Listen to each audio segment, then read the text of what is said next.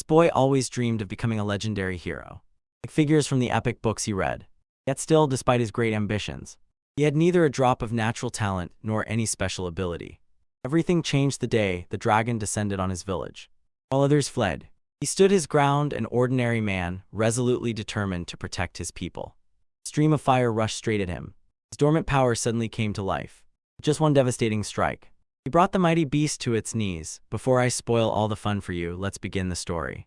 On the ground lay a man named Rick Gladiard, wheezing and gasping for air. 4 people who trained him praised his endurance over the last 2 years of training and were confident that he would ace the test range.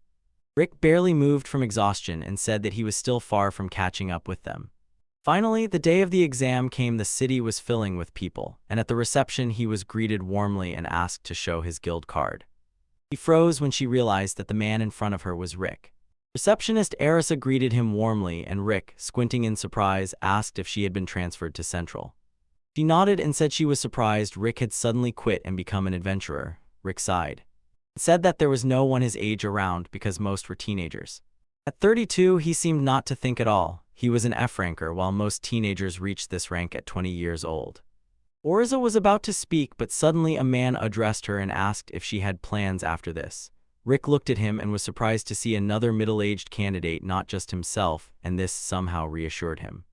Arisa tried to push him away and said she was busy, but the man got angry and barked for her to be quiet, saying that women should just be silent and obey. Rick tore his hand out of his grip. The man looked fiercely and cursed, but Rick felt that this orangutan reeked of alcohol. He couldn't believe that he got drunk before the test. But he knew what to do. 14 years as a clerk taught him. He tried to smile and talk to him, but he was met with a fist. Rick blinked and noticed that the fist of that stubborn man was moving so slowly. He sighed and thought if it weren't for 2 years of training, he would have been hit 92 times already. He sharply tilted his head to the side to dodge it. His fist lunged and hit the man's stomach. His eyes opened wide. He didn't hit him on purpose, it was just a reflex. The man fell to the floor, saliva dripped from his mouth. Rick was confused. He didn't understand how the man ended up on the floor from a light push. Arisa thanked and praised him. Rick said the man was weak and slow, and she replied that she couldn't even see that. He grabbed the registration card she had prepared and gave her exam number. His face darkened because it was written in Japanese as "dai dai," like shinny shinny. He looked at the man and thought, he is the same F-ranker as he is. He stood aside and thought that their ranks were low because of their age. He turned around and heard someone calling his name. A woman named Lynette asked if he had already signed up for the exam. Rick froze, looking at her, and felt his cheeks flush from her presence. Lynette noticed that he was staring at her, so she jokingly told him to stop looking at her melons and to hurry to his seat for the exam because everyone was going, and she noticed his strange reaction. Rick explained that he was just surprised everyone came to cheer him on, but he was worried that they might attract trouble. He looked back as they walked, and the crowd made him sigh. He admitted when he sees the young ones, his confidence melts away. Lynette asked if he had noticed any changes since he became an adventurer 2 years ago. She also added that she was afraid, because of him, other examiners might lose confidence, so she asked him to keep himself under control. Rick thought that his teachers said the same. After all, he had trained with them for 2 years, secluded deep in the mountains.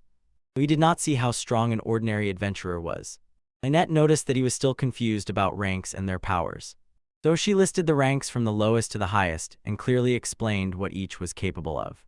Hearing this, he thought that he was capable of achieving E rank. Lynette looked at him and said, "Be confident, you are a member of the most powerful party on the continent, the Fist of Orichalcum." Smith smiled and promised himself to at least achieve E rank in this trial. In the reception area, Arisa called a guard to drag away a drunk man. The guard asked what happened, and she said that one of her acquaintances had previously saved her from this man's harassment. He glanced at the man's armor and gasped in shock when he noticed that the fist was dented in it. The guard ominously said that this man was a former A-ranker, the tyrant knight Domrudo, and he was wanted for assault. Arisa froze in shock when she realized this man was an A-ranker. She told the guard that her acquaintance had started training only 2 years ago and was an ordinary middle-aged clerk. The guard could not believe that a middle-aged clerk was capable of defeating an A-rank. After a few minutes, Rick had already finished the physical examination. Next was the measurement of attack power. He grabbed the sheet and made it his guide. Before him appeared the place where his second test would take place. When he arrived there, he went inside and everyone was ordered to line up in a straight line because they were not gay. The woman in front showed them a bag of slime, the very one that would absorb their attacks. She decisively ordered, "Attack it with any magic or physical attack, you will be evaluated for this." He chose that side because he had trained with it in the mountains. He recalled the teacher's words, "If you can break that bag of slime with your own fist, it means your body has already become one you can rely on." Rick said that only a person with the strength to crush a dragon's teeth can break it. His teacher hit that slime bag so powerfully that it even trembled and ordered Rick to hit it 50,000 times a day to destroy it. But he continued training under the guidance of teachers, and every session seemed like real torture to him. During the inspection, he looked at the slime bag and noticed it was green, the weakest of the bags. First examiner, Frito Diramuto, was called, and a boastful smile flashed across his face. He brushed his hair back. He had long been waiting to show his strength. The other exam participants held their breath when the 11-year-old second son of Diramuto appeared before them, a boy known for possessing C-rank magic. Rick again could not hide his envy of the young man's skills. That would be perfect to see his strength and use it as a benchmark for him. Frito raised his hand and his palm was engulfed in blazing flame, and Rick could not hide his surprise at such an age he could perform third-order binding. Seeing that flame, he again felt the magic training and suddenly realized staying here would be dangerous. Because when that magic exploded in the mountains, it destroyed everything around. He could repel light magic attacks with his power, but if this boy used them in a sealed room, it seemed to him that they could turn to ashes. And the boy released the flame. Fiery burst broke out and poof, it hit a slime bag. Rick gaped. He thought it was 100 times less than expected, and my burst would have been stronger than that attack. When the flame hit the bag, it shook a little, and the other tested ones held their breath in amazement.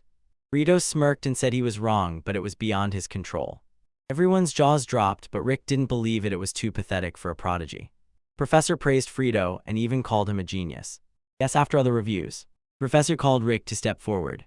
4 examinees didn't even budge the bag from its place, and it made him wonder if his training was somehow strange. Name Rick Gladdertle was announced. When he stepped forward, a thought flashed in his mind: maybe it's better to hold back. But when he heard everyone humiliating him because of his age and rank, he frowned when the man asked if he really became an adventurer at 30, and answered yes. But the man sighed and said that his magical requirements were terrible because the magical limit was only up to 20 years. He said directly, "If you don't pass the exam, start looking for another job." When he saw those eyes that were staring intently at him, Rick knew these people were underestimated. It is because he started late. He remembered the days when he pushed his body to the limit to justify everyone's expectations, even though he started late, and clenched his fist. He told himself, "I won't let anyone look down on me just because of my age." He threw his fist and suddenly asked himself, will he lose if he holds back? He smashed the bag. Its chain broke and snapped. Everyone froze in shock, bathing in sticky slime. Rick couldn't believe the bag tore. He was used to the one that absorbed powerful attacks. Suddenly he realized that in these 2 years he had learned a lot. The only thing he wasn't taught was to restrain himself. Let me guess, his training is 100 push-ups, 100 sit-ups, 100 squats, and a 10-kilometer run every day. After the physical and written exams, Rick was beaming with joy. He had a perfect score, and Lynette praised him. He had no idea that Frietta was glaring at his back angrily and scolding the old man for stepping in his way twice. Suddenly he thought of taking revenge at the next exam. After all, he specialized in defense. On the field, after the collision, an explosion thundered and Frito froze in amazement, seeing how Rick deflected 4th-order magic. Wizard already looked exhausted, but still praised Rick. He sternly ordered him to raise his defense. The level would soon be raised to the 5th order. But Rick reassured him, "Don't worry, you can only use 1 defense." The magician was shocked and said that if he continued this, it would be dangerous, because the first command usually shouldn't block the 5th.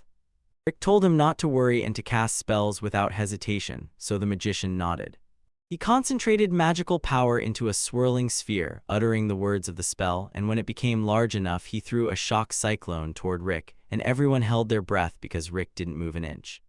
But as soon as the smoke cleared, Frito was crying, not believing his eyes. The wizard who threw the cyclone lay on the floor, exhausted, and they could not understand what had happened to Rick. Sylvester approached the field, a first-rank knight of the Royal Order, and asked why the trials were taking so long. He shocked the woman. When he looked around, he saw what was happening.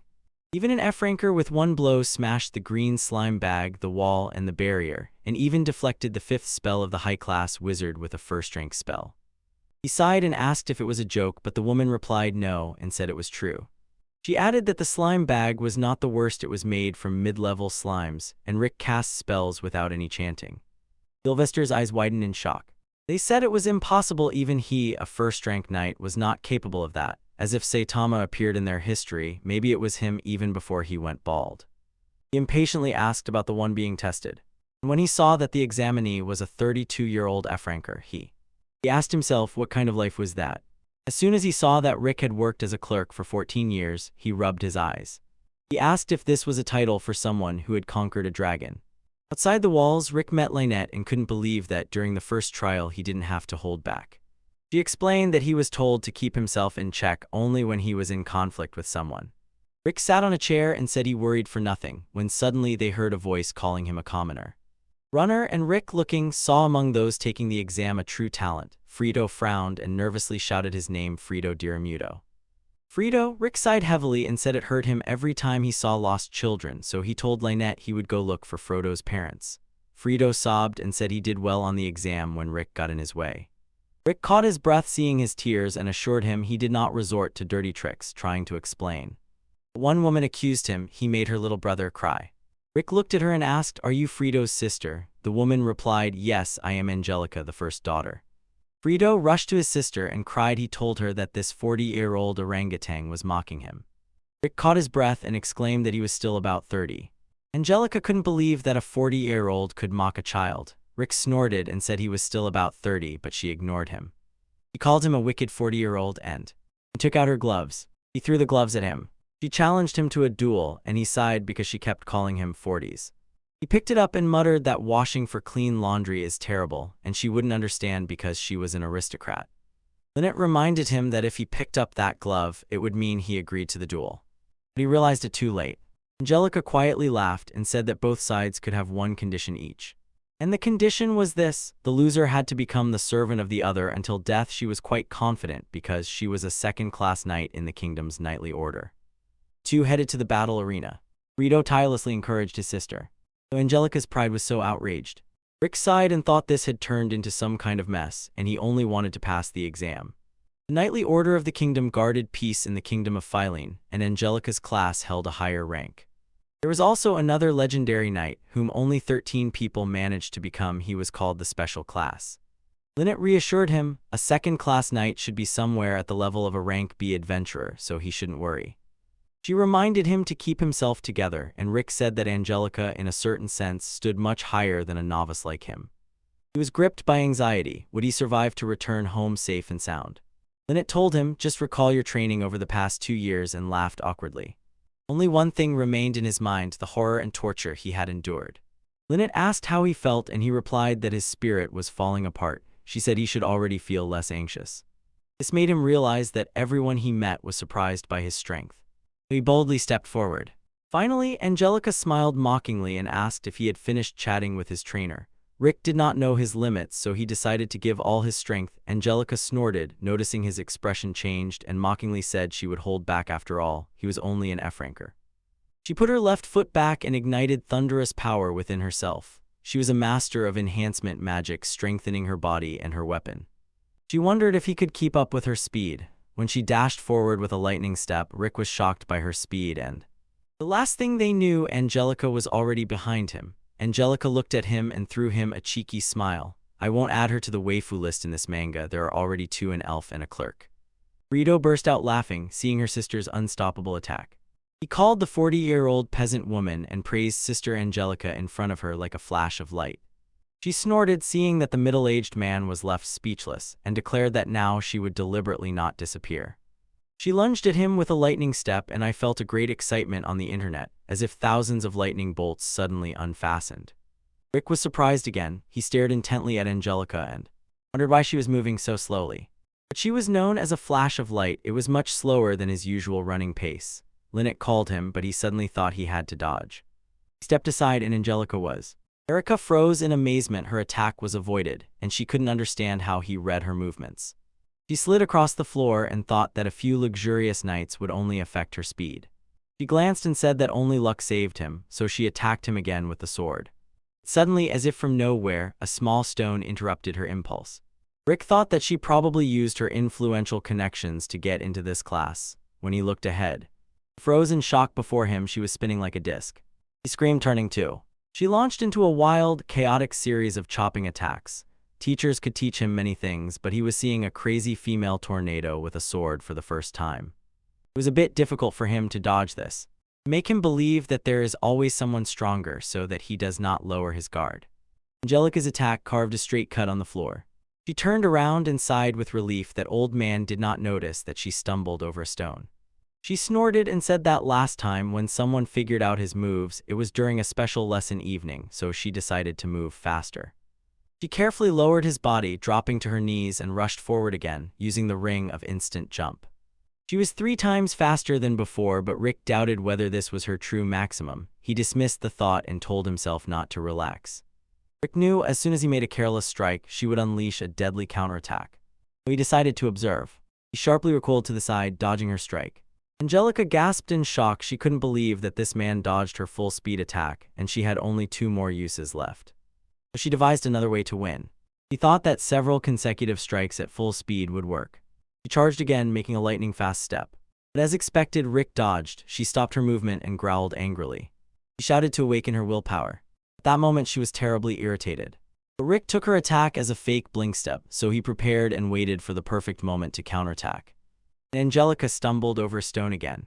"A stupid witch," she screamed, receiving. Rick was caught off guard. He suddenly lost sight of her. He looked at the floor and, surprised, saw that she was approaching it. Rick could not believe his eyes. This woman read his attack, and he did not even notice that Angelica had stumbled over a stone.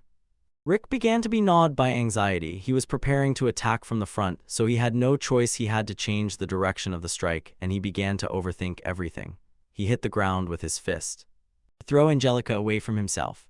The blow was so strong that it almost made a hole. Angelica froze from what had happened.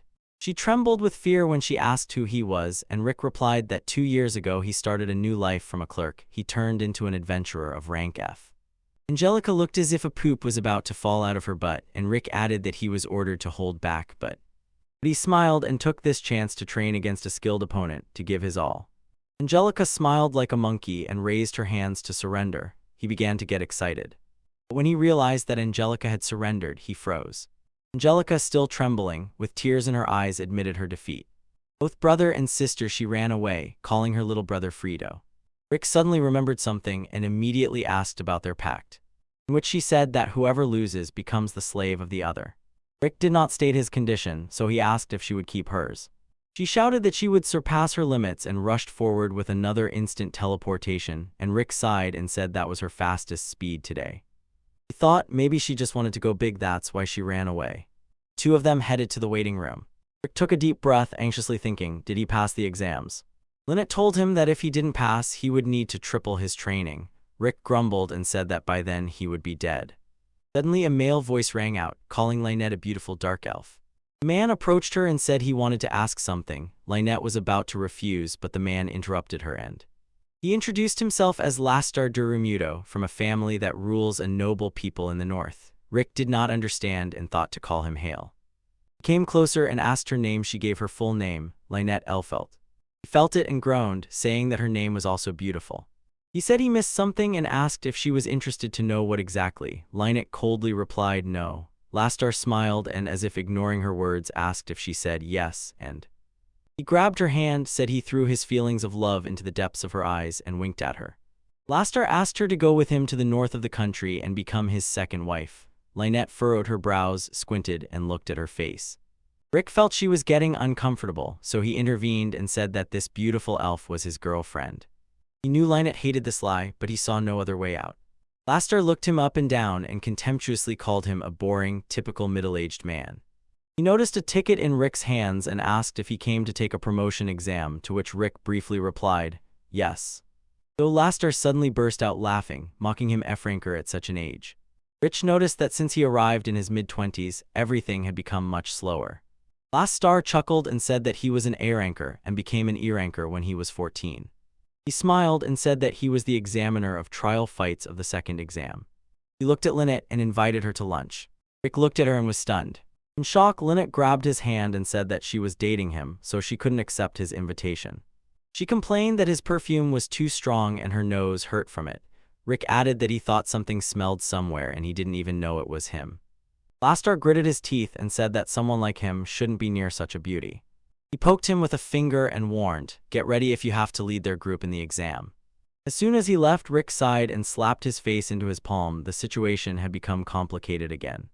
Lynette noticed a banner being hung on the board. He saw Rick's number. He was beaming with joy when he saw his number, and she immediately greeted him. He suddenly noticed his hands on her shoulders, pulled them back, and sincerely apologized even for that early lie. Although it was earlier, Lynette smiled, said it was okay, and was happy. That she turned and headed to their guild to report it, leaving him embarrassed and blushing.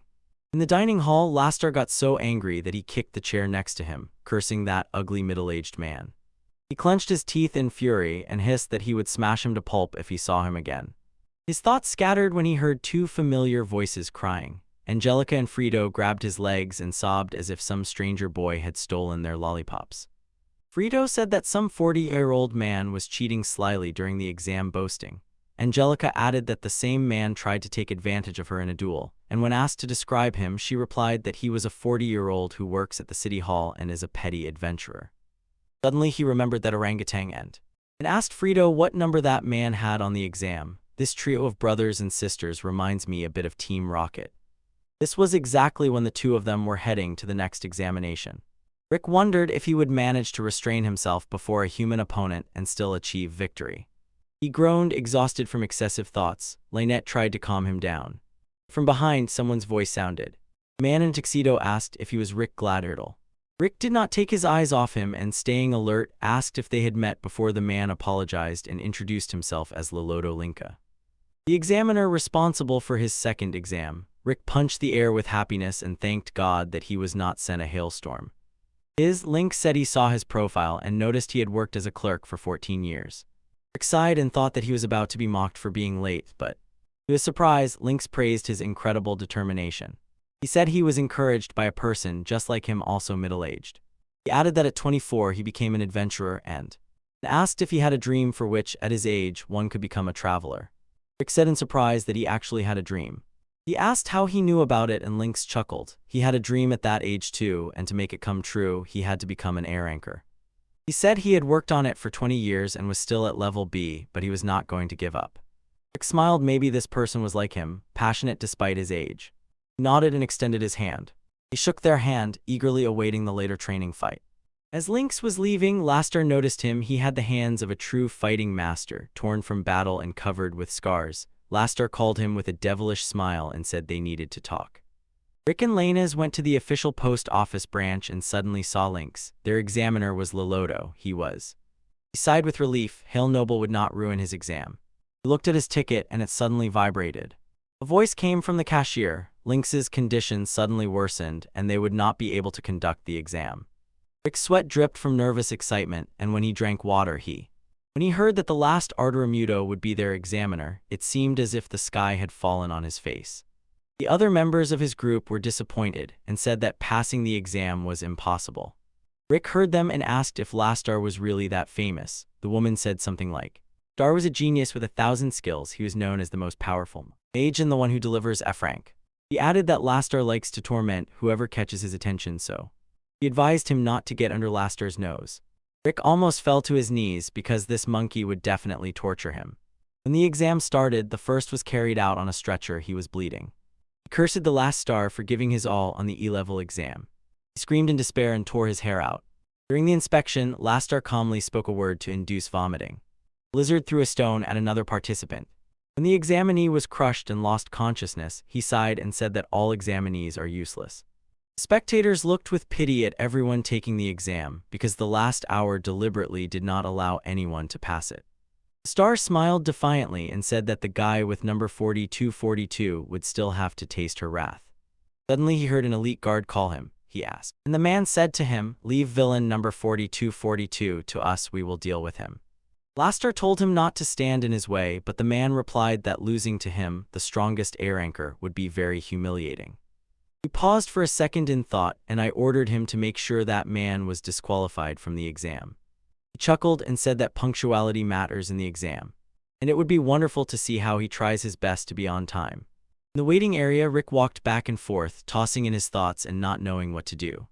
From that side, someone asked why he was so confused. Rick held his breath in surprise and said that the examiner has a grudge against him and is the strongest air anchor. Lynette told him to be confident in his strength, but Rick shouted as if he was about to lose his mind. A high-pitched voice caught Rick's attention and asked, "Are you one of those taking the exam?" Rick found it strange to find a fortune teller in such a place, but the man asked for permission to calm him with his magic. He said Rick might suspect him, so this time he would do it for free. Rick instantly pulled out a chair as soon as he heard it was free. Lynette's eyes widened when she noticed those marks. In a moment, Rick disappeared. She didn't even have time to stop him. A teleportation spell was carved into the chair. The man chuckled as Rick fell for his trick. It was Frito. He laughed and mockingly said that the best actor was him, but the smile vanished when a sharp sound like something cutting glass rang out, and the wall with the window behind him instantly shattered into pieces.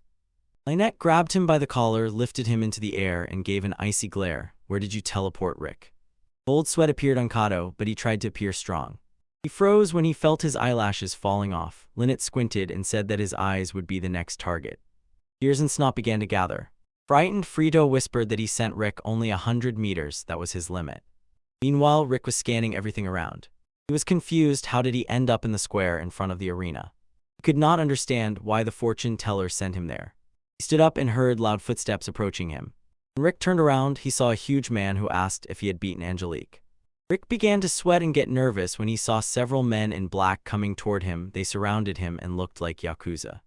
The man approached him and said that they were the elite guard of Duramudo and that would mean burying him alive. Suddenly it dawned on him, the fortune teller turned out to be the same gifted child. Asked if they were not standing in his way to prevent him from taking the exam in 30 minutes. Guard said that he beat Angelica. But Rick explained that she didn't lose, she just ran away because he urgently needed to poop. He tried to explain further, but the elite guards ignored him and drew their weapons. The weapons were loaded with politeness enhancement and moreover of A rank. Rick just snorted. In his head a scream echoed. He was doomed. He grabbed his mouth and thought that the duel with them would be difficult, and because of this he might not make it to the exam. The elite guard was already raising weapons to attack when suddenly they noticed 3 people walking straight towards them.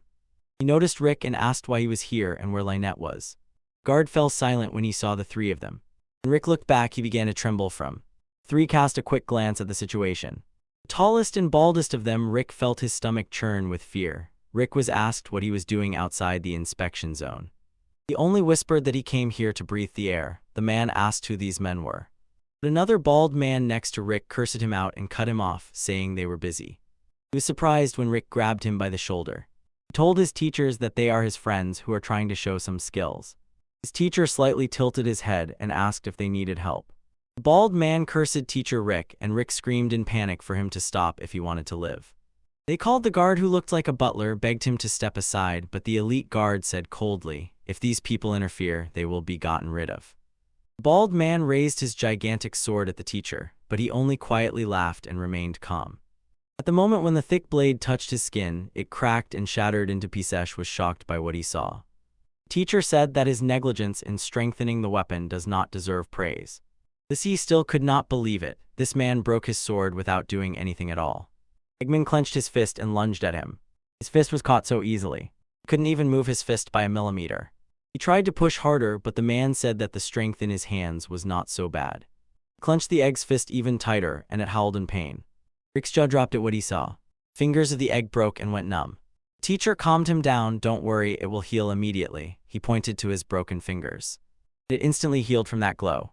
But the teacher told him, although you may be strong, to become even stronger you need to dedicate yourself to the feeling of your body and perceive it as a whole.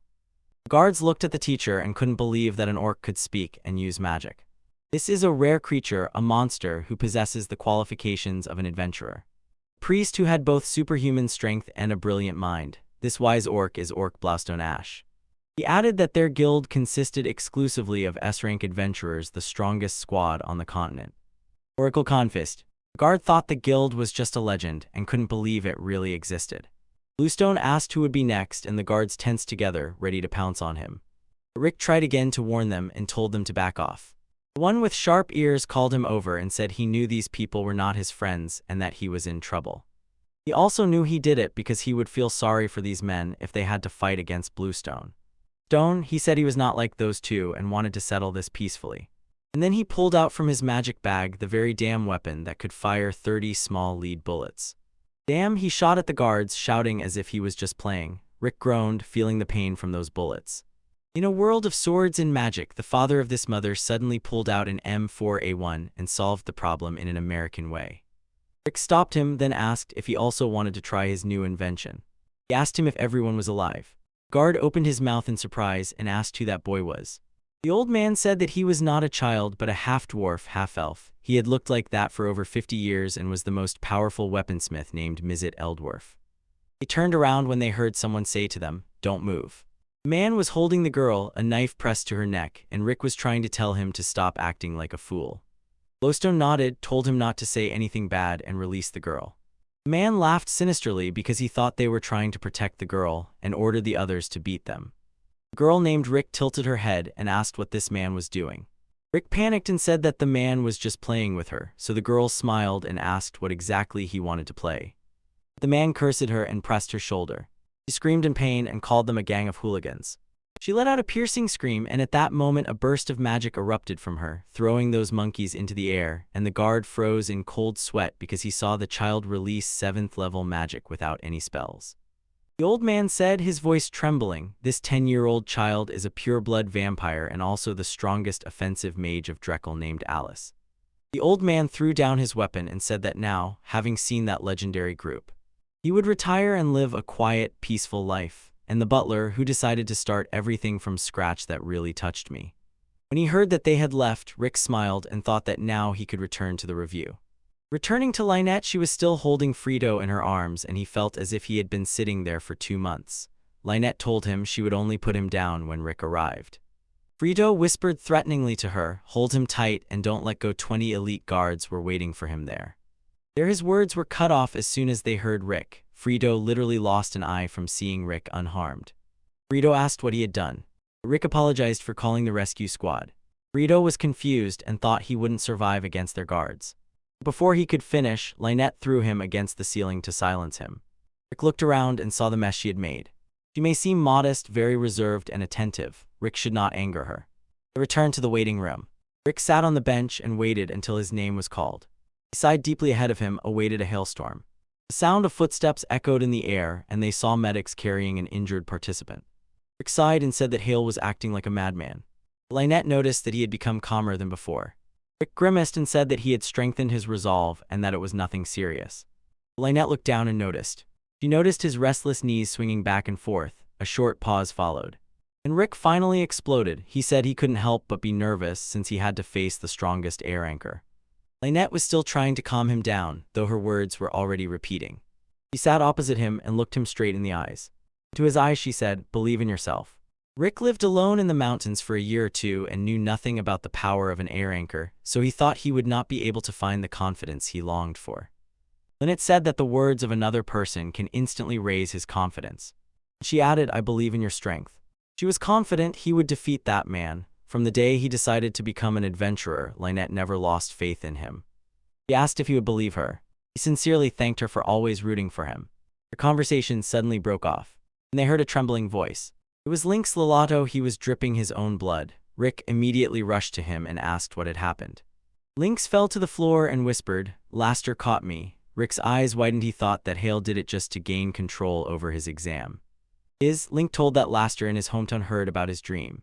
He built a school for children who dreamed of becoming adventurers. Lastar sharply told him that old, low-ranking people like him should not teach children because they will end up like him anyway. He kicked him and they told him, "Know the limits of your body and hurry back to the village." He was choked by helplessness. He could not protect himself. He was begged to withdraw from the exam because he could treat him worse than his own condition. Rick stood up and told Lynx that he would get through it no matter what. But when his number was called, he turned to Lynn with a request to help Lynx. He was so strong that he really did not notice, as if they were seriously trying to kill him, but now he finally understood their hostility because they wounded someone else. And the next battle was about to begin. Lynette rushed inside to find Bluestone and others, but a woman called her Arisa, who said she was a former colleague of Rick. Lynette introduced herself and gladly greeted her. Arisa said that she came only to watch Rick's exam. So Lynette asked her to look after Rick together with her colleagues. They heard a piercing voice calling Lynette. It was Alice calling her. Bluestone invited Lynette to sit next to them. She looked at them, but Mazet suddenly noticed a woman next to her. Arisa stammered embarrassedly, greeting them. Mazet smiled broadly, noticed her large breasts, and said that the seat next to him was free, but Lynette warned Arisa that he might harass her. Stone asked her how Rick was, and Lynette confidently said that he would definitely pass the second exam without problems. Arisha asked if everyone here were Rick's teachers. Lynette nodded. And Bluestone said that a person's strength rests on 4 great foundations. One must train their magical quality until the age of 20, because after that it is no longer worth hoping for great growth. Arisha asked how Rick managed to grow. He explained that Rick had less magic, and he only had to build physical strength to make the most dangerous monster obey with bare hands. Mizet had been teaching Rick magic control for 2 years, chuckled, and noted that he still did not know defensive magic. Rick, on the other hand, trained with Lynette in body control, and Arisha gasped she thought he was just an ordinary maid. Rick's strength was almost at the S-rank level, but he could have defeated his teachers if he had only used his innate ability, which is now forbidden. He has no idea how strong the FES or A ranks are because his mentors with the SES rank constantly say that for the F rank it's normal. And it told them that Rick never revealed his potential. This confused the 3 of them, and when Bluestone asked why, Mizet suddenly recalled the moment before Rick started training. Bluestone told Rick that his humility was his strong point, but hid how strong he was becoming with each training session. Mizet added that in Rick's mind he still considers himself an F-ranker and doesn't even realize that he has grown. Suddenly he became worried about the examiner Rick would have to face. Lastar stood there confidently. When he smirked at Rick, he snorted that he was surprised to see him unharmed despite his elite guard. Rick stared at Lastar's blazing aura and asked him why he decided to become an adventurer. Lastar raised an eyebrow and said that he would do so. He was born with talent, and now, out of boredom, he was looking for the perfect moment to quit. Rick sighed and said that he did not want to lose to him. Finally, our guy chuckled and told him to be more polite in conversation with him, or else he would plunge him into his terror. But he was confused when he noticed that he was silent. He glanced at Rick from head to toe and asked if he had lost his courage. But in reality, he was holding back his anger with all his might and forcing himself to stay calm. Earlier, Lynette reminded him, calm down and look only at the opponent. Rick sighed deeply and left those words in his mind. When the last star ignited the magic of the 3rd order, the flame went out. Rick instantly realized it was the Frito version without any singing. And a huge ball of flame rushed straight at him. At the very moment it exploded, a deafening roar spread around. Arisa Gast was worried about Rick as smoke slowly hung around. After the explosion, Rick did not move from his place. He was covered with ash from the smoke. Lastar could hardly believe he survived, so he said with a smirk that the next one would hurt a bit. He waved his hand and released a 4th-level magical strike. It was called the Hurricane Cutter. A sharp gust of wind rushed towards Rick, but the wind disappeared as soon as it touched him. Lastar showed him with his palm and told him to speed up. He unleashed the most diverse attacks from thunder to waves and wind. They continuously launched those things and shouted that elites like him should bother Rick. Marissa looked at the teacher and asked why they were so calm and not worried about Rick at all. Rick lifted the chunk of cement that fell on him and finally swore he was annoyed by his stubbornness. So he decided to finish him off with a fist. He rushed at him with a blink step ring. Swung his fist at him. Rick met his fist with his knuckle and the blow was so strong that the last star was thrown up from the ground. Orisa froze in amazement when she saw the result of the examiner's attack. Lastar managed to land on his feet. Rick finally understood why Lynette told him this. Because Lastar was absorbed by his innate talent, he was full of himself, but his 4 great foundations were a complete mess. Rick clenched his fingers into a fist and he smiled, confident that he would not lose to someone like him, Lastar. Timid brothers and sisters tremulously encouraged their older brother. And finally Hours sneered and told Rick that their attacks accidentally neutralized each other. He raised his hand again and threw another flame to destroy. Rick calmly raised his palm. And as soon as the flame touched his hand, it scattered and flew away from him. Alistair's sibling gasped in shock, and Rick immediately declared that this sloppy magic was so weak that he didn't even have to use any magic to defend himself. Alistair was still unconvinced and sternly told him, "Don't get cocky." He rushed forward using the ring of instant step. He smiled, but for Rick it was too slow. In the blink of an eye, his fist was already a few inches from that irritating smile. His body reacted instantly, and his iron body came to life.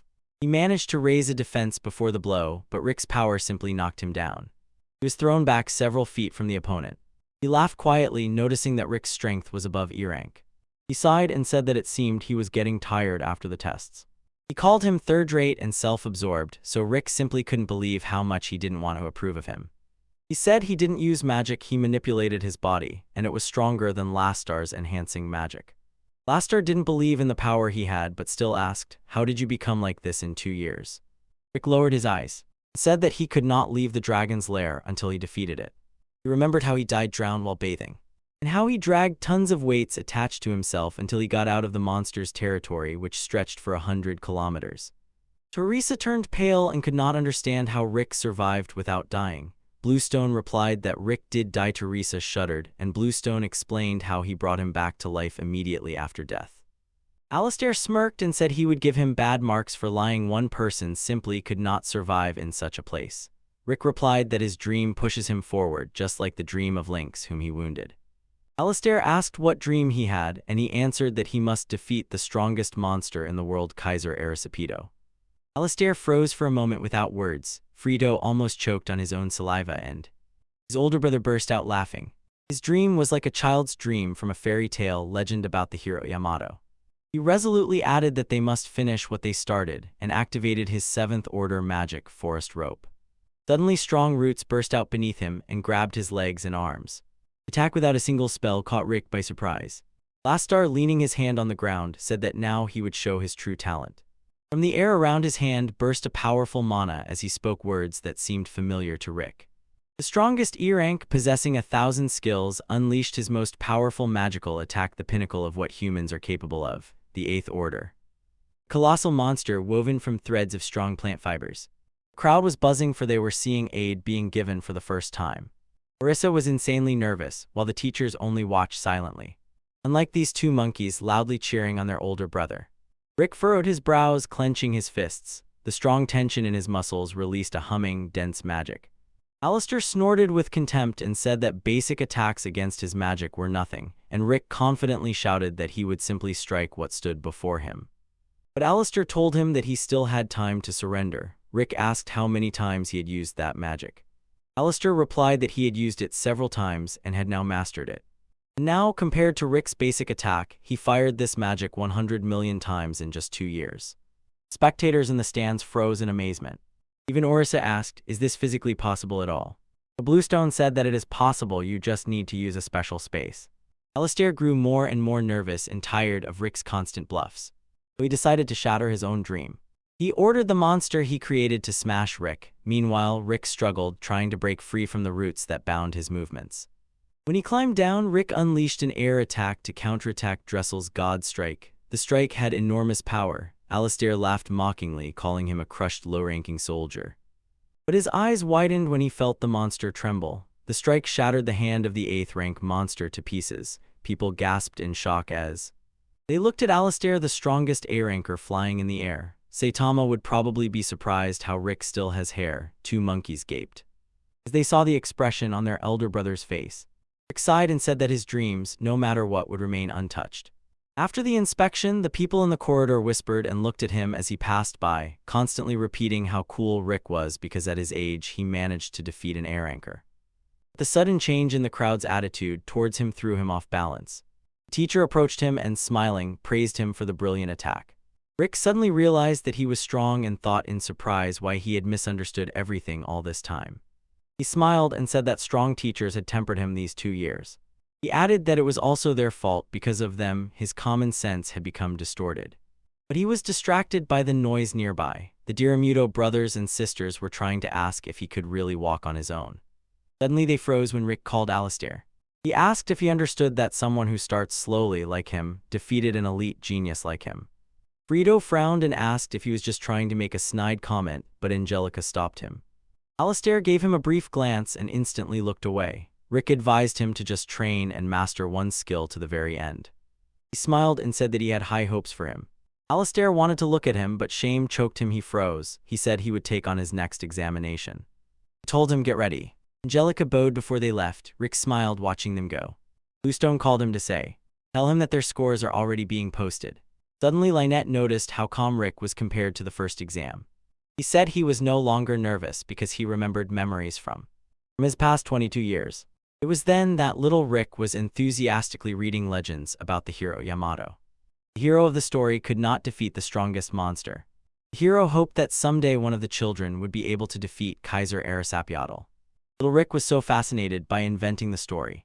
He had one dream to defeat the strongest monster. Mom, hearing about his dream, immediately called and with worry in her voice said, "Choose a safer job." Dad also said he needs a decent, stable job for the sake of his future family. One day when he was at school, his teacher suddenly announced that they would have to take a test to find out if they had innate abilities. They could attend the night school or the magic school. Rick's classmates were excited, but he was indifferent. At the moment, the examiner told him that they found the skill factor. His eyes shone brightly. As soon as the lesson ended, he rushed home, excited and anticipating to tell his parents about the result, just like Yamato in the book. He told his parents so confidently that he finally decided to become an adventurer. Time passed since that day, and his classmates asked if his ability had manifested. Rick passed, but his skill never made itself known. But 5 years passed, nothing changed, and he became more and more irritated by the same questions he had to answer. At night, when he was flipping through the book that insisted, "Train while young," he sighed deeply and put it back on the shelf. He noticed in the reception a letter about an appointment as a clerk, the same one he received a few days ago. Finally, he accepted his father's wish. A safe and stable job, a full 14 years. He worked in the Guild of the Tiger's Path. He wrote on papers and documents and rewarded adventurers for their conquests. When a man named Zay called him, he looked up. The man asked if he had any small illegal request with a good reward. Rick told him that's illegal. He showed him his ID and Rick froze, seeing his rank. He was promoted to rank B. Now he could earn a living as an adventurer. He wanted to thank Rick for how he treated him when he was rank F and invited him for a drink. He staggered like a drunken old man, and it seemed to him that he had been sitting in the same chair doing the same job for 14 years, until Zaid was promoted to rank B. This is actually a realistic twist. A child first dreams of becoming someone, but life leads you with the crowd, and in the end you end up in a completely different career. He was lost in thought when suddenly a sharp, piercing scream startled him. A woman shouted that there was a monster there. Rick came to his senses and saw a giant troll chasing people down the street. He thought he would have to call at least a rank B adventurer.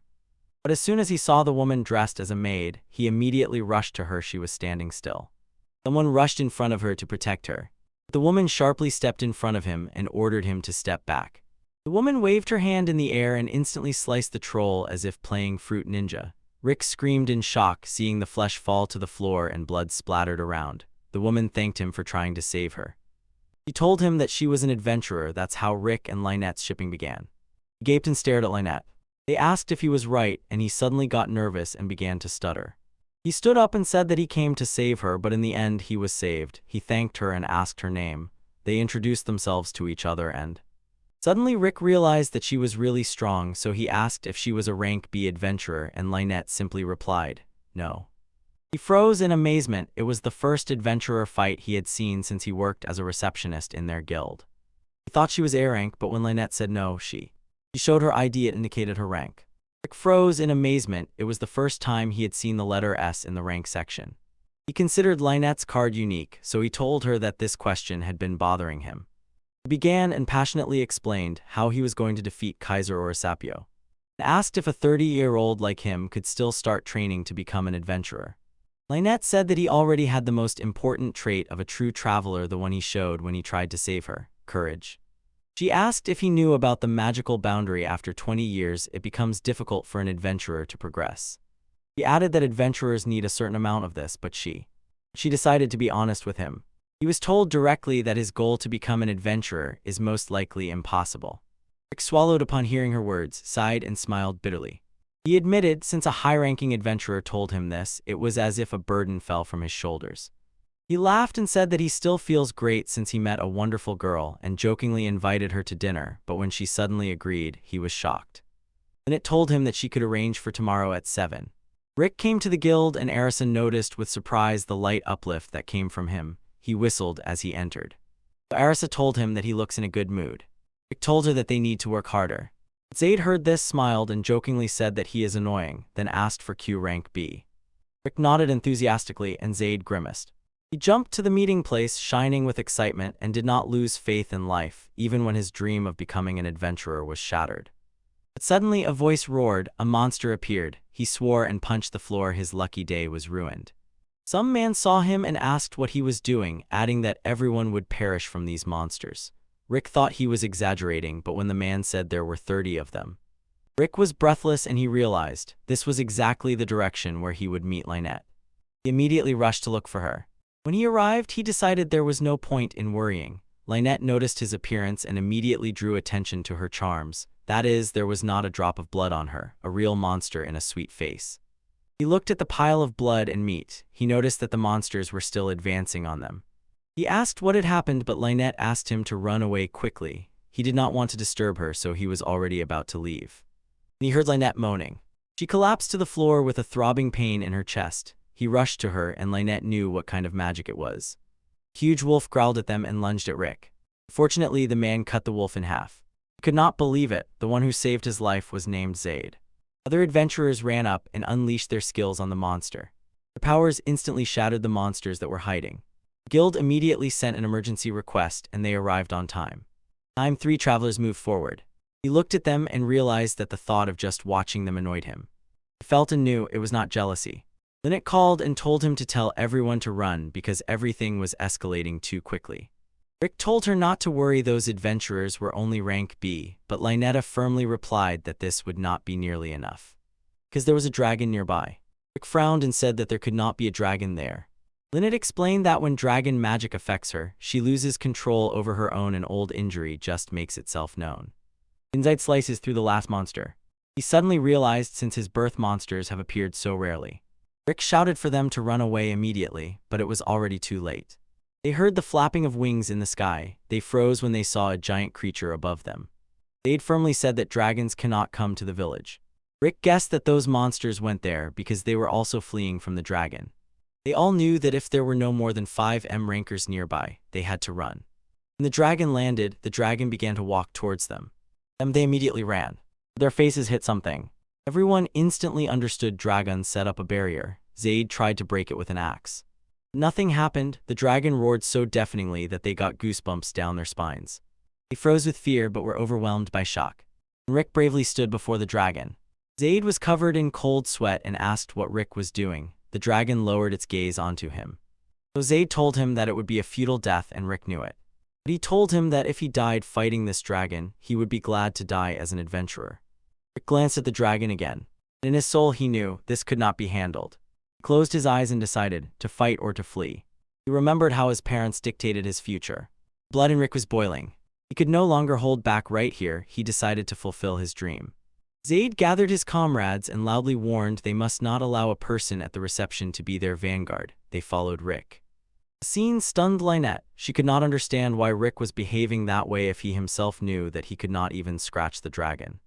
And the dragon unleashed a breath attack. The adventurer dashed aside, but Rick did not. When the dragon released it, the village suffered huge destruction. Ground and everything the flame touched turned to ash.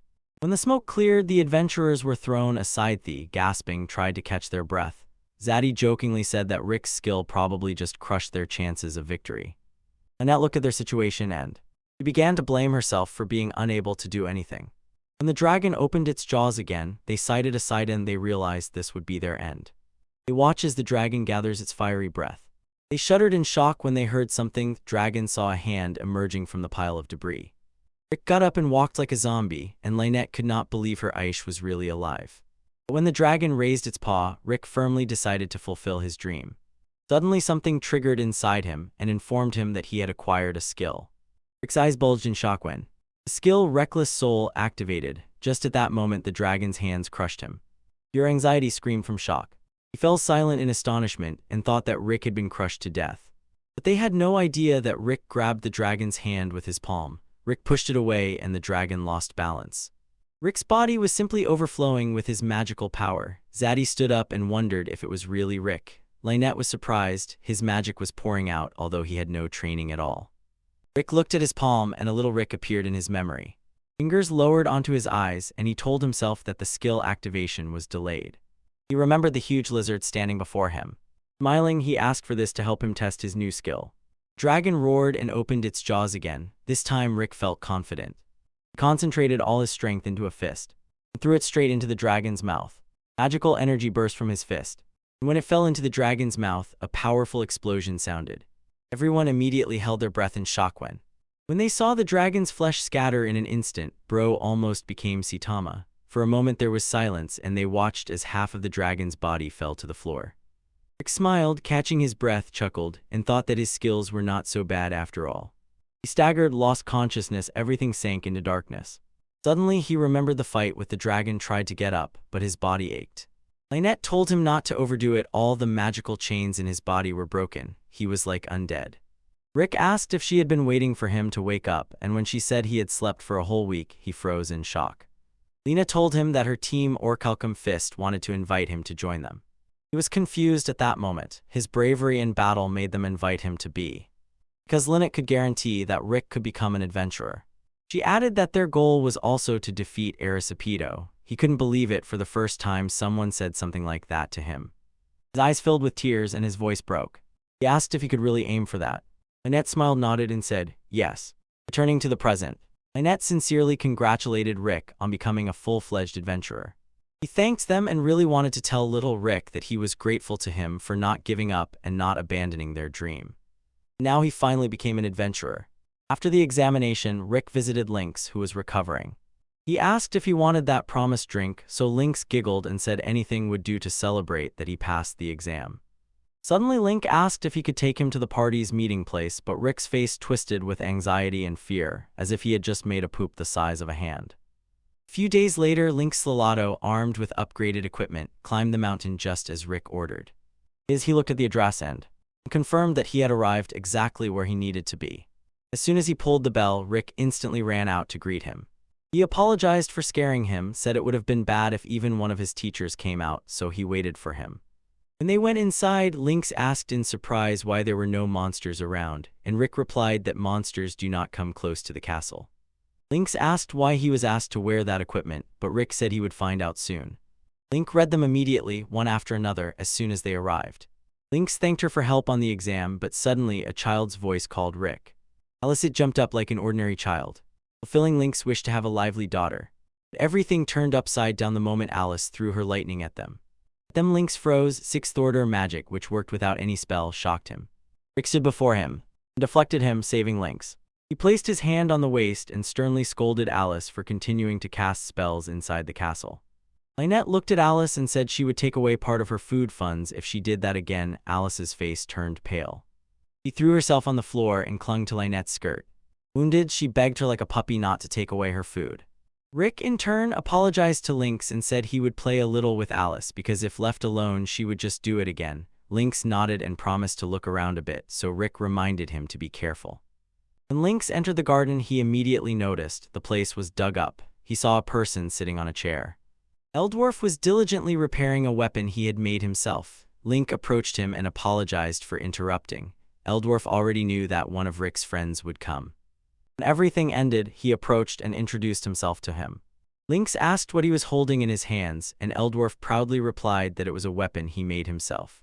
Ultra Gun Model 6 is essentially a copy of the RPG-7. He entrusted Lynx to make a test shot. He explained to him how to hold it properly.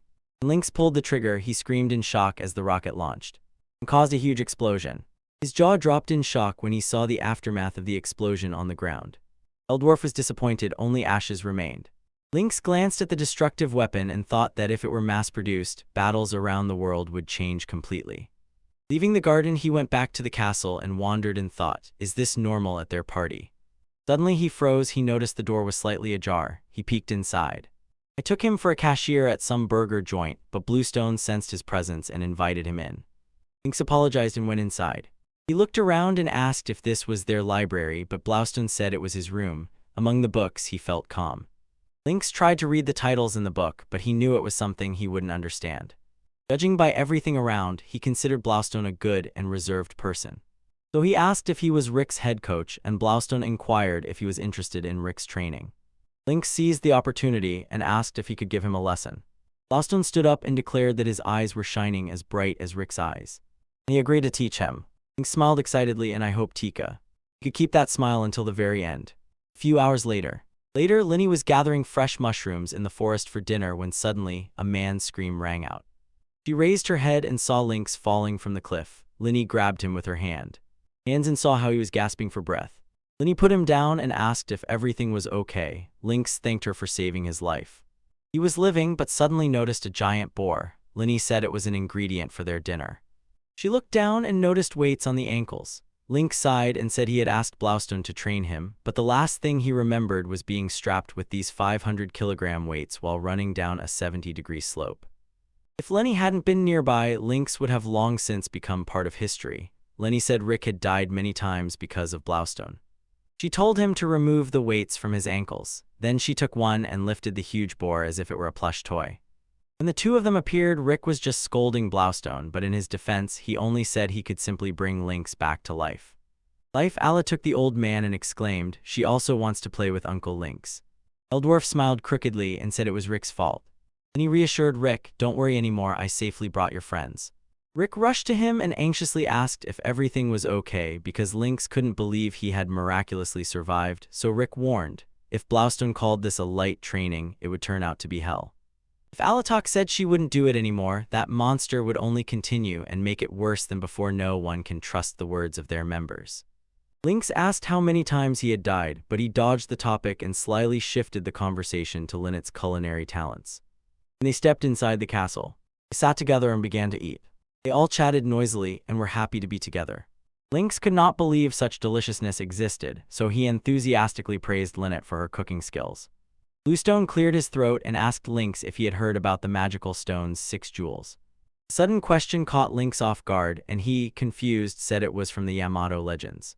6 precious stones are hidden in the dungeon where the strongest monster reigns, and these stones can open the spiral of origin. Michael, Rick frowned, they are looking for it. Do you have any information about this? Lynx told them what was known. It is in that mountain near the Northern Guild where wyverns suddenly appeared in whole hordes. Having learned about the oracular fist, Rick's team planned to set out for that mountain.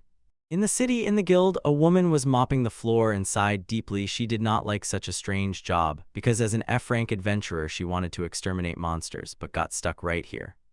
Suddenly she heard the ogre asking for a quest, and not an ordinary one, but with a danger rating of 82. He was shocked, and so was her boss. His voice trembled when he said that the quest required at least 4 people.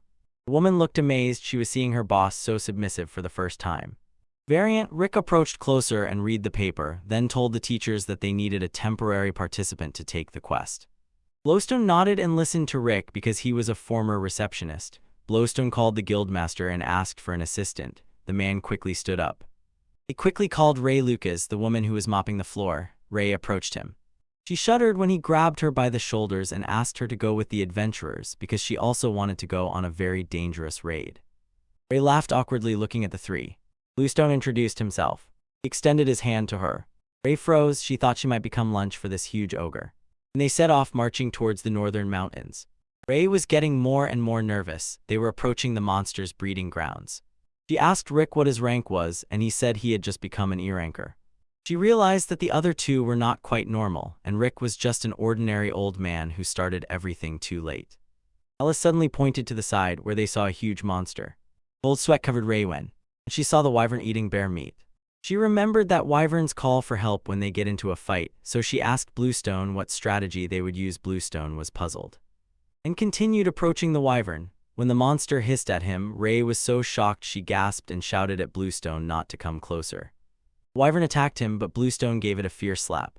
Ray screamed when a chill ran down her back. Bluestone looked at her with an angry expression and told her to stop. She froze in surprise when he threw the wyvern. Because she knew it would call for help, Bluestone knew this. They told Rick to take the noisy girl somewhere far away. Rick smiled awkwardly and pulled her along. 2 went out, but Ray did not calm down and kept asking if they could really leave those 2 here. Rick told her that everything was fine, but suddenly a pack of wyverns burst out of nowhere, so many that even an A-ranger could not withstand.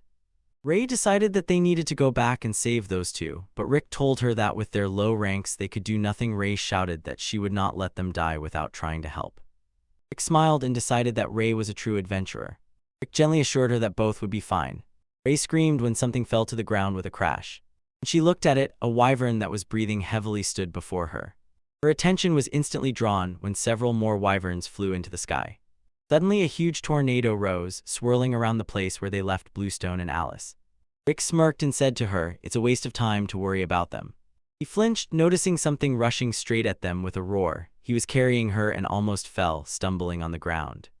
The wyvern growled at them. Cold sweat broke out on Ray. She shouted to Rick that they had to run, but he did not listen and walked straight toward the monster. She tried to stop him, but Rick insisted he needed to check something. Rick said it was impossible to escape from this.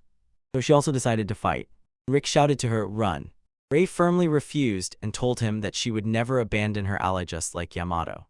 Yer smiled and asked her to cover him while he swung his fist back and struck the monster in the face with his fist. Ray opened her mouth, her eyes wide open. The monster's trunk and head were completely smashed. Rick finally confirmed to himself and accepted that he is truly strong. Ray's voice trembled. She asked why he even requested cover and whether he was really E rank. Suddenly Elisette called him. Mila the little vampire was chewing meat and waving to them. She ran her eyes over them and froze in shock. They were unharmed. After Bluestone and Elisette defeated dozens of monsters, they finally managed to find one of the 6 jewels at the monster breeding site. So the next day. All morning Ray could not get out of her head what had happened. Her boss thanked her for that incident a few days ago, but he noticed that Ray was distracted. She straightened up and said that she just thought how amazing those people were. Her boss said that they are S-rankers who. This made her wonder if she could also achieve that rank. Boss quietly laughed at her idea. Ray firmly decided first to pass the test for E rank. They spoke with enthusiasm about the jewels they had just found. Among them is Bloody Petal. This jewel radiates pure energy that lures monsters to it. Bluestone asked Mizit to attune to the magic of this stone. But Alicet volunteered herself. Mizit stopped her because she could destroy the entire castle.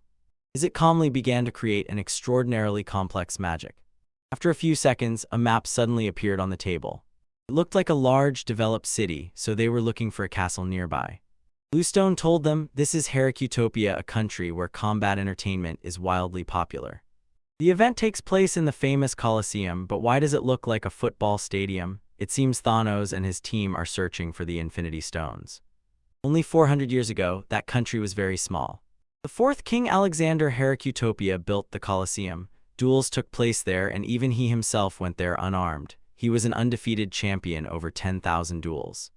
People from all corners of the continent gathered there to watch him, and before they realized it, the country grew to the level of a great state. Alexander created a nation with his fist and was called the King of the Fist. His belly was like a bull's bag, just kidding, and that is how the combat entertainment industry flourished. I am on Thanos' side, or rather Bluestone's, and I want to exchange blows with the King of the Fist. Rick said they came here only to learn about the 6 gems, but who the hell are they to ask? Nearby, a man cornered a woman and told her not to be cold to him. Botan asked the girl to go with him to the hotel, but the woman looked awkward. Rick called him, but Bluestone approached him with a piercing, fierce look. Egghead frowned and said sternly, "If you have a problem with him, Gladiator." He saw that Bluestone did not quite understand and called him behind. Bluestone nodded and followed him. Rick sighed and felt sorry for the bald man. Bluestone was carrying him by the collar as they were leaving. He guessed that the Catwoman was from the militia. Egghead addressed Bluestone Master and introduced himself as Gordas. Rick stepped forward and took out a small box, opened it and showed them the precious stone. Both froze with admiration. The beauty of the jewels took their breath away. Bluestone asked if they had seen Yellowstone, similar to this one. Rick thought they would have to ask even more people. The jewel was rare, but Gordas felt as if he had seen this before. Rick suddenly gasped in shock and asked where he had seen it. But suddenly, a loud horn sounded. It announced that their great spectacle would begin on the continent. Rick asked what it was, and Gordas replied, it was a parade to announce the Fist Kings tournament. Lynette asked what kind of tournament it was, so the Egghead explained that it was a giant tournament that gathers 500,000 people every year. Gordas pointed at someone and told his master that this was the reigning champion for 3 years already. Kelvin Ervolv, a cat person. Lynette and Bluestone understood at first glance that this man was very skilled and at a high level. Rick could hardly believe his eyes. His teachers noticed Kelvin's strength. Rick flinched at Gord's shout. The police pointed at Kelvin and told everyone to look at the champion's belt, which was right in the middle. They saw a yellow magical stone. Rick held his breath. He knew that something was about to happen to him. A few moments after the parade, Kelvin stepped over the threshold of the Red Rings building. A man greeted him and praised him for the good work at the parade. Kelvin said that he should also work hard. Then a man with an eye patch asked how he was feeling. He sat on a bench and said that he was not bad, which meant he was not good either.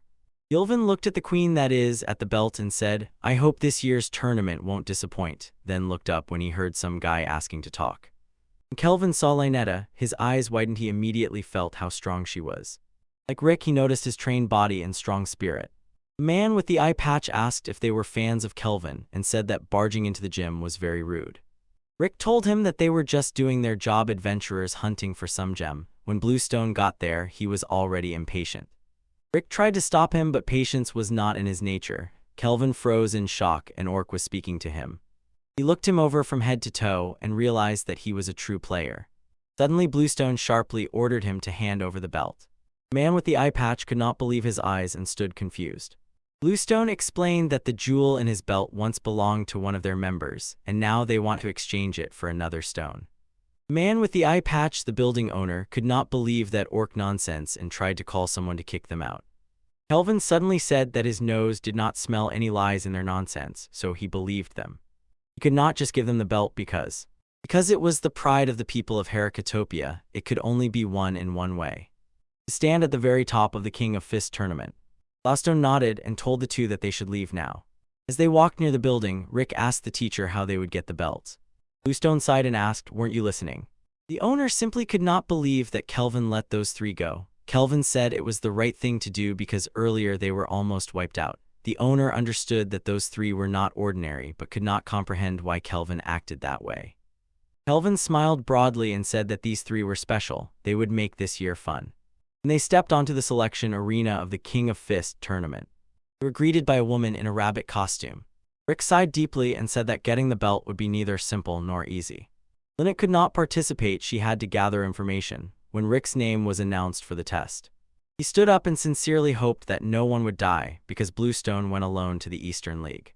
When he stepped into the testing room, the man responsible for the exam greeted him and said that there would be a training battle where he would have to duel a randomly chosen gladiator. His opponent rapidly rose from the 5th league to the 1st. They froze in surprise when the door slammed and Sailor Moon ran in, as if capturing the moon. Just kidding, it was actually a woman who apologized for being late. Rick frowned upon hearing the familiar voice, and when he looked at her, Angelica appeared before him, one of the Daramuto brothers and sisters. Angelica screamed in shock when she looked at Rick, exactly the look you get when you see your dad in Walmart skipping classes. Rick awkwardly laughed and greeted him. The person responsible for the exam asked if they knew each other. And now let's continue the story. In front of the exam building stood a man named Nicholas, and he was about to enter, when a friend called him and said that his obsession with the tournament had gone too far, because he would watch the qualification test again. Nicholas looked at him and said that every few years an incredible dark horse appears. Meanwhile, Rick and Angelica found themselves face to face. She stumbled nervously, asking why he was here, but Rick also did not understand why she had come. The examiner apologized, said they had a full schedule, and asked to start the exam. Both took their positions. Nicholas leaned over the railings, his heart pounding. He was eagerly waiting to see the great gladiator Angelica when the examiner officially began the demonstration fight. Angelica coldly broke into a sweat. She knew she would lose, but her pride would not allow it. Rick may look weak, but his appearance would not fool Angelica. Nicholas felt too old to become a gladiator and was sure Angelica would easily handle this battle. Angelica instantly launched her lightning-fast step. She froze, her foot slipped, and she screamed like, fell to the floor. "Hey, watch your face, I see you, egghead." Head still, Angelica groaned, thinking she had been too cautious and forgot to keep her balance. She stood up, but this clumsy witch stumbled when she tried to walk and flattened on the floor. Angelica, with tears in her eyes, wished the floor would swallow her out of shame. Again, I felt a great commotion on the internet. Keep your lightning fastened, monkeys. Rick told her he developed a new technique. 8 secret restraint techniques, here it is. The power of the retreating foot sweep. Rick said his trick was to sweep the opponent's legs just as they tried to collapse, and it instantly took away their will to fight. Angelica accepted that, although she was a second-class knight, she could not discern his technique, but she was convinced if it was really him, then it was possible. Gritting her teeth, she used her step-rin. But as expected, she kissed the floor. As you can see, Rick's legs move so fast that you can't see them with the naked eye. Nicholas and the examiner froze in surprise. They had never seen Angelica like this before. Rick quietly chuckled and praised her, because it was hard to keep up with her rhythm. He encouraged her. She had not lost the will to fight, so when Angelica heard that he was going to attack, he raised her hands to surrender. When the examination ended, Lynette greeted him. He showed her a card and said he had passed. He was already about to read the newspaper when Angelica called him and asked, "Why are you here?" Rick sighed deeply and whispered to her that he wanted to win the next King of Fist tournament. Angelica sighed. He was told that he could be strong, but winning the competition was simply impossible for him. Lynetta was embarrassed. Angelica explained, to break into the main tournament draw, you need to be in the top 7 of the first league. Rick had just become a gladiator just to get into the 5th league. In each league, they had to win at least 7 of the last 10 matches. In a month, he needed to play 40 matches, only then could he reach the main event of the next month. Angelica said that an ordinary gladiator endures only 10 fights a month, so 40 is simply physically impossible.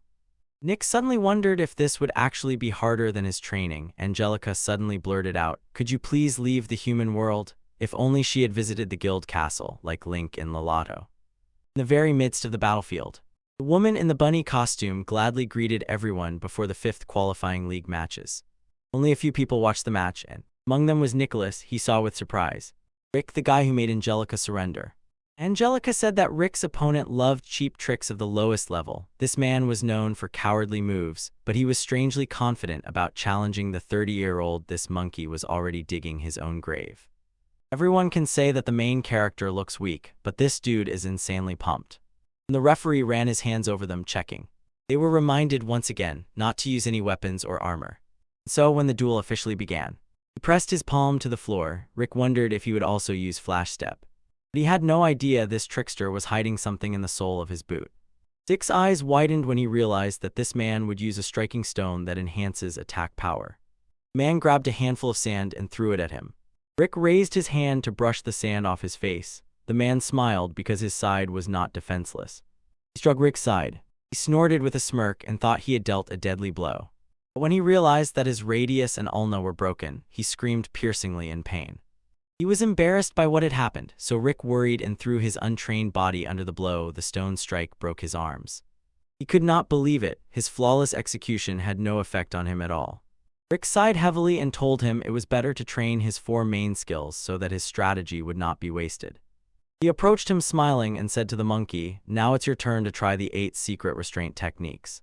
He used his move swing and miss. The strike missed, but the inertia almost distorted his face. The man suddenly lost consciousness and fell to the ground. Nicholas and Angelica were stunned. They had just witnessed an absurd thing. Judge stammered while announcing the winner. Everyone froze, still stunned by what had happened. Probably this was Rick Saitama's long-lost brother, but with hair. After the match, Lynette and Angelica sincerely congratulated Rick. He only needed to win 39 more victories to break into the first league. But Angelica replied, "Playing 40 matches is impossible. Because there was a rule, an athlete could perform in the same arena only once a day. There were dozens of arenas, but the nearest ones were more than 30 kilometers away, and in the 5th league there were so many people that finding a free arena would be very difficult." Angelica was explaining something, but Lynette called Rick and said it was time for him to go. Rick looked at the note and suddenly realized he needed to run immediately to the Green Hill Arena in the 23rd District to be there by 11 a.m. The 3 were walking, and Rick told Angelica that they had already booked a spot for 11 in the morning. Angelica frowned and said that Green Hill was 30 kilometers away, and even by carriage he wouldn't make it there by 11. Rick told her that they wouldn't take a carriage, they would run, and Angelica felt as if she was being mocked.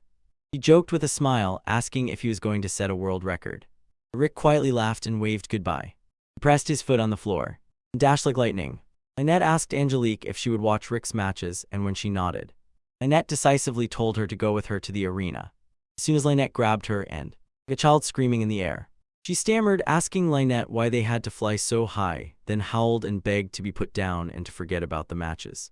When they reached the Green Hill, Angelique suddenly ran aside and started vomiting goodbye breakfast. Lynette apologized and promised to treat her to lunch. They had not yet entered when Rick said he had already won. Angelique probably had breakfast in vain for this. Rick sighed heavily. He had failed. Resort to the 3rd of the 8 secret restraint techniques. Lynette praised him. If Rick kept it up, in just 4 days he should be in the first league. Angelica froze in surprise when she realized his goal was to play 10 matches a day. 3 days later, Rick officially broke into the first league. Rick was on cloud 9. He finished a day earlier than expected and thanked Angelica for the advice, but she looked much more tired than he did. Angelica suddenly noticed that Rick sharply accelerated. First league did not travel around the city. Rick put the newspaper on the table and said it was all because of this man. Bluestone went to the Eastern League and crushed every opponent he met. There was a man known for his incredibly strong punch. Those he hit could not get up for 10 days. But when his fist hit Bluestone's stomach, he froze from that feeling as if he had punched the trunk of a 100-year-old huge tree. Bluestone was hitting himself on the head as if playing whack-a-mole. In 2 days, he played all 40 matches much faster than Rick. Suddenly, Angelica spoke about his schedule. Rick's opponents will be decided for him. The management decides all plans for a full-fledged entertainment tournament. If he manages to break into the top 7, he will advance to the main fight. Angelica explained that the first league operated on a point system. For every 10 people, there would be one match, and the positions in the ranking would change depending on each person's points. Day came when a battle erupted in the first league. Rick's first opponent lunged at him with a strong fist. He swung his fist at Rick's face. Rick used his third restraint technique. He stepped aside and, passing by, used the hand that held the sword. The man's eyeball almost popped out and he fainted. When the winner was announced, Rika was called the old newcomer. The host announced Rick won by default. Forcing the crowd to curse, they called Rick a great scoundrel for defeating a sick man. Nicholas sighed and called these amateurs fools. Maybe he didn't understand what happened, but he definitely knew Rick was strong. Lynette noticed that Rick had learned to restrain himself, but if he took it seriously, he could easily cut someone's head off. Next day, a man named Taylor Blitz appeared. In her first match, Angelica's opponent was ranked 6. Rick heard people loudly cheering for Angelica and thought she was very popular. The host was amazed at how Angelica could fight an opponent 10 times her size. When the match started, everything froze for a moment. Angelica made the first move a blink step and slipped past Taylor Blitz. Her speed caught him by surprise. When he turned around to look back, Angelica kicked him in the back. Liz was increasingly annoyed by her fast movement, so he activated a water wall third-order magic. Angelica stepped back a step and, extending her finger, pointed at him as if it were a gun. And she unleashed a thunder throw second-level magic. A lightning bolt from her finger almost paralyzed the man because the water around him amplified the effect. To him, Lynette nodded. She understood that Angelica was also quite strong. Rick said that Angelica had 4 powerful supports. Her ability to fight while simultaneously creating complex magical techniques made her stronger than her older brother, but in this duel, Angelica found herself at a disadvantage. Liz smiled and said that he could withstand that weak attack 1,000 times until she got tired. When Angelica used her blink step, Bliss snorted, noticing that she was moving slower than at the beginning. Angelica's eyes widened as Liz caught up with her movement, so her body hit his huge fist. She groaned dully and flew into the adjacent wall. Angelica gasped as soon as her body hit the ground. The announcer said in shock that Angelica received a devastating blow and fell painfully. They waited a few seconds. She did not move a finger, so Taylor Bliss was declared the winner. In a moment, Angelica was taken to the medical station so she could recover, and the doctor advised her to rest at least one night. Angelica sighed at the thought of losing her first match. She got dressed and left the room. Rick greeted her and asked if her injury was okay. She waved off with a sneer and told him that it was none of his business. Rick called her and said that she was rushing too much.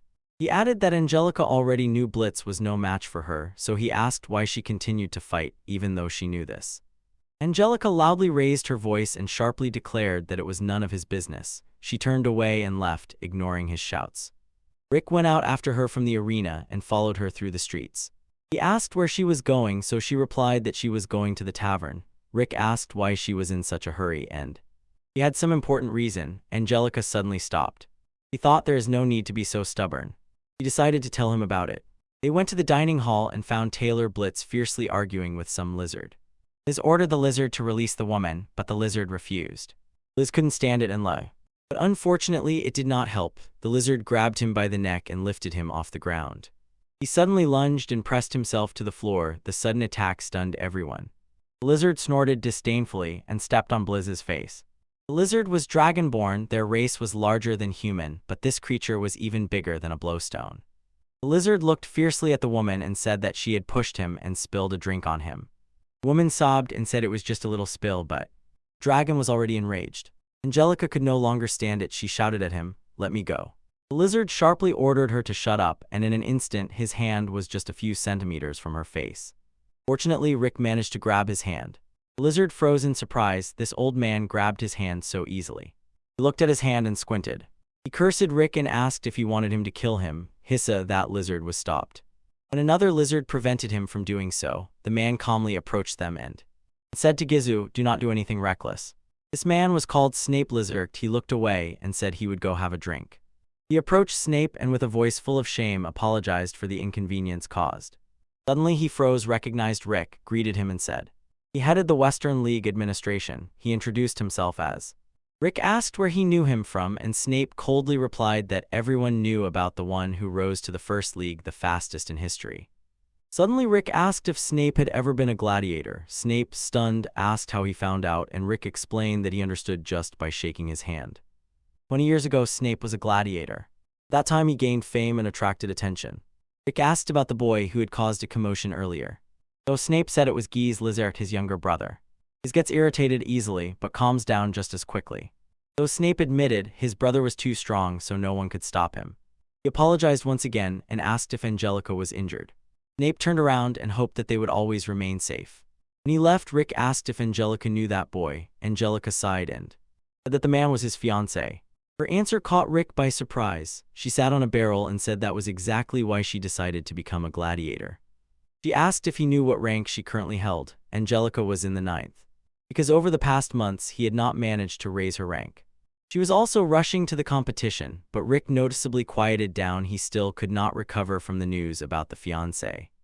When he finally realized it, he was breathless from shock. Angelica could not believe how slowly his brain worked. She explained that it was all connected to the status of her family. They were nobles. Snape obtained the right to sponsor someone in the tournament, and Angelica was sure he intended to fix the match. Snape brings a strong athlete to the competition to amaze the spectators, bets a lot of money on his opponent, and when his athlete deliberately loses, Snape gains enormous wealth. Angelica thought that Snape was definitely up to something because he was collecting money and trying to get acquainted with the nobles. To stop Snape's plan, she had to defeat the athlete he sponsored before he could rig the match.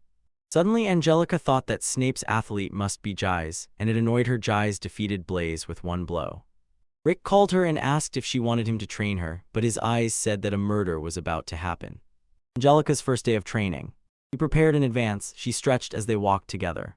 Rick emphasized that her training would be much tougher than she could imagine and asked if she was ready for it. Angelica replied that she was already prepared.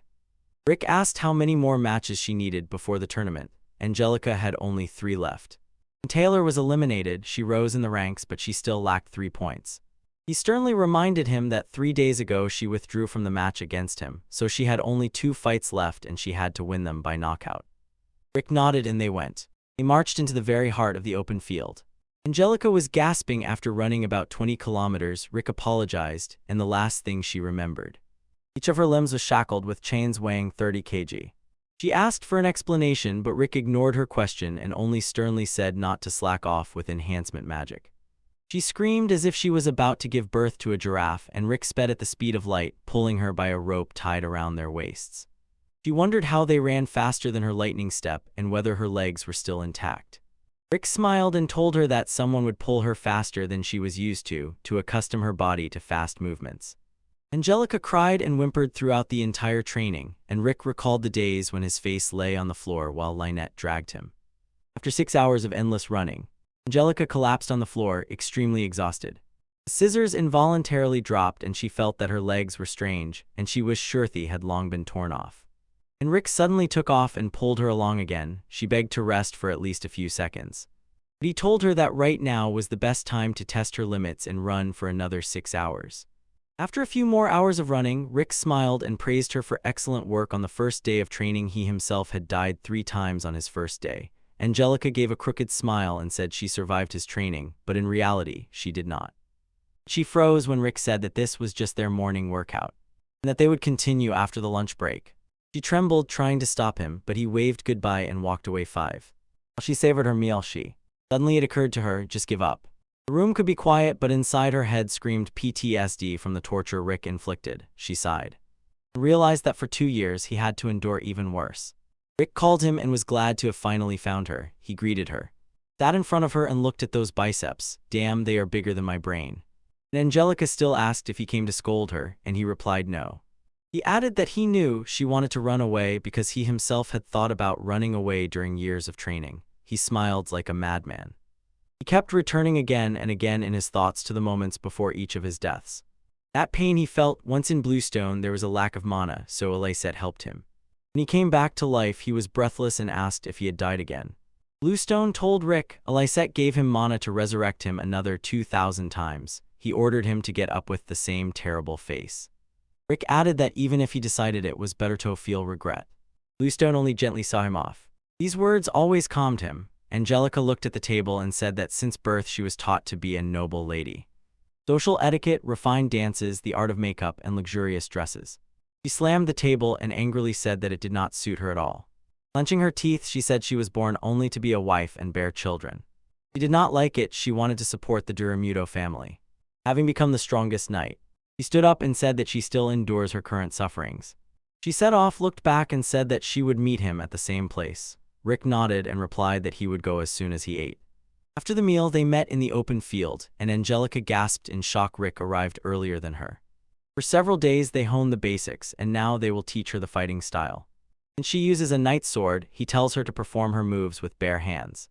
Perhaps she would have achieved a better victory if she had taken the sword in her hands, but it was against the rules. Rick pointed to his side and said that Lynette would teach her to turn a bare hand into a sword. Lynette and Angelica greeted each other sincerely. After 20 days of endless training, Angelica finally survived. The day of the tournament came, and the arena buzzed with the crowd's shouts. He faced a man named Silva Helgen. But everyone noticed that something strange had happened to Angelica. Just look at her, she looks like a mad wild monkey. The commentator above noted completely different auras and images of those famous elegant knights they once knew. The man next to him quietly added that Angelica might not win this time because she lost her grace in the fight, but as soon as the match started, Angelica screamed and kicked Silva Helganda in a jump. He coughed up blood as he was crushed between the wall and Angelica's strike. The commentator froze and even snorted in shock. Everyone fell silent when the winner was announced. Angelica roared and screamed, "My God, they are creating another monster." Rick smiled and proudly said that Angelica's training was sufficient, but it was enough to drive her crazy. The judge tried to stop and pull her away, but she was shouting some incoherent words. After Angelica snatched victory in this battle, the next stage of the tournament was the draw to pair the athletes. At that moment, the Coliseum Alexander Central was packed to the brim with thousands of people, and the tournament host introduced 16 elite fighters who had already won several grand battles. This is also the part where they drew, adjusting the drawings to the fighters. Fighters who managed to get into this tournament lined up in a row. Their names were matched through numerous draws.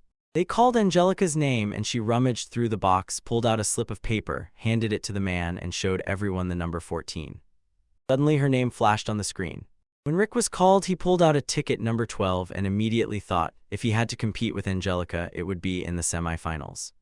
The competition bracket reached halfway, and when the undefeated champion Kelvin Ervolf was announced, the crowd howled and clapped for him. Angelica suddenly frowned. Shouldn't Giza have been called first, not Kelvin? Champion pulled out a card. It proudly displayed the number 1. When Bluestone was called, the crowd exploded. Everyone still remembered his recent matches. Rick began to sweat and thought he would immediately drop out of the tournament if he ended up paired with his teacher, so he sighed with relief when Bluestone got number 7. When the sponsored athletes were called, his name sounded first. He sighed, stepped forward, and sadly remarked that everything was becoming boring, then rummaged through the box. And when he pulled out a piece of paper, he left it hanging in the air. Angelica saw the man take something out of his pocket. He seemed to catch the paper with the same hand, showed the number 15, and Angelica couldn't help but smile slightly. She already knew that Snape was behind this. To deliberately complicate the match with the champion. The man who counted numbers suddenly changed the sheets to move the champions and explosive stones. He snorted and called Snape a disgusting person. That would have been a great opportunity for Angelica. The next day, the names of the fighters appeared on the bulletin board. The host solemnly opened the King of the Fist tournament.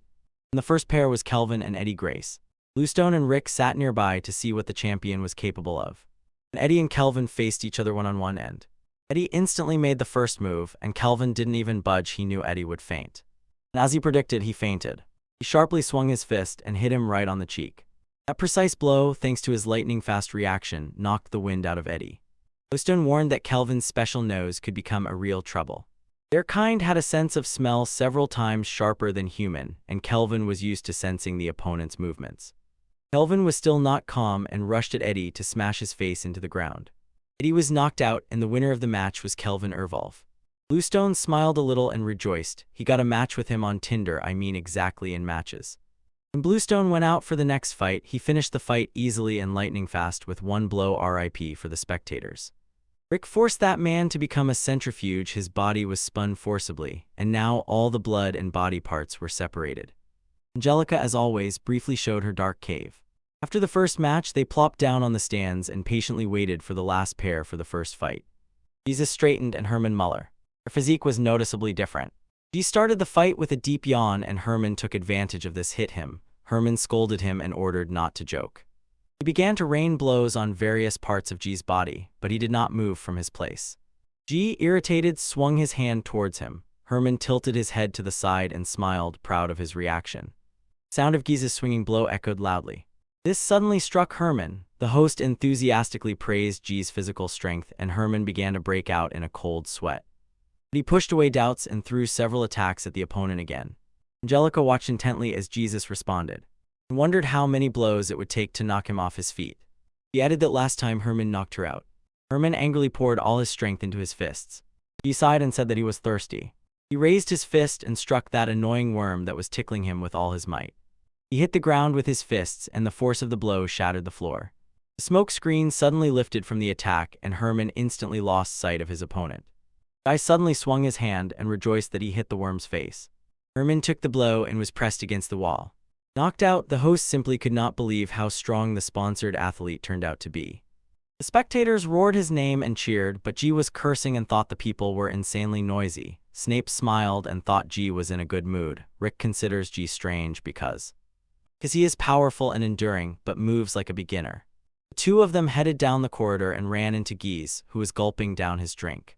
Angelica said that Gis apparently was quite calm before tomorrow's match, and Gis, embarrassed, asked who she was. She replied that she would be his opponent tomorrow, and he froze for a moment, then said he now remembered her because of Snape. He added that he would stay away from her face to keep it unscathed until the wedding, which made Angelica grit her teeth in irritation. He turned around and reminded her not to waste so much effort in vain. Angelica stopped him, raised her voice, and asked if he still had at least a drop of respect for the other gladiators. G sneered and said he had no respect. He said those idiots trained so much but were as weak as worms. Angelica insisted that without training he could not have such a body, but to their shock, G's confessed he was born that way. Before leaving, he told Angelica to stop being pushy and to behave politely at tomorrow's match. Angelica began to tremble with rage when G said that he also would not touch her belly so she could have children from Snape. He cursed at him and said that she would beat him up badly. Next day of the King Fist tournament, Reikig's teachers noticed him and called him over. He approached them, and Eldorf said they came to cheer him up, but Reikig knew that they actually only went there for food and women. Suddenly someone called him. It was Snape, who asked if the seat next to him was free. Rick said it was empty, so Snape sat down, and Rick could not understand why he was not in the VIP box. He thought that Rick already understood why his brother and fiancé suited each other so well. And the match between Angelica and Git was announced.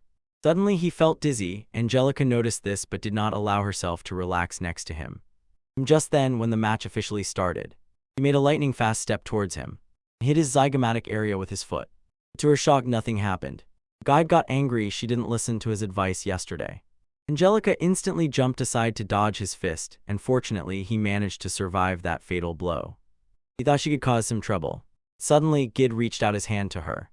Angelica dashed with a lightning step and avoided it. He smoothly slid across the floor as she landed.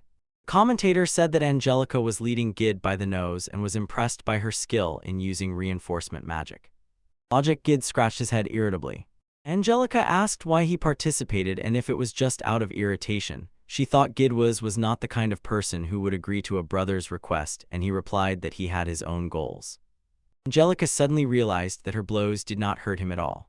She looked at the stands and saw Lynette, who was fervently encouraging her. Ernst and Gid did not hide their surprise when they saw how her aura changed. Angelica said she would show him why it was not worth mocking her hard work and dashed off with a lightning step, filling her reverse mana reflection. This was exactly what Lynette taught her how to make a sword from a bare hand. That day, Rick told her that her movements would become much faster, so he asked Lynette to demonstrate them. In the blink of an eye, Lynette sharply sliced the hand, and simultaneously, a large stone was cut in half. Angelica was delighted by how Lynette used her hands without any magic. Lynette said that cutting the thread was one of the body control techniques. When Rick told her that they would teach her this, Angelica exclaimed that too much was demanded from an ordinary person. Lynette told her that it was not much at all and even Rick could do it. Angelica tried to cut paper, but she failed. Rick told her that she was just starting, so it should not shake her. She looked at the sheet and thought, if she masters this, she will become noticeably stronger. It was a now or never situation, so as soon as she learned about it, she felt the air and slightly waved with the very tip. The cutting thread successfully cut Giza. Giza gasped in shock. Blood gushed from the cut on the side. Snape could not believe that Angelica managed to cut Giza's skin. Lynette noticed that Angelica was a natural talent and mastered that complex technique herself. She even wove into it the reverse reflection of mana. Eldorf said it was like pressing the tip of a running hose, then sharply opening it wider to unleash a more powerful flow of magic. Rick thought it might strain her too much, but her hellish training made it a trifle. Her lightning step jumped by 120, and with the cutting thread, it turned into her killer move. He growled and cursed at her, struck the ground, and released a smoke screen. His huge hand emerged from the smoke, and the nail was just a few inches from her eyeballs. Move away from him. She noticed Giza did not even hope that she would manage to dodge. She decided to launch a counterattack. She dashed with her lightning step RIN, combining it with the reverse reflection of mana. But when she swung her hand in the air to cut the thread, everyone gasped in shock. Giz spoke to the one standing behind her. He hadn't even turned around, yet his fist had already hit her side. He threw her into the air, lifting her off the ground. Apologized to Snape for hurting that irritating kid, but as soon as Angelica was called kid, her blood boiled with rage. She said that they might have thought Snape was deliberately trying to lose. He was determined to win this battle. Snape chuckled and said he had already bet a lot of money on his brother and even planned to make Giz look weak so the opponent would relax. Rick realized that Snape was overly confident in his brother's strength, and it was because of Giz that he gave up the gladiator's life. When Giz was 8, Snape was already making a name for himself, but his younger brother completely destroyed him. Giz was a natural genius and a real monster. Angelica's strength was slowly fading.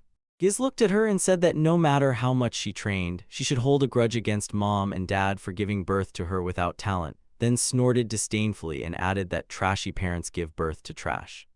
Angelica screamed in rage and thought that Giz looked down on others' work, although he himself never worked hard.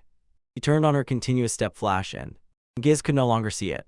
He decided to do the same and ran alongside her. Angelica shuddered from shock seeing him running beside her, but Giz grabbed her by the hair in the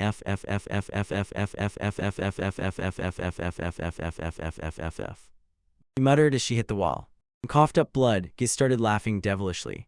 He said that the feeling raging inside the body is the best, and added that he loves trampling everyone in their suffering. Angelica staggered, trying to get up, but Rick already knew she had crossed her limits.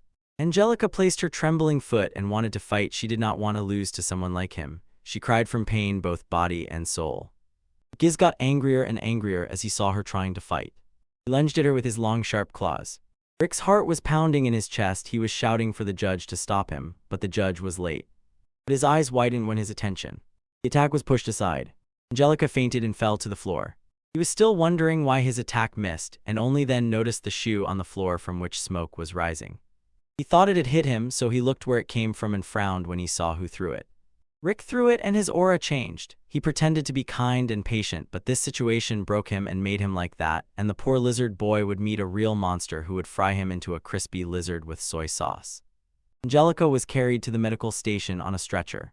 Lynette said she couldn't stand seeing a girl get hurt, but suddenly noticed that Rick had disappeared. Alicette quietly whispered that Rick was incredibly angry, and Eldorf snorted that this lizard was exactly the type that most infuriated Rick.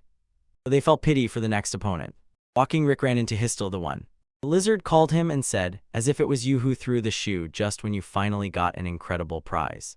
Rick was silent, holding himself together, but just didn't like it. He shouted at him and demanded that he speak. He tried to kick Rick, but in an instant Rick was already several meters away, and he told him to be patient. Because tomorrow he will send him flying right before the eyes of the spectators. He walked away and left Giz furious to hell. In his rage he smashed the wall, poor wall. All Giz squinted and said he was looking forward to their match.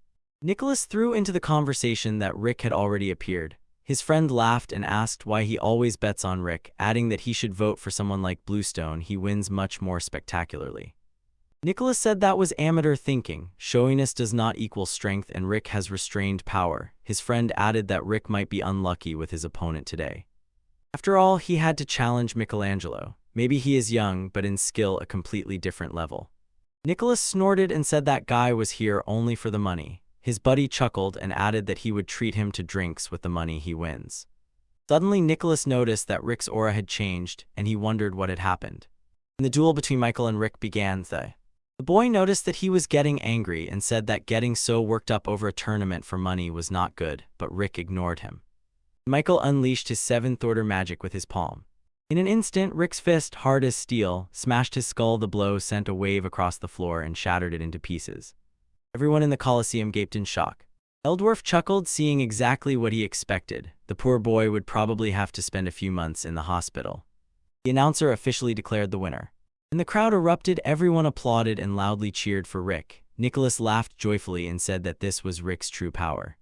After his match, Rick instantly ran outside and hurried to the medical station. He needed to check on Angelica. The nurse asked him to calm down and said that Angelica was having a hard time with the treatment. He looked through the window and saw her, unconscious, on the bed. He said Rick knew that she could be terribly disappointed after losing to that lizard after all the hellish training she had to go through. Rick spoke as if he were speaking only to her and said to come tomorrow to watch his match with Jis. Meanwhile, the people inside the Coliseum were shouting because Bluestone continued his record for the number of hits on opponents. Next appeared the undefeated champion. He, as expected, easily won the match. The host solemnly announced the four who had reached this stage. Rick was destined to go one-on-one with Jis and his teacher Bluestone to fight with Kelvin. After that event, Rick left the city and honed his strength in a deserted wilderness. He continued to train and refine his skills. Now the third day of the tournament had come. The Coliseum was packed to the brim. Rick was walking down the corridor and suddenly froze. And he saw Angelica approaching him. She was too ashamed to look him in the eyes. He asked how she was feeling. She replied that Bluestone had healed her. She took a deep breath and apologized to him. Rick froze in surprise when she suddenly burst into tears and said that all his hard training had been for nothing. She was tormented by guilt for wasting his time with her lack of talent, wiped her tears and said that she always had to prove herself to seize her dream by her own strength, and even wondered if it would be better to just obey and marry Snape to live an easy life. Rick knew that she worked tirelessly and never complained, and admitted that it was his fault he had not noticed her strength. So he ordered her to watch this match closely. She tried to stop it and explain. But Rick was already gone. Angelica headed to the stands and he jumped in surprise when he saw Snape sitting next to them. He smiled and told Angelica not to treat him too gently. After all, they would be married in a few days. Lastar intervened and told Snape that Gist's victory was not yet decided, but Snape was so confident that his brother would win, although he understood how strong Rick was. Suddenly Snape asked them, honestly, who do you consider the winner? But all four spoke Rick's name in unison. The spectators watched without taking their eyes off the match between Rick and Gist in this semifinal. Gist asked how the woman he beat yesterday was feeling, because he wanted to apologize. Gist sighed and said that if he hadn't interrupted them, she wouldn't have had to live a miserable life, suffering because she had no talent. Gist ordered him to surrender to make things easier for an ordinary guy like Rick. Rick ignored him. Gist says, show me that modest but sweat-earned result of your hard work. But his words were instantly cut off when a harsh slap hit his fat face. At that moment, everyone held their breath. Gist wheezed, coughing up blood. He was pushed back several meters and when he caught the moment, he stopped, holding his head and cursing Rick. He couldn't believe that some ordinary man could knock out a genius like that, and Rick just said that they could keep beating the one who looked miserable. He's cursed, massaging his jaw. He threw a fierce look at Rick and told him not to provoke, so when he rushed at Rick to deliver a powerful blow, Rick raised his hand and hit himself in the stomach. He stepped away from him and Bluestone smirked. It was clear he was proud of his student. Angelica was confused and couldn't understand what Rick had done. Bluestone explained that it was an inside job. She only became more confused. Eldorf said that it was a technique that directs the force of the strike not outward, but straight inside the opponent. Angelica noticed how calm Snape washed sighed and said that this was not enough to shake his victory. For Rick, everything could only get worse. Geese came to Rick mockingly asked, do you give up? Snape added that his brother was usually in a playful mood, but this time they would have to see the real, scary side of Gis. Geese raised his hand and applied that strengthening magic which unique only to the dragonborn dragon power. He asked Rick the question, do you want to surrender? But Rick remained silent. Gis instantly rushed forward and in a moment was right before his eyes. Fortunately, Rick raised his defense in time. The blow knocked him off his feet. Geese did not miss this second and instantly continued the attack right in the air. The wall exploded from the blow and shattered into pieces. Rick rushed to run, trying to get away. And he suddenly noticed that Geese was standing right behind him. Geese felt his movement like a scent and kicked him in the face. He was thrown into the air. Angelica could not believe that Geese was able to react so quickly to Rick fainting. Snape explained that Geese is naturally gifted, and that was the nature of his skill. Glowstone added that their draconic power consumes a lot of mana. Snape smiled and said that Geese never trained his mana, he was simply born with this ability. Rick sighed and said that he suffered because he was born in a small noble estate, and Geese advised him to complain to his trash parents. Once when Rick rushed at him, Geese activated his iron body. But when Rick released that internal strike, Geese rushed into a counterattack. He swung his hand to release a cutting thread. Rick noticed with surprise a cut on his clothes. He managed to sneak behind him, and just as Rick was about to turn around, Jis dealt him an internal blow. Rick fell to the ground, and Angelica couldn't believe how easily Jis repeated those moves. Jis told Rick that as soon as he saw a movement, he could replicate it. Snape told them that this was exactly why he could remain calm.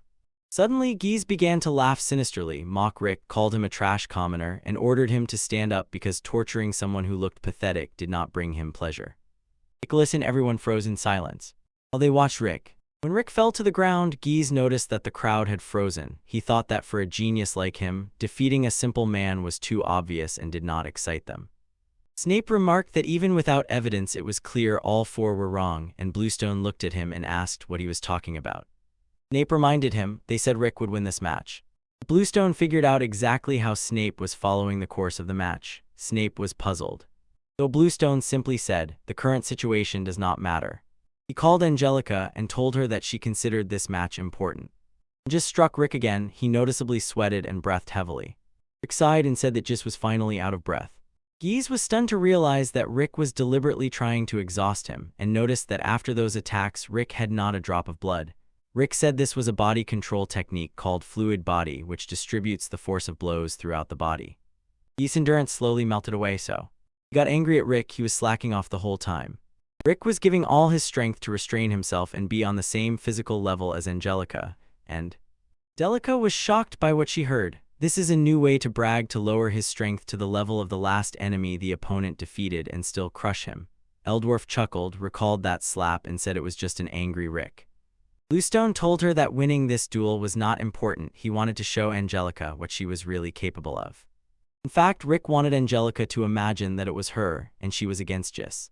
The lizard could not believe that some commoner dared to contact him and disdainfully promised to destroy him quickly. Rick calmly replied, move depending on how much endurance you still have. Jis ignored him and activated his iron body and powerful fist. He rushed forward, performing the Vren blink step, which he copied from Angelica. Rick sighed and said that his careless copying would be in vain when Jis launched his attack. Rick moved up from below and delivered a deadly inner strike to the stomach. Jis did not even make a sound of pain and fell to his knees, and Rick looked at him and said simply that it happened because he never trained to exhaustion. Jis's voice trembled with disbelief. The host said that he was forced to kneel. This made Snape glance and think, is Rick more talented than Jis? But all four teachers said that Rick was just an ordinary guy, and Angelica was shocked, not believing that he could have so little talent for them to say that. Bluestone said that the unique ability could be called talent, but the requirements for its activation were extremely rare. Snape asked how Rick could even overcome such a super genius as Jis.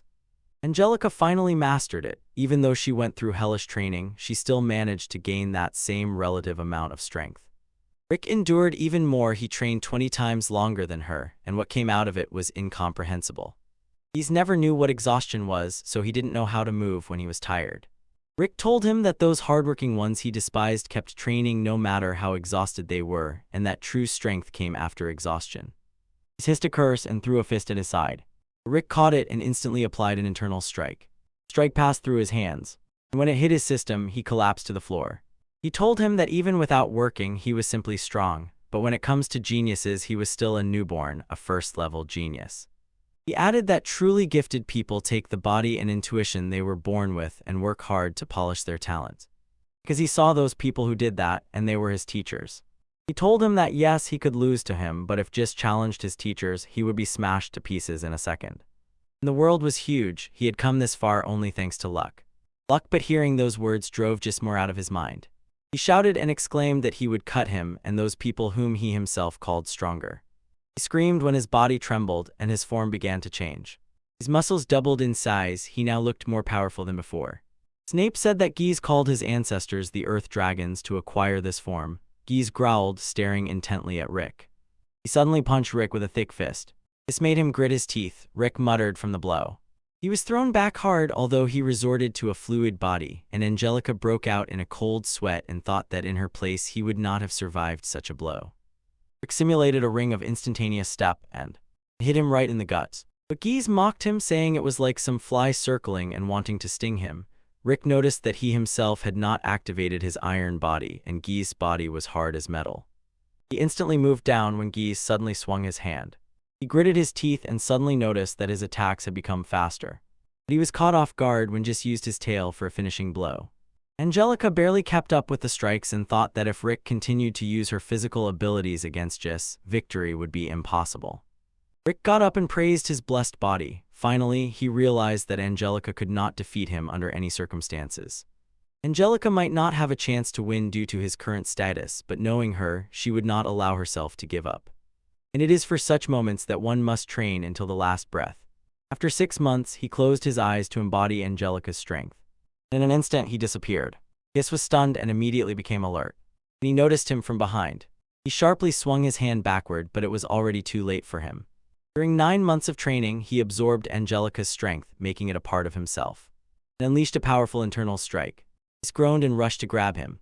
But she could become that fast after 12 months of training with Angelica, maybe even faster than Sonic. Snape couldn't believe his own eyes. Angelica finally understood. Rick used the same skills of hers to show that if she endured that hellish training for a year, she would become strong.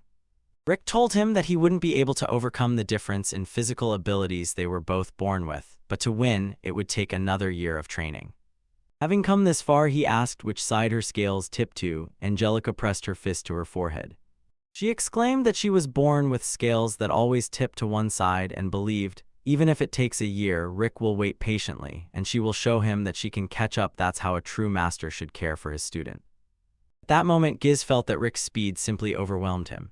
He was exhausted, his strength was leaving him. Rick said he would only win if he fought him with the readiness to die like a beast, but it was precisely such desperate efforts that Giz despised in commoners. Giz snorted, cursed at him, and asked why a genius like him behaved so pitifully. Rick knew that pride was hindering him, but in his soul he had already given up. Hearing this, Giz flared up with rage. He lunged at him in a desperate rush. Rick sighed upon seeing this. Rick would send him home. And as Angelica said, the whole trick is to feel the air and barely flick with just the very tip. In the blink of an eye, Rick, moving, released a cutting thread towards him. The wound opened and gushed blood. He sighed he could have made the cut perfectly, like Lynette. If it had been her, Giz would have immediately split him in half, and that would have ended the match between the lizard and Rick. Nate was still in shock, trying to comprehend what had happened to his brother and his money. Rick said that Giz should be happy. His duel with Angelica would not be a year from that day.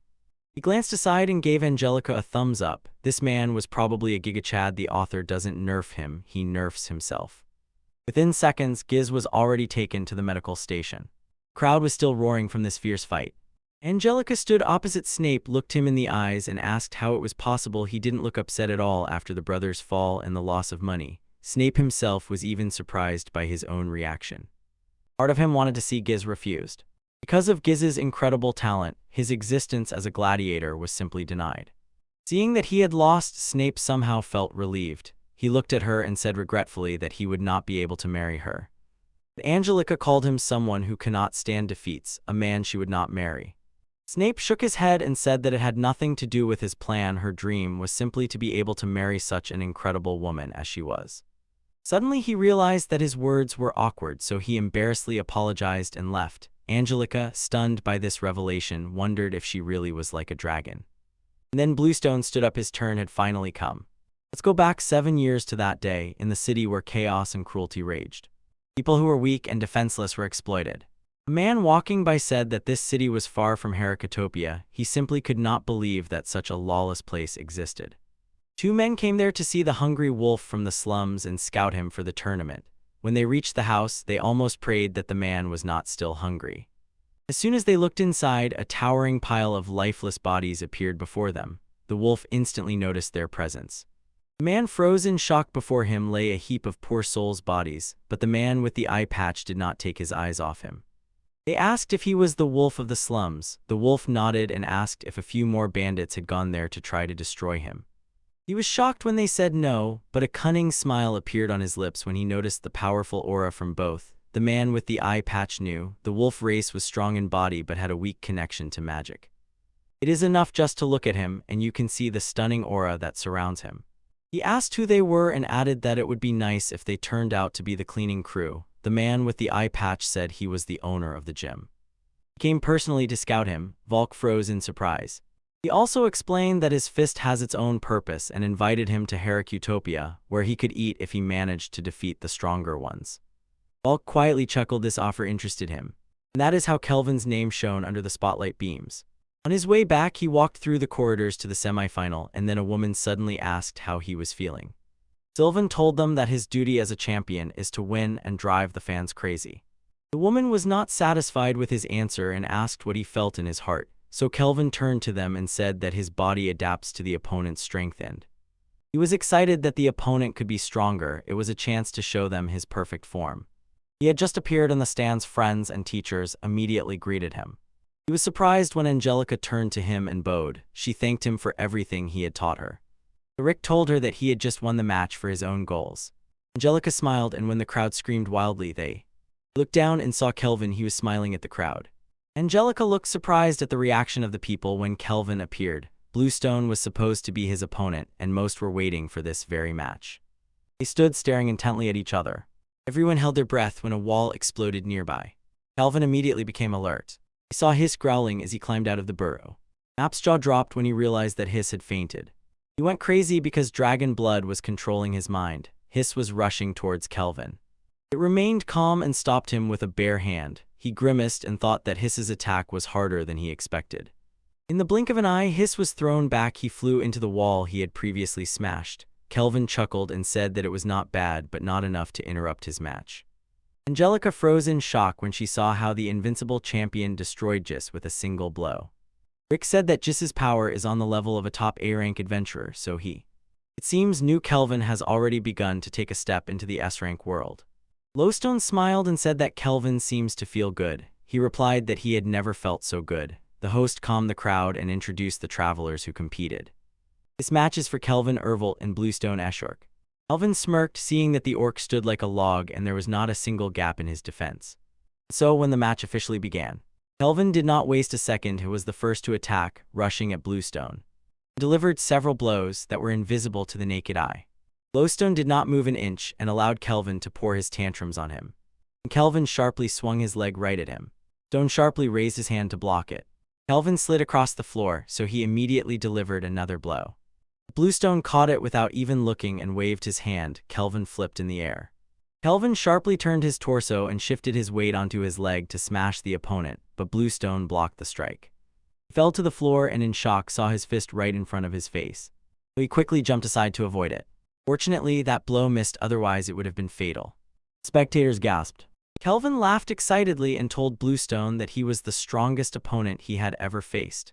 Finally, a worthy adversary. Their fight would become legendary. Don't forget that Bluestone's role in their team was probably a tank, so Kelvin was digging his own grave. For a moment, silence hung in the air. The announcer got so excited after seeing the action for just a few seconds that the stadium roared. He carefully analyzed the battle. Champion's attacks were repelled several times. But fortunately, he managed to dodge Bluestone's perfect attack thanks to his sense of smell. Angelica noticed that Bluestone always deliberately took the opponent's first hit, but this time he just blocked them. Rick told her that his teacher could have gone for a knockout but probably realized that Kelvin would just dodge.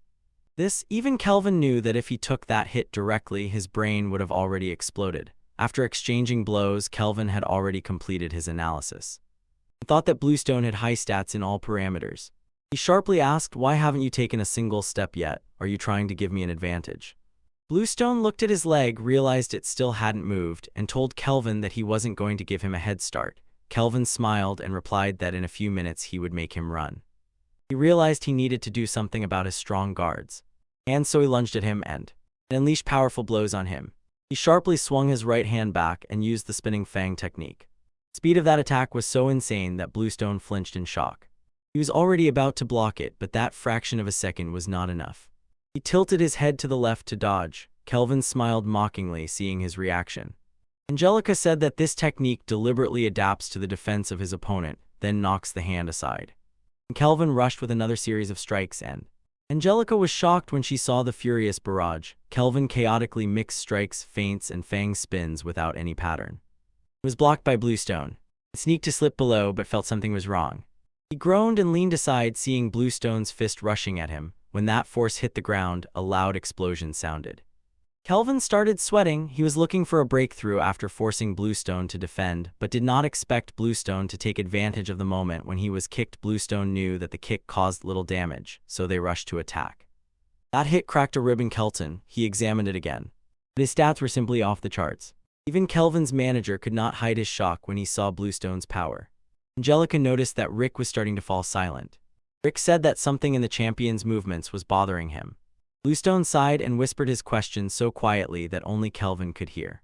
He asked why he was holding back all the time. This question caught Kelvin by surprise. Angelica frowned. She did not hear what those two were talking about. Kelvin asked what made him think that way. Bluestone replied that this question kept spinning in his head every time he watched Kelvin's matches, added that maybe it was just motivation and adrenaline against a strong opponent, but still wondered if there was some fighting ability that adjusts itself so that the match succeeds. Even if Kelvin could hold back against a weak opponent, this shows one thing: in a fight with someone like Bluestone, he should feel that something was wrong. Kelvin sighed and said that for the first time in 4 years, he felt someone so pleasant beside him. So Bluestone asked again why he had to hold back, and Kelvin was silent for a moment and said that he could no longer fight seriously. On the day Kelvin first arrived in Utopia, he was stunned by the people, the place, and everything around. After all, he was born and raised in the slums. He easily left the slums. No one held him back, and greetings, there were just guys beating each other up. The manager knew well it would be hard to get used to the city, but something had to be done about his dirty clothes. When they reached the gym Red Rings, his manager said that maybe it wasn't such a big achievement, but they had strong fighters who made it to the top 4 in the King Fists tournament. Kelvin smiled crookedly and asked where the fighters were. The manager called someone and asked him to be Kelvin's partner. When he was preparing, he asked about the rules and heard only one: no weapons and no armor. He smiled as soon as the match started and threw to his partner, "Don't be angry if I hurt you." But in the end kissed the floor after the match. Kelvin's partner won. He apologized for hurting him and jumped off the ring. Maybe he couldn't beat the top 4, but the manager clearly saw Kelvin had much greater potential. Talent and experience spoke for themselves. Kelvin lost a fight for the first time in his life, and he lived for the fight. It was his greatest pleasure, but since no one in the slums could beat him, beating those guys became boring for him. When he constantly lost, he trained tirelessly, and to win the fight, he met a stronger opponent. So he lost again. He threw himself into training, worked even harder, and tried to win as much as possible. He savored delicious dishes he had never seen before. After a year of continuous training, I managed to break into the Fist King tournament and reach the final. The manager reminded him that he would have to face the king who held the throne twice in a row. He nodded and knew in his heart that he would not lose. So when he stood up, he headed down the tunnel. As soon as the match started, only seconds passed and the spectators froze. Kelvin easily defeated the champion but felt no joy. Endless fights awaited ahead. Just pet his belly and he will give up. He is of the dog breed. This man suffered from success. That night, people in the gym joyfully celebrated Kelvin's victory, drinking beer and eating at the nearby restaurant. The manager was teased, saying that this would make him famous. He quietly laughed. One of his people chuckled and said that the owner could pretend to be calm, but when Kelvin won, he almost cried. Guys teased him. They all laughed and enjoyed the moment, but Kelvin stared into the void. One of the former top 4 noticed this and asked how he was feeling. Kelvin only whispered that he was tired. Since the first day of the tournament, he knew what he was doing simply worked for him. He easily dealt with the opponent, and because of this, everything became as boring as those fights in the slums. He had come so far in a year, but he knew he could still become stronger. He wondered if he had quit training back then maybe he would be happier and still eagerly awaiting every match. However, he did not stop, even when it no longer brought him any joy. In the end, the only thing that gave him joy was becoming stronger, justifying the expectations of his manager, because he was the one who pulled him out of the slums. And to thank him, he trained tirelessly. After another year of championship, he won again in the second tournament, but inside he still felt empty. He knew that this job did not bring him joy, but seeing how sincerely the owner was happy for him, he thought that winning this tournament was not so bad. A whole year passed, and one day during his session, he broke the bag with golden slime and ran for a mop to clean up the mess, and passing by the owner's office, he accidentally heard his name called. The man in glasses said that Kelvin's matches gathered few spectators because people were already tired of him always finishing the fight with one strike. So if he continued to win so convincingly, his popularity would start to decline. The owner sighed heavily and said that everything was fine. This made the man scratch his head. He was told that other groups and businesses avoided him because they did not want Kelvin in their fights, and because of this his gym was at risk of bankruptcy. The owner asked if he would advise fixing Kelvin's fights because he himself would never do that. And they wanted Kelvin to become the strongest champion in history. The owner added that he did not care if his gym ended up in ruins. And he would rather leave than rig a match. Kelvin could not bear what he heard and left. The man asked why he took so long and also noticed that he did not even have a mop. Kelvin stopped and asked why the owner bet so much on him, and the man froze, stunned by this sudden question. He sighed deeply and whispered that he should not tell the owner what he was about to say, then took a deep breath and added that the master had a child and that little boy had exactly the same temperament. His son greedily dreamed of winning the tournament, and everyone knew he was strong and talented. But he died in an accident at 19, earlier than his master. If the master's child had survived, he would be as old as Kelvin. Since then, he took the dream that the son could not fulfill and placed it on Kelvin's shoulders. The master considers him his son, but the master did not tell him because he would have made a scene.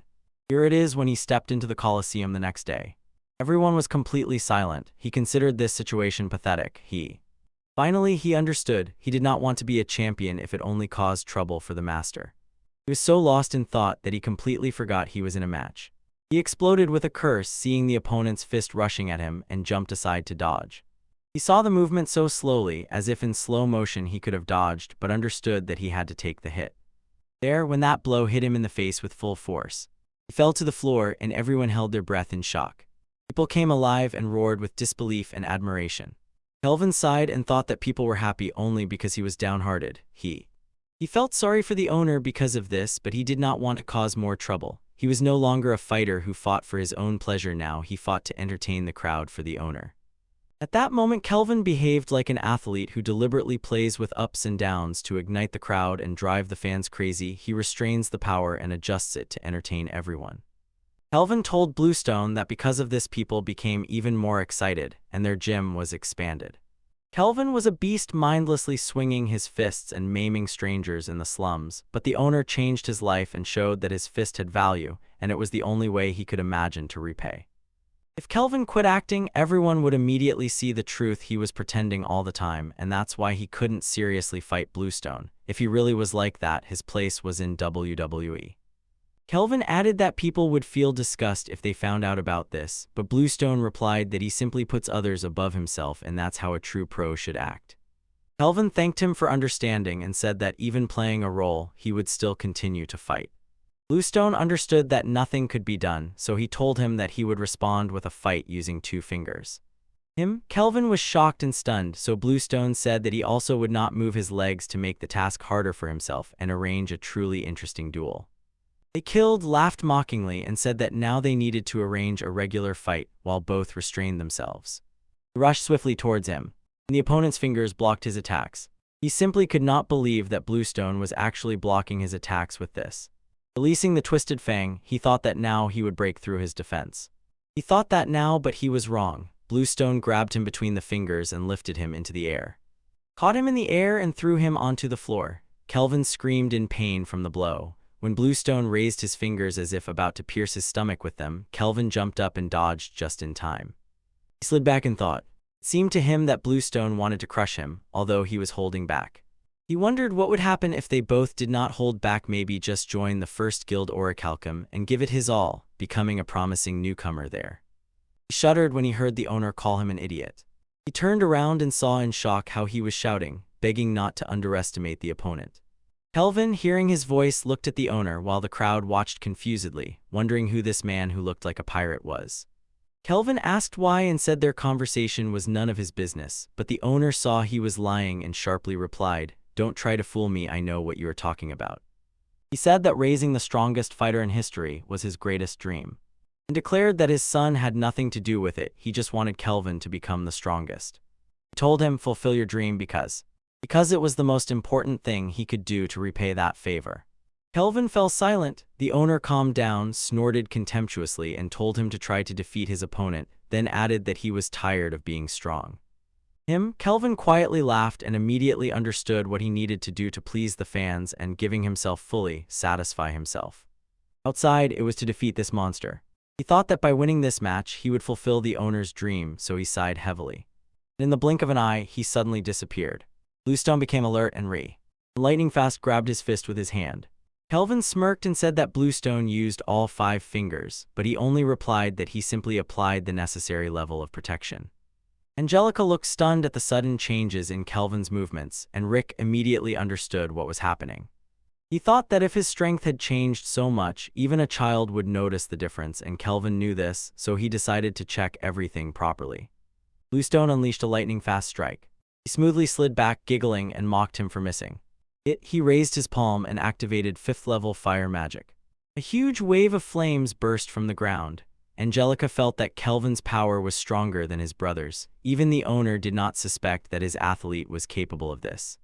When the furious wave of flames surged toward Bluestone, he stomped his foot and summoned a huge boulder to take cover behind. He also placed his hand on the boulder and enveloped it with his mana, making it fireproof and stronger. When the blow hit, the flames slipped through the boulder, and the Bluestone remained unharmed. After the wave of flame, he smiled and praised Kelvin's strength. Angelica could not believe that a dogman like Kelvin could have such talent, because their race was considered capable of manifesting power only up to the 3rd order.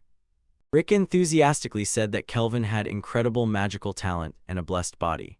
He really is not like the other boys, because Kelvin is a true genius like Rick's teachers.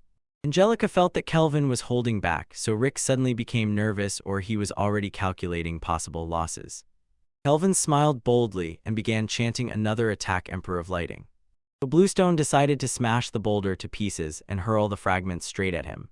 Kelvin instantly activated Flash Step and in a moment jumped aside to defend himself.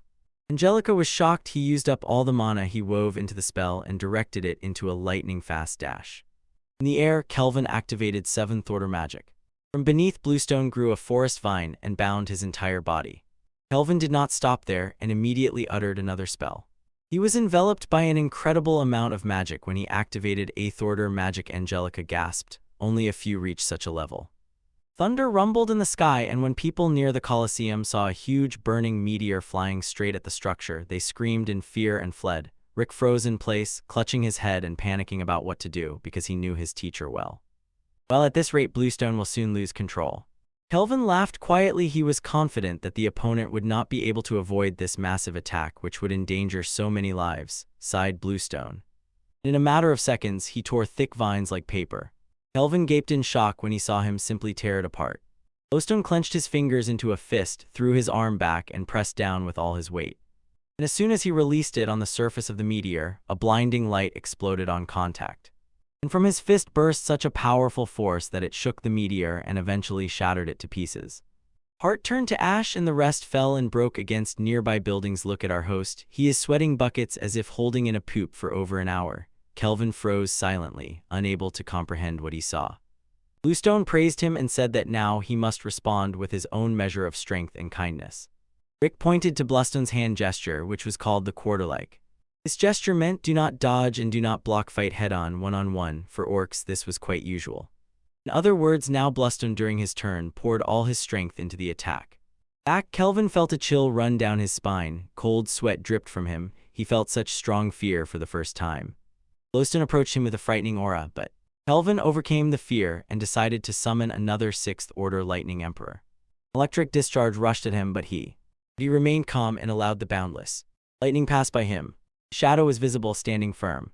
Bluestone asked him why he did not give all his strength, and urged him to rush into the attack without restraint. Kelvin still could not understand what had happened, but in the blink of an eye, Bluestone's fist was already right in front of him.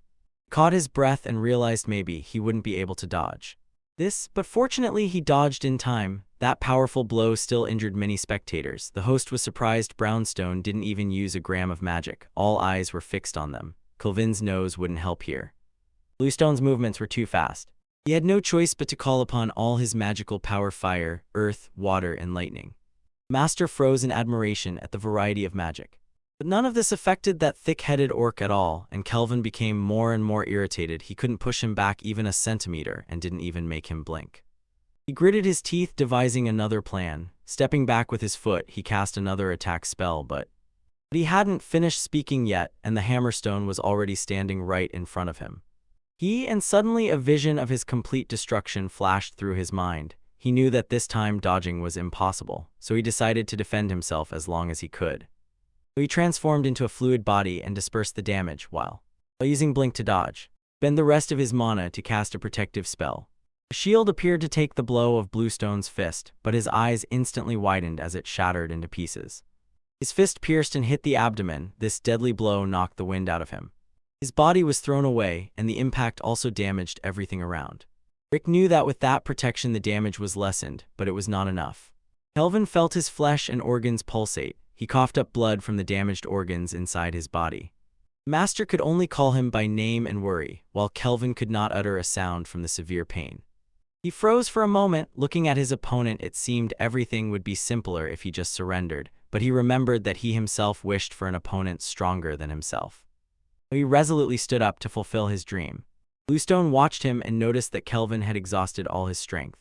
But he interrupted him and shouted that he was not giving up yet. He yelled and activated the magic of the Seventh Order.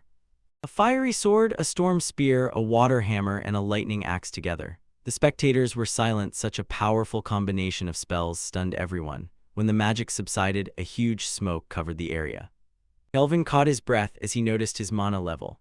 When the smoke cleared, it turned out that Bluestone was unharmed. He asked if Kelvin had used all his strength. But he denied it and shouted that he was still full of strength. He yelled and lunged at him with a fist. He unleashed a series of blows on Bluestone's body. Angelica was stunned. It was the fastest barrage of attacks, soaked with his agile fangs, and the owner was still in awe of the impressive strength Kelvin was showing. He was gasping for air and couldn't even move. Bluestone was about to ask if he still had any strength left, but noticed that Kelvin was slowly losing balance and dropping to one knee.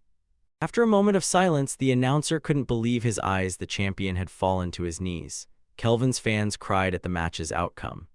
He knew he had reached his limit and had no chance against the opponent. He finally accepted that nothing was left except. But he shuddered when the boy shouted, "Do everything you can." The boy kept encouraging him with his hoarse voice, and the crowd, looking at the boy, also began chanting Kelvin. Melvina was shocked by the people's reaction to the result. The owner looked around and felt his eyes fill with tears, while Angelica and Rick rejoiced at witnessing this historic moment. Kelvin was grateful for the love of the people, even though he had deceived them himself. He took a deep breath and howled a little. He slowly stood up and let out a loud howl that echoed around for a long time. He forced himself to throw one more strike. He clenched his hand into a fist and put the last crumb of his soul into it. He himself did not suspect that he had given rise to a new technique. Link Step, a strong fist, and several types of magic wrapped in this rolling fang rushed into his fist. His name was Kite Rezenjeb. The wolf's bite hit Bluestone and the strike was huge. And the smoke cleared. It turned out that his strike did not touch Bluestone's body at all. He nodded and praised his attack. He leaned back and it was noticeable that his body was pushed back a few inches. Although Kelvin may have already spent all his strength, laughter still burst out of him. Kelvin straightened up and told him that it was the most fun he had ever experienced. Bluestone smiled and told him that he greatly respected his brilliant skill in battle. Kelvin took the blow without dodging. The owner was silent. Kelvin did lose this match, and to him, he still remained the most powerful gladiator he had ever known. People began clapping. They were delighted to see Kelvin trying his best, and their gentle applause sounded like music to him and brought a smile. Before he fainted, and again Bluestone was recognized as the winner of this match. Kelvin is a true Chad. It seems Rick will now face Bluestone in the final. Rick will probably be like, "Oh damn, here we go again. Another day to damn it die." 2 years ago Rick appeared for the first time in Breakheel Castle. When he entered, he immediately ran into Bluestone and extended his hand for a handshake. Bluestone instantly noticed that Rick's mana was of the lowest class.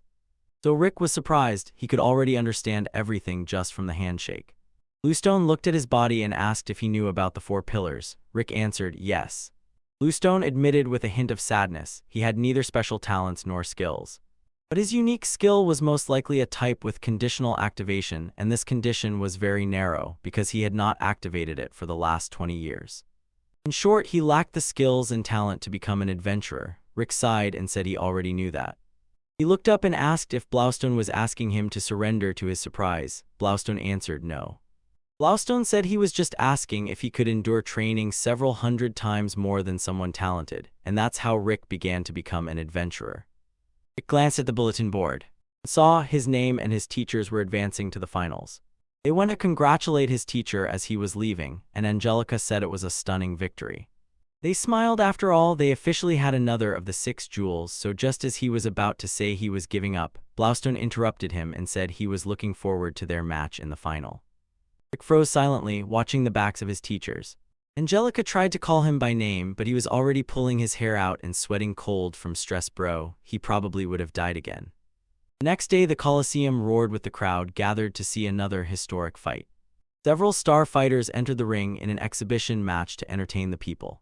Kelvin and the owner entered one of the rooms and read a newspaper that wrote that many people demand apologies from the former champion for cheating. And his fans stood up in defense and said that Kelvin is just making the tournament more interesting. Kelvin smiled and said that he really can't compete with his fans. They were talking when suddenly the door opened. Blaustone entered apologizing and anxiously asked how Kelvin's wounds were. Kelvin thanked him. He heard that Bluestone took on several people who criticized him, but Bluestone told him that he was only stating facts, and Kelvin added that now many people would want to overthrow him. But Bluestone smiled and said that it would be his responsibility to face those people head-on.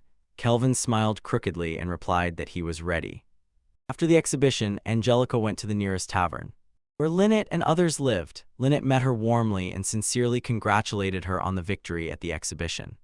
Suddenly, Angelica noticed that Rick was not there, so she asked where he was. Lynette sighed and said that after Bluestone explained that he wanted to fight in the final. Rick locked himself in the room. Rick curled up like sushi and rolled back and forth as if his screws were loose. Angelica knocked on his door and told him to stop behaving like a child. Rick repeatedly shouted no and said that he did not want to do it. Snape and the other went to his door to convince him. Snape told him that people were very excited, completely differently than usual. Rick apologized and said that he valued his life more than the tournament. Snape sighed and said that hundreds of millions of gold were at stake, and 10,000 people were eagerly waiting for their duel. Snape turned around and coldly said that he would no longer bother him. Angelica sighed and told Rick that Bluestone would definitely resurrect him if he died in the duel. But he told her that she could not even imagine how scary it was to experience death. Angelica paused for a moment to collect her thoughts and calmly told him that she could only imagine the trauma from Bluestone's training. He had endured it for 2 years already, so she told him, now be braver. Rick persistently refused and repeated that she would not understand him. So Angelica gave up. She told him that maybe she respected him as a teacher and added that she was wrong about him. The room froze when she stormed out angrily. Alice on her tiny feet approached the door and told Rick that Blaustone was eagerly waiting to play with him, but there was no answer. Eldwarf decided to speak and told Rick that he should consider why Blaustone gave him a detailed training form 2 years ago, at the very beginning of his training. Rick pondered and said that Blaustone might need to find allies to help defeat Erosapido. That was true, but Eldwarf told him that Blaustone was. He trained him mainly to raise an equal rival, someone to fight with fists on equal terms. Rick was speechless at this revelation. Eldwarf added that Blaustone had become too strong and had long felt lonely, like Kelvin.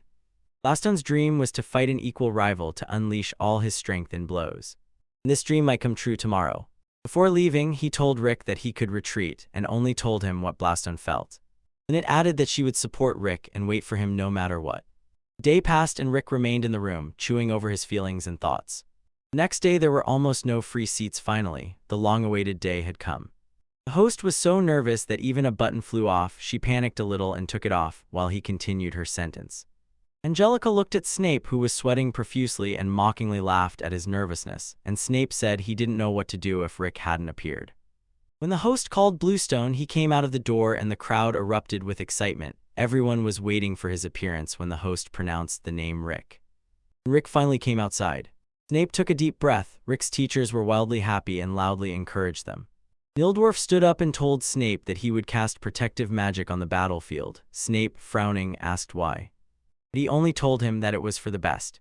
Alice placed her palm on Eldwarf to transfer a huge amount of mana and help, and at that moment he began to utter magical words. They established an invisible barrier called the Airbreak Wall. Meanwhile, as soon as Rick and Bluestone entered, they immediately looked at each other. Bluestone smiled because he was glad that Rick had come. Rick, however, was clearly sweating and nervous. But above all, he knew he owed Bluestone. When the host solemnly introduced the travelers who had managed to break through to the final, Rick tensed, raised his defense, and prepared for battle. This would be, damn it, a real clash of art. In the stands, Nicholas's friend couldn't believe that Rick had reached the final. He asked who Nicholas was betting on, and replied that he bet on Rick because he wanted to see if he really had a good eye for fighters. Eldwarf suggested making their own bet, and everyone got excited and agreed with his idea. Izat, Eldwarf, and Alicet placed their bet on the windy stones. After all, they thought Rick might be strong but still doesn't reach Bluestone's level. Angelica also wanted to bet on Bluestone, but a bet on Rick would make everything much more interesting. He chose Rick. Lynette nodded and said she would also bet on Rick. Eldwart laughed and said that if he won he would expand his workshop. Alice wanted a week of eat as many hamburgers as you want, Lynette a week without house chores, and Angelica dreamed simply of visiting their castle. Bluestone stood firmly and told Rick that now it was time for them to start the fight.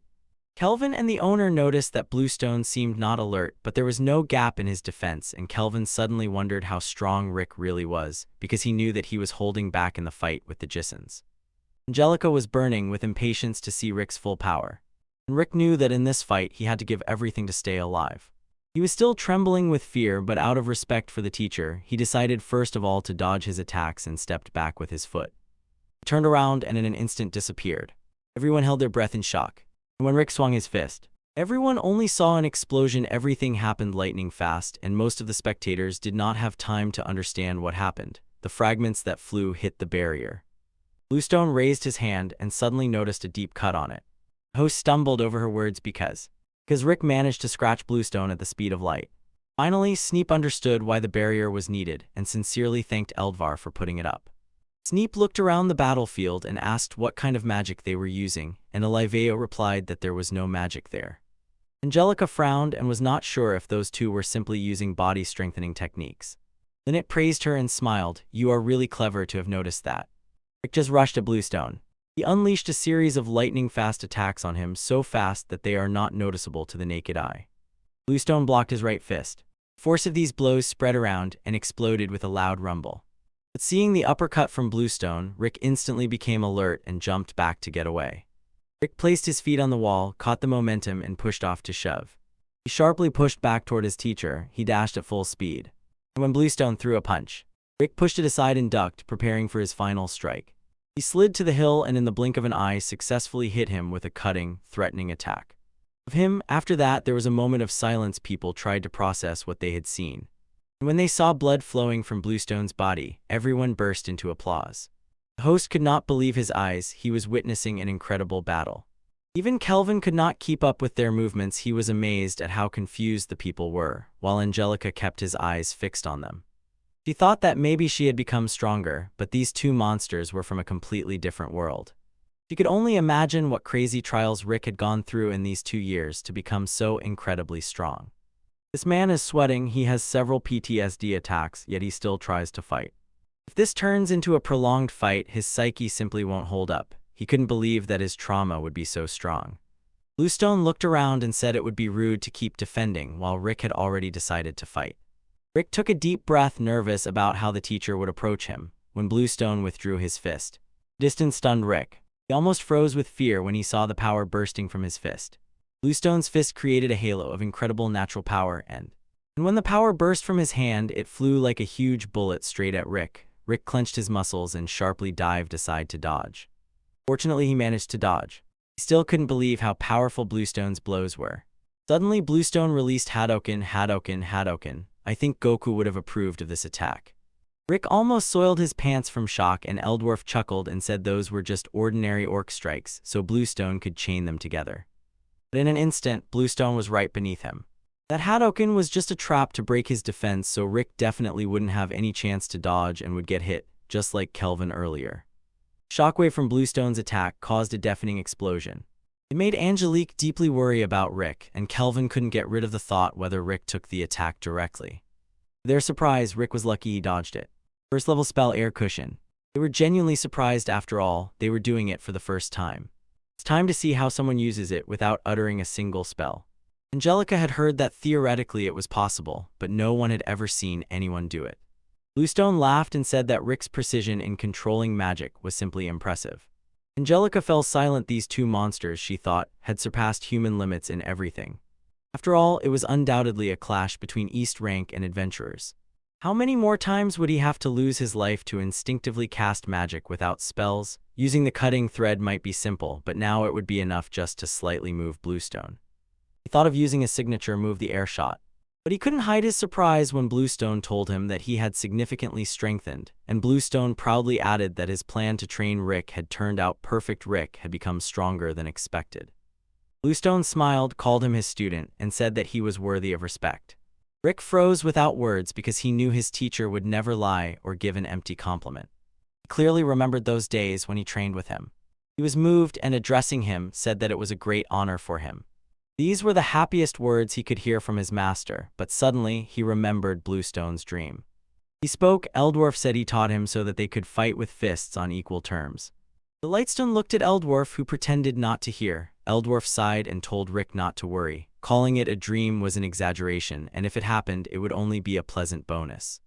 By the passion in Bluestone's eyes during training, he felt how serious it was for him, so he said he wanted to repay him. He took a deep breath and said that if he respected and fought with him, he would sincerely honor his teacher. Suddenly, Sick asked why he wanted to fight with fists on equal terms. Bluestone froze for a moment before. Suddenly, he realized that he had not told Rick why their guild was created at all. Stone's dream touched the very beginning founding of the guild Aura Column Fist. It was 46 years ago when he still lived in the orc tribes. Then male and female orcs lived separately. That's how he lived with his father and two older brothers. When Bluestone was about 5 years old, he realized he was different. He had gray skin which sharply contrasted with the natural green skin of an orc, and his mind was completely different too. He picked up the books that people dropped, learned the letters and the language, and he even picked up the habit of giving himself special names. After reading a novel, he decided to name himself after one of its characters, Bluestone. He mastered martial arts and absorbed magical knowledge from books, but first and foremost, he took up healing magic. Orcs usually get wounded in hand-to-hand fights. They have their own order too. Bluestone's father is the chief of their tribe. One day, his father got angry because all he did was read books. But in the end, he smashed him to pulp. He was only 10 years old, but Bluestone had already become the boss. He took from the books what he learned and made the life of their people better. He built houses and cooked food over fire. He taught them how to communicate without words. It came to the point that his people began to see him as a god. No one dared to contradict him, and no one dared to fight him with fists. Even father and brothers only worshipped him from afar and did not try to get closer. He only sat above and watched as they fought, settled everything with fists, and then laughed together. All he could do was look down from his place. At the top, he was so lonely. Having lived like this for 10 years, he decided to go out and gather material for a possible shift. But when he returned, it was already too late. No one was there, and his village was leveled to the ground. Shock gripped him, not because of what had happened itself. Because having lost his family and tribe, he felt no sadness. What struck him painfully was how lonely he was. After that, he set out on the road without any purpose, until one day he came across a village attacked by a monster. He stepped there and struck the monster with a single punch. He was just about to ask the people if they were all right, but they started running away from him in fear. The man suddenly jumped from a height and shouted to the person to go to a safer place. Bluestone immediately became wary when the human adventurer lunged at him. The man noticed the impressive precision in his fighting and, amazed, asked if he was the one who saved the villagers because he had never before met such a clever orc. The man beamed with happiness and asked if he could talk. Bluestone said yes, and this excited him even more. He invited him to talk over drinks. By the river, they sat and warmed themselves, and Bluestone told the traveler his story and confessed that he was looking for allies whom he could call his equals. The man suggested, "Try to realize your dream." Bluestone was confused. The man told him that he was one of those who fought alongside the hero Yamato 200 years ago and is now called the Legendary Five. Bluestone asked if his dream was to defeat Kaiser Arasaka, and the man quietly nodded. Bluestone had read that book and could not believe that the story of Hiro Yamato was true. Before him stood one of the heroes of that tale, and he was stunned that the orc knew about this book. So he told him to chase his wild dreams, that way strong people would gather who could challenge him. Since then, Bluestone became an adventurer and they founded the Orcatalum Fist, and as that man said, strong people were drawn and joined his guild. Each had their own strength, so he could not offer them a fist fight. At that moment, an idea for a training plan came to his mind, but the members rejected it, saying that no one would endure such exhausting training. So to let it go, he convinced himself it was a minor dream, but the world turned out to be mysterious and he was returned. Glowstone laughed and apologized for making him listen to his confusing, long story. Nick closed his eyes and thought that he should not think about using his special move, because it was the teacher who showed him the way, and he was able to rush in pursuit of his dream. He remembered the day when he asked why orcs pull out their thumb, and Bluestone explained, "It is a sign they will not defend or block, but put all their will only into strikes." Rick raised his hand and showed him the quarter gesture, thumbs up. Bluestone was suddenly confused. He quietly chuckled, and a gentle smile flashed on his face. He bumped fists with a half-raised thumb, a real Chad fist bump in male communication. What a beauty this story about Bluestone is. If this did not even slightly make you cry, then you have a problem, and my tears are different.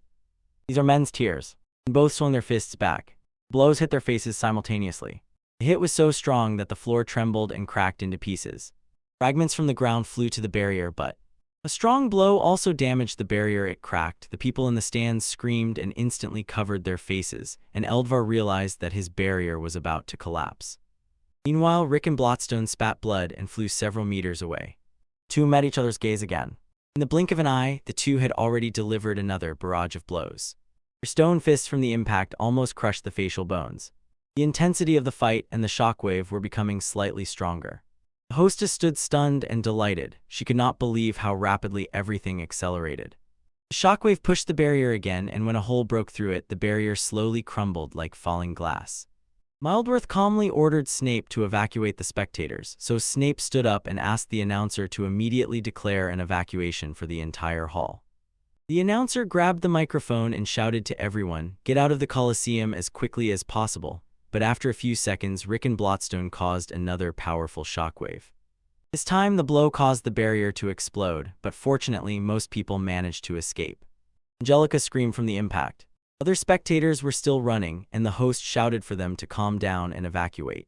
The owner called Kelvin and asked why he was not moving. He looked down and told them that he would like to. Look how desperately he is fighting for himself. Angelica groaned and felt as if she had become lighter, and in an instant, a powerful force grabbed her. Lynette heard her scream and immediately rushed, but was too far away. Fortunately, someone's hand grabbed her wrist. It was Snape. He sharply pulled her to the floor.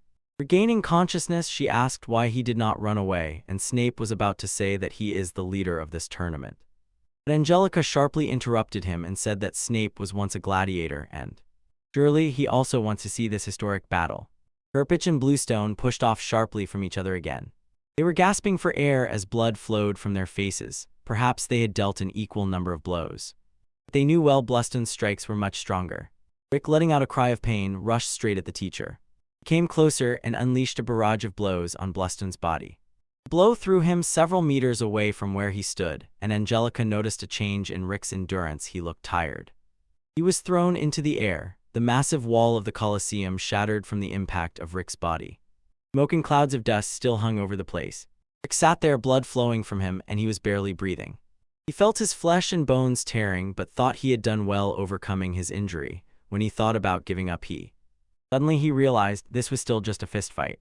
That was not enough to be called equal to Bluestone. He clenched his bloodied fist and decided to force himself to go further. Teachers smiled. They all knew Rick was not finished yet.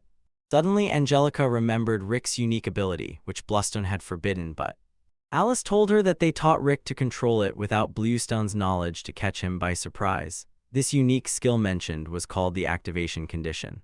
When Rick exceeded his limits and challenged an enemy stronger than himself, I am 80 sure that he has Saiyan blood, and suddenly a blinding lightning flashed in the sky.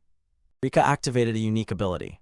Angelica asked whether that skill had worked by itself, and Eldwarf replied that Noit was not triggered by mana or his endurance, but only by the strength of his will. The year has already turned into a Super Saiyan. Goku would definitely be proud. Meanwhile, Bluestone froze in place, his eyes open wide in shock. The friend could not hold back laughter upon seeing his funny reaction. Angelica was proud of Rick because besides intense training with Bluestone, he was also attending special classes. Bluestone took off his rosary beads, and it said that this is a thing that enhances the effect of healing magic. Though it turns out Bluestone simply decided that Rick does not need treatment. When he threw the beads, the floor where they fell instantly crushed. It was so heavy that the floor cracked, and Kelvin became even more fascinated now he could see their full power with his own eyes. The air froze and they only heard Rick's special skill. He quickly hit him in the face with his fist. Bluestone spat blood. But it hit down there. Bluestone also dealt a deadly blow to the abdomen. He began coughing up blood. Blow after blow, the battlefield shattered into pieces. Their strength was equal, but the damage from Bluestone hit much harder. People in the stands knew this was no longer just a clash between a student and a teacher. Lightstone suddenly understood. He was too obsessed with the idea of fist fighting. He had people who relied on him, and they had endured a lot for this fight to happen. Stone suddenly realized he was not alone. Sensation made him smile with relief. And at that very second, Rick punched him. He flew backward. Each were bleeding, gasping for breath after a fierce clash. Making Angelica and Kelvin believe they were at their limit, the next blow was to decide who would become the tournament champion. Both screamed with all their might and lunged at each other. Their fists collided, and a powerful shockwave nearly tore the shattered floor from its place. Smoke and dust covered the battlefield, but to their surprise, they both were still standing. Rick chuckled and told his teacher that he was truly incredible. Even after all this, he still couldn't win. He began to stagger and fell flat on the floor, unconscious. The announcer above looked closer to see the situation and declared that Bluestone Ashwork was the champion of the 113th tournament. Stone chuckled and said that Rick helped him fulfill his dream and defeated him in this battle. He lost his balance and fell unconscious. This would have been enough to make an adult man cry. I have never seen such a magnificent and truly manly fight, and it was also pure and not too chaotic. Days dragged on languidly after the finals. Finally, Rick woke up after a deep sleep. When he got up, Lynette greeted him, and Rick groaned. His body still felt the consequences. Teachers and Angelica entered and greeted him with smiles on their faces. Eric wiped the sweat from his face and asked how everything ended when the dragon attacked, but they decided that his memories were completely confused. Melissa told him that Bluestone won, but Bluestone himself claimed that their duel was actually won by Rick for him. Rick was happy for Bluestone, but deep down he knew if he started magical attacks he would not win. His teacher stood up and called Alicet, Mizet, Lynette, and Rick. Rick promised to pay tribute and sincerely thanked them for making his dream come true. Rick was confused and asked what he meant, so Angelica explained that his teachers had taught him a special skill to surprise Bluestone. The old doc chuckled and said they had hidden it from him so as not to pressure him even more. Rick finally understood why they were so eager to train him without Bluestone. And on that very day, the belt awarding ceremony was to take place in the Eastern Arena. During the finals, the Coliseum was crushed to pieces. Nicholas's friend said it was a pity that he lost the bet on Rick, but Nicholas was sure Rick was a true pro. Because of those devastating finals, Nicholas got injured, but he was still happy he witnessed such an incredible match.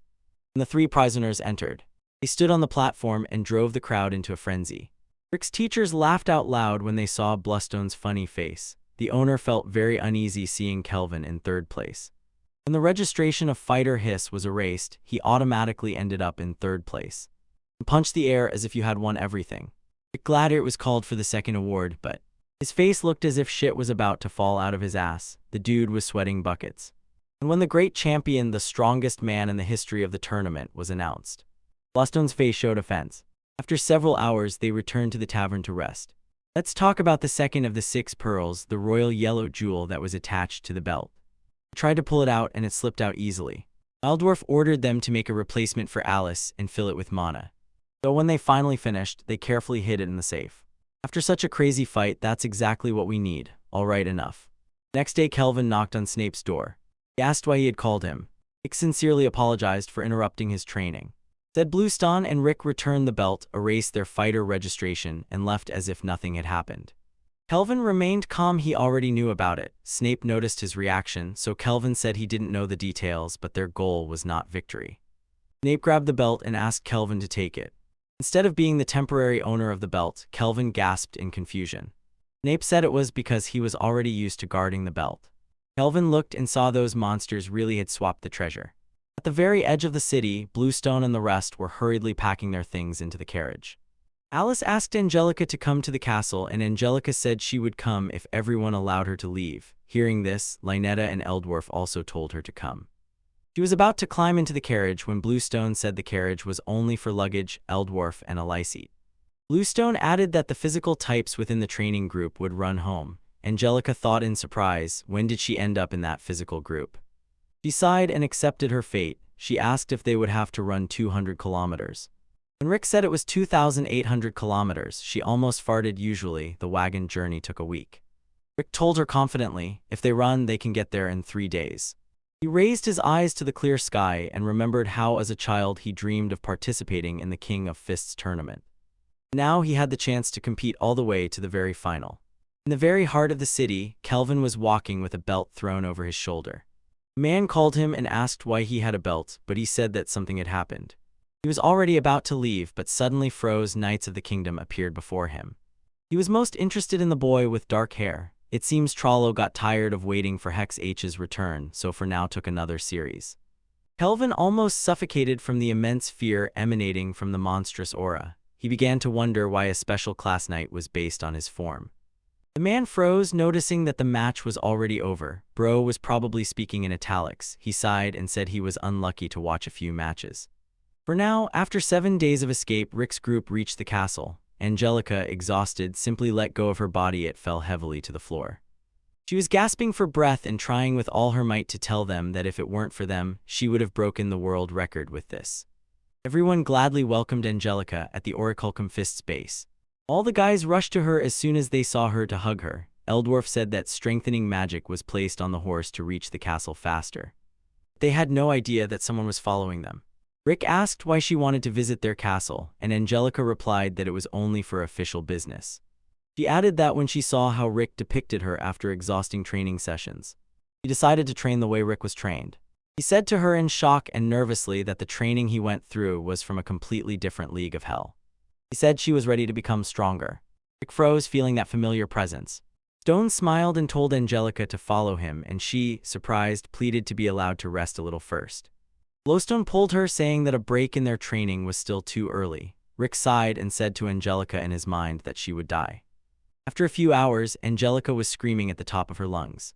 She was climbing out of the pit, weights on her limbs pulling her back, and gasping, she called out to Glowstone, "What kind of torture is this?" She exclaimed that she only wanted to learn to train on her own, but instead she was being tortured. The monster stubbornly tried to crawl out of the burrow. Glowstone calmly said that it would be a good exercise to balance all her muscles. Stone said that Rick managed to get out of that pit in a full 10 hours, but suddenly Angelica began to slip and lose her footing. Her heart was wildly pounding with fear when she saw the monster approaching. She screamed and started running faster, but lost her balance and slipped on the floor. Her head was spinning and she was screaming in terror. The noise died down and there was blood everywhere. After a few minutes, Angelica woke up. Rick asked how she was feeling. After all, it was his first time seeing someone brought back to life. Angelica grabbed her aching head and asked if she had fainted, but when Rick said she had just lost her life, she only whispered, "SH." Frozen, she looked at her body and saw that her clothes were torn. And it became clear that this was not a dream. And the color almost vanished from her body. She sat on the floor and stared into nowhere with a hollow gaze. Blaustone decided she was in shock, so he allowed her to rest a little. Angelica called Rick and apologized for blaming him out of fear of dying during the finals. Lynette told her that Rick had died and come back to life so many times it was impossible to count. Angelica sighed and told her that she was really bad at cheering people up. It instantly rushed to Alice and asked her to play and eat with it. Angelica abruptly stood up and asked where they were going. Lysette sharply pulled her and Lynette to the pool. After changing into swimsuits, they head to the edge of the pool. When Lysette jumped into the pool, Lynette reminded her not to overdo it. Angelica said it was all right, but the loss of her life shook her, and she doubted Rick's willpower. She felt within herself she was not weak, but Rick was simply extraordinary. Lynette nodded and said that they also could not comprehend Rick's willpower. Angelica looked at her and saw something on her side. She asked if it was a dragon tattoo. Lynette refused and said it was difficult to explain. Angelica apologized and suddenly Elicit called them to come over. They smiled and jumped into the pool, splashing and playing cheerfully, but suddenly Angelica felt her body start to go numb. Then Angelica felt her head slowly spinning, and she fainted. Lynette helped her and heard Lysetta whisper that she also felt sleepy. Lynette looked at the water in the pool and realized someone had drugged it to kidnap Angelica. She looked around and thought that this was not enough to get through. But as soon as she blinked, she fainted and everything went dark. As soon as Angelica regained consciousness, she gasped in shock. Chill ran through her and she asked if she had died again, and Lynette said she had fainted. She was confused when she noticed that 3 of them were tied up in a dark cave. Hearing their voices, a man entered the room, surprised that these 2 had woken up so early. The man sharply drew a knife and asked who they were. Angelica exhaled with disbelief. They were supposed to be the ones asking this question. The man apologized and said that he was the commander of the Black Curse. His name was Gunnaz. Lynette looked at him intently and said that that group was the largest criminal organization on the entire continent. Angelica said that the organization had 2,000 people who took on illegal orders from murders to kidnappings. Moon chuckled because he knew his group well.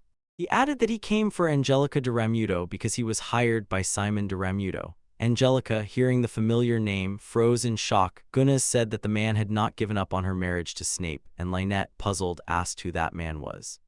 She was, but she fell silent when Angelica told her that he was her grandfather. Gunn says to Angelica, try not to fight back. But Alice heard everything. She asked if that man was bad, and Lynette replied yes. The rope that was binding them suddenly broke, leaving Duna surprised when Angelica gave the signal. Suddenly 3 attacked Gunnaz simultaneously, paralyzing him. He hung in the air. In the castle, Rick was anxiously looking around for the girls. He had already started to worry that something bad had happened to them. After a few minutes, 3 of them came out of the gates. He asked where they were going, and they indifferently replied that they had kidnapped him and sent that man to the sky with the team's rocket. When Bluestone noticed them, he approached them and said to them. He told Angelica that they would start training again. Angelica begged for mercy this time, but Bluestone dragged her without flinching, and the training continued, and Angelica screamed and screamed until her life ended again. Bluestone revived her, and after a long day of training, Angelica, Lynetta, and Alice jumped into the jacuzzi together, and I did not expect at all that they would suddenly show me their breasts. It threw me off balance. After bathing, they all went outside and arranged a real feast. They watched fireworks end, had a midnight snack, and chatted. Before going to bed, these 3 were inseparable. Angelica packed her things and sincerely thanked everyone. Alice asked if she would return, and Angelica answered yes, but was confused when Bluestone gave her a few weights. Rick asked if she had recovered, but she awkwardly giggled and said that she should lose hope there. There she grabbed her things and said goodbye to everyone. She set off back to her hometown. In the city, she was with huge balls attached to her hands and feet, as if still in training. Meanwhile, the members of Orichalka gathered in the room for a meeting.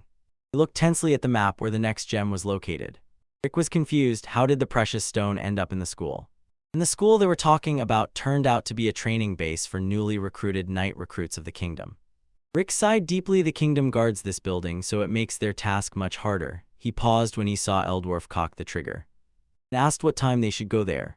There his teacher marched forward in unison, and Rick, stunned, asked if they were going to start a war. Bluestone looked at him and said they just don't want to lose. Lynette asked if there was any way to get there without using force. Rick thought for a moment.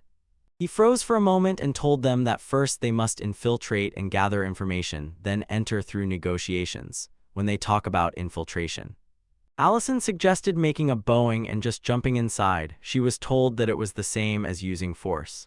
Lynette suggested getting into the School of Knights as a student. They have no idea how to become students there.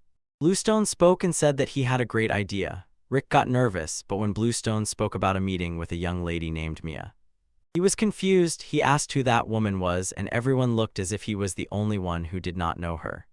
Marchioness Mia Elaziat Restora. Her parents died when she was still a child, and she became a feudal lady on their lands. Nia opened the curtain and looked at the clear sky. Someone said it was such a peaceful day. She called her butler and asked for a cup of black tea. Meanwhile, near her estate appeared Orch Alchem Fist, and Rick looked at Eldwarf, saying that seeing him come out for this was a rarity. They heard a commotion near the gates where the guards told the merchant to leave if he did not have an invitation to enter. Rick asked Bluestone how they could get inside without an invitation, but he replied not to worry. While the guard pushed the man away, Bluestone apologized and asked if they could open the gate for them. When the guard looked at him, a chill ran down his spine. He realized that the Kulaki Orichalcamu had come. People were bustling and running in panic at the mansion. Mia shuddered when she heard her butler going mad. He told her to hide immediately in the inner bedroom. He locked the door and said that Orichalchem Fist was already heading towards her. Mia's eyes widened with horror. Cold sweat appeared on her forehead. Her body went numb. The cup fell from her hands. She could not believe they had returned, and the butler was holding the door with his last strength and told the lady to run while he delayed them. The man met her gaze and said he had sworn to her parents to protect her even at the cost of his own life. But in an instant, when Bluestone opened the door, he was thrown into the air. Poor Sebastian, I mean the butler. The butler flew several meters away. He fell to the floor. Mia cried when she saw her butler. Glowstone sincerely apologized. He did not want to scare them and regretted breaking the lock, and Rick immediately asked if they were all okay. Mia still could not utter a word. He looked up and awkwardly greeted in response. He introduced Rick as a newcomer and told her that when they arrived here 6 months ago, he was not yet a pro. Mia looked at Rick and greeted him. She felt that he radiated a completely different aura than the others. Rick asked the teacher how they met, and Bluestone smiled. Our relationship is give and take. He added that when enemies attacked the Restora territory, they called the guild for help and promised to repay. They would support it with their actions. I was taken aside and asked what they wanted this time. Bluestone firmly told her, prepare a 5 slot to enter the Academy of Eastern Knights. Bluestone added that it should be easy for her. Mia laughed awkwardly and replied sarcastically, yeah. 3 men sincerely thanked her and said goodbye. The butler quickly ran up to her lady and asked if she was all right. Mia sighed and said that she might know those people are good, but she always gets nervous and is afraid to anger them. They are too strong. After a week of anxious waiting, the first guild oracle Kuma was shaken by a letter. It said that only 1 spot remained. Lynette was expecting this. Taking 5 slots at once would have been difficult. Guild members gathered for a meeting. Rick reviewed the book. It said that the average age of recruits is about 18, so Lynette and Eldorf might pass because they look young. Lynette told them that the academy mostly recruits men. Eldorf said that those knights consider half-elves a magnet that attracts bad attention. Rick decided that Bluestone and Alice definitely do not fit their age, and appearance excluded them. He thought he would stand out if he joined the academy, but Bluestone said there was a different age limit there, and Rick asked what exactly it was. When Bluestone said it was 32. Rick smiled and said that choosing someone else instead of him could cause chaos, and Eldorf quietly chuckled and said that his inconspicuousness would keep him in the dark. Bluestone told everyone that the rest had to find another way to sneak into the academy. After several days of preparation, Rick was walking through the city in uniform. The old student looked as if he had been expelled from various schools. Compared to how he tried not to attract attention in the Colosseum back then, now he would have to restrain himself even more strictly. He froze as soon as he noticed the sign. Finally, he reached the academy for the training of recruit knights of the kingdom. It is here that they will find the 3rd gem, the one that will indicate where the dungeon is hidden. Or could one find Kaiser Arisapi II? Rick entered inside. He looked around, searching for his room. He stopped in front of room 402. When he entered, he glanced around and he noticed that it was a room for 4 people. No one was there, and he wondered in surprise where the others were. As soon as the door creaked, he noticed a frightened cat. There it was. Rick noticed that it looked very nervous. He went outside, so at first he greeted him as an adult, but the man screamed in fear. He began to apologize and said he would do whatever he was told. His reaction stunned Rick. So he said to him, calm down. The man stood up and apologized, admitting that he was shy and a bit of a coward, and Rick just nodded. It was too obvious. Rick introduced himself. The man responded, giving his name, Henry Forst Fidefia. Rick shook his hand and said he wouldn't stay there long, so he would remain under their care. Henry put the bag on the floor and said he would just quietly read a book. He told him to let him know if he was bothering him. Rob was terribly shy. Rick's eyes widened when he noticed the book he was holding. Rick asked if he also liked the legends about the hero Yamato. Henry seemed shocked and suddenly answered yes. Rick pulled a book from his back and, smiling, showed it to him, implying he liked it too. He sat opposite and asked what his favorite scene was. Henry replied that there were many good scenes. Rick agreed he also found it hard to choose, and added that when Yamato refused to give up and decided to face the demon lord alone, his team came to their senses and rushed to help him. Rick always cried in that scene, so Henry said that those who don't cry over it shouldn't talk about Lehia. Rick asked what his favorite phrase from La Jala was, and they both answered, give up, I don't know the meaning of that word.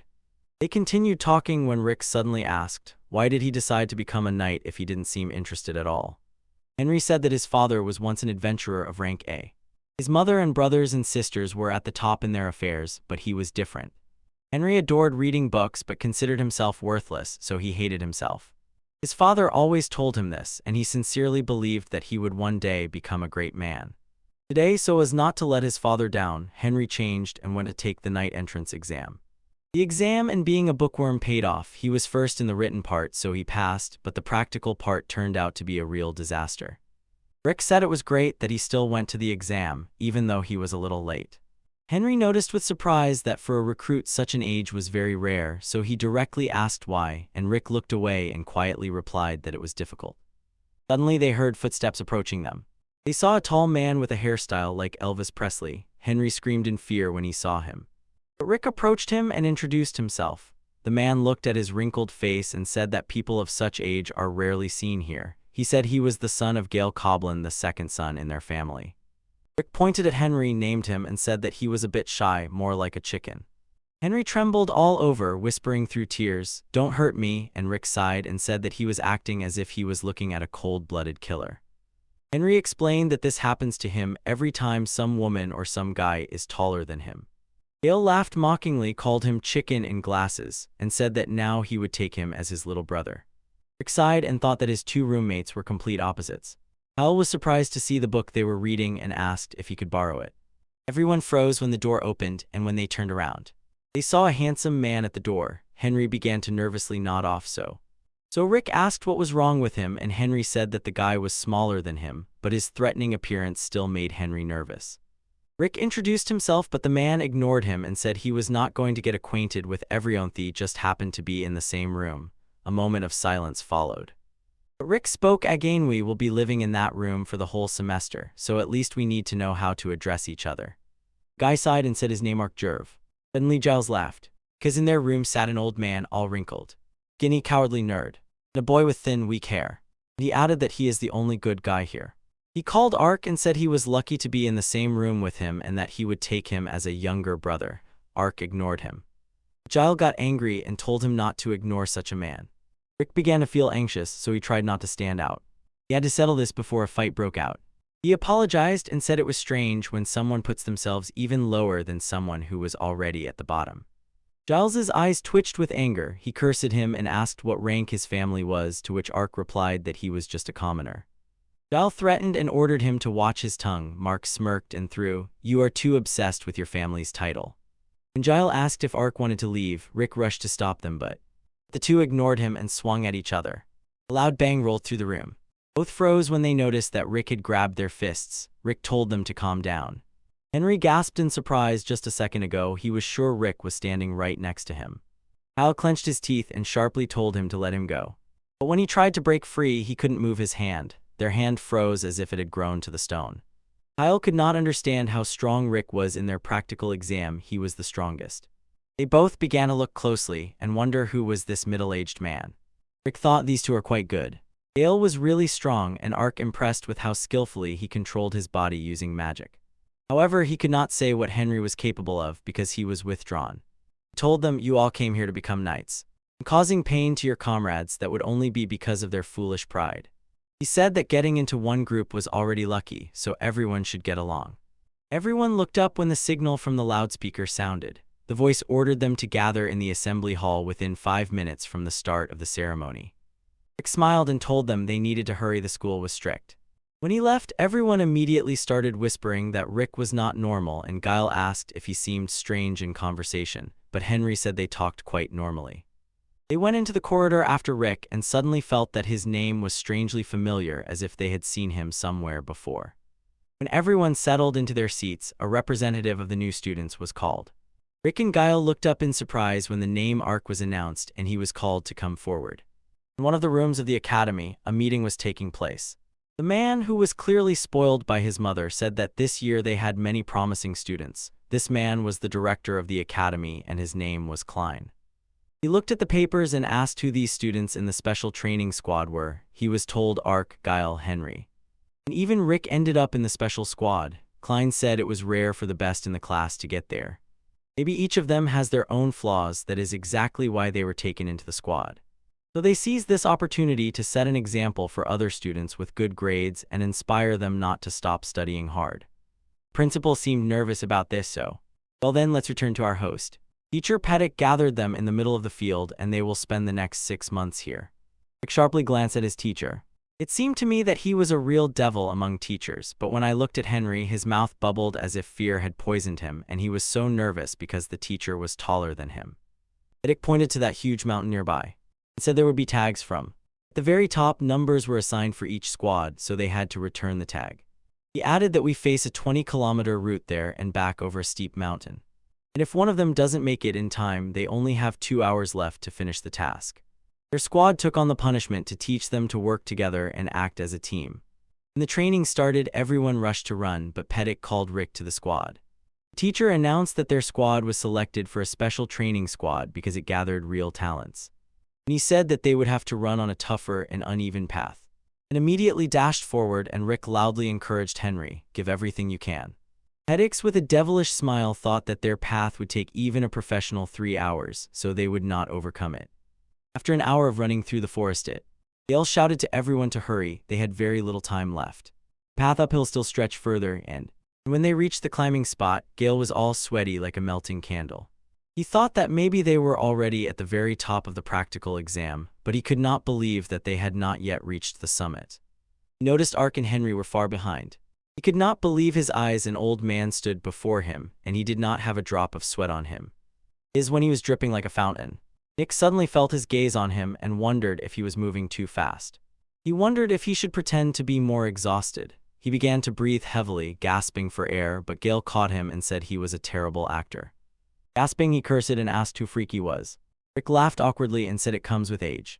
As Isle said, for a man at 30, it was a completely different dimension. Rick thought that 20 kilometers was an easy walk for everyone, but now he looked suspicious. Meanwhile, Henry was so exhausted he couldn't even speak. He couldn't take it anymore and lost consciousness. 3 heard him fall, and Gale was stunned by Rick's incredible speed of movement. Rick tried to wake him up, and fortunately Henry woke up. He cried and said this was the end of his path to knighthood. Giles froze in surprise when he saw Ark move forward. He called him, but Ark said he would go to the summit and return to school. Giles couldn't believe he would leave his comrade. But Ark said that they were already at the limit of their strength, so if they stopped because of this, they wouldn't make it in time. Gale snorted mockingly, seeing Ark sliding down the cliff. He also said he couldn't go further, and both understood in such a state, climbing this cliff was impossible. Rick lifted Henry and put him on his back. Kyle asked what he planned, and Rick seriously replied that the instructor said, "Cooperation and teamwork are important." Kyle was about to say that with Henry on his back he would never reach the top, but Rick interrupted him and told him to leave it to his senior. Ark and Gale remained silent. Rick ordered them to climb on him too. They both couldn't believe his words, but after a few minutes, the instructor was already nervous. He glanced at the clock and saw that the special unit had only 10 minutes left. He began thinking about what other hellish training to arrange for them. When he heard someone shout, "Unit 402 has arrived." Rick proudly praised Gale and Ark. They ran the last 5 kilometers themselves.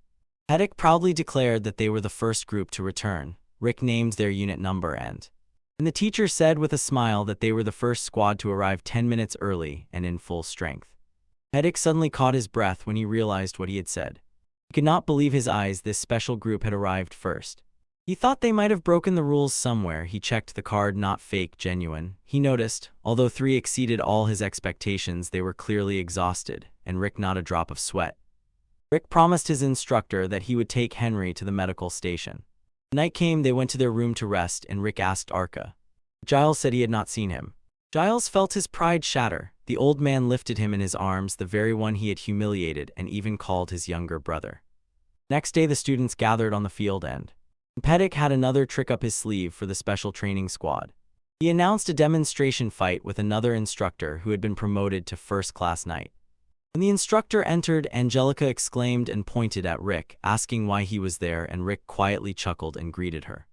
PTSD had already taken root in her. She thought she would finally be able to show off her acquired skills and teach a few newcomers, but she had no idea that death was so close and each time brought a new trauma. Angelica trembled when Peddick asked if she knew his student. She cleared her throat and said he was just an acquaintance.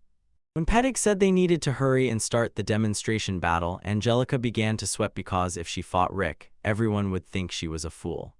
Laughing lightly, they said that their second day of training might be a bit too early for strength exercises.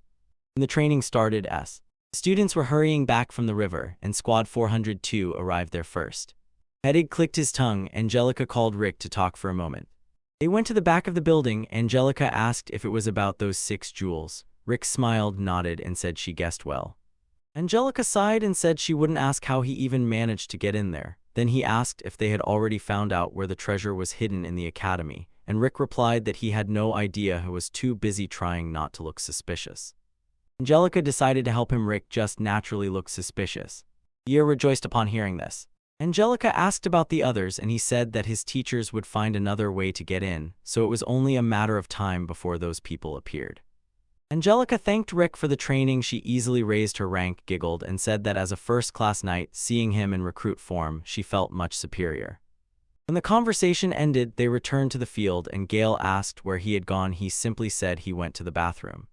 Suddenly Ark shouted, "First-class knight Duramudo." He introduced himself formally, said he admired her and dreamed of becoming a knight like her. He came closer and added that he respected her for being a first-class knight at her age. Arch smiled when Angelica said he had an insightful gaze and great potential. Rick was surprised to see Arch with such a smile. That evening, Rick slammed the door and enthusiastically said that they all needed to take a bath. Suddenly, he noticed that Ark had disappeared. Gale and Henry apologized, their bodies still hurt. In the director's office, two were playing chess.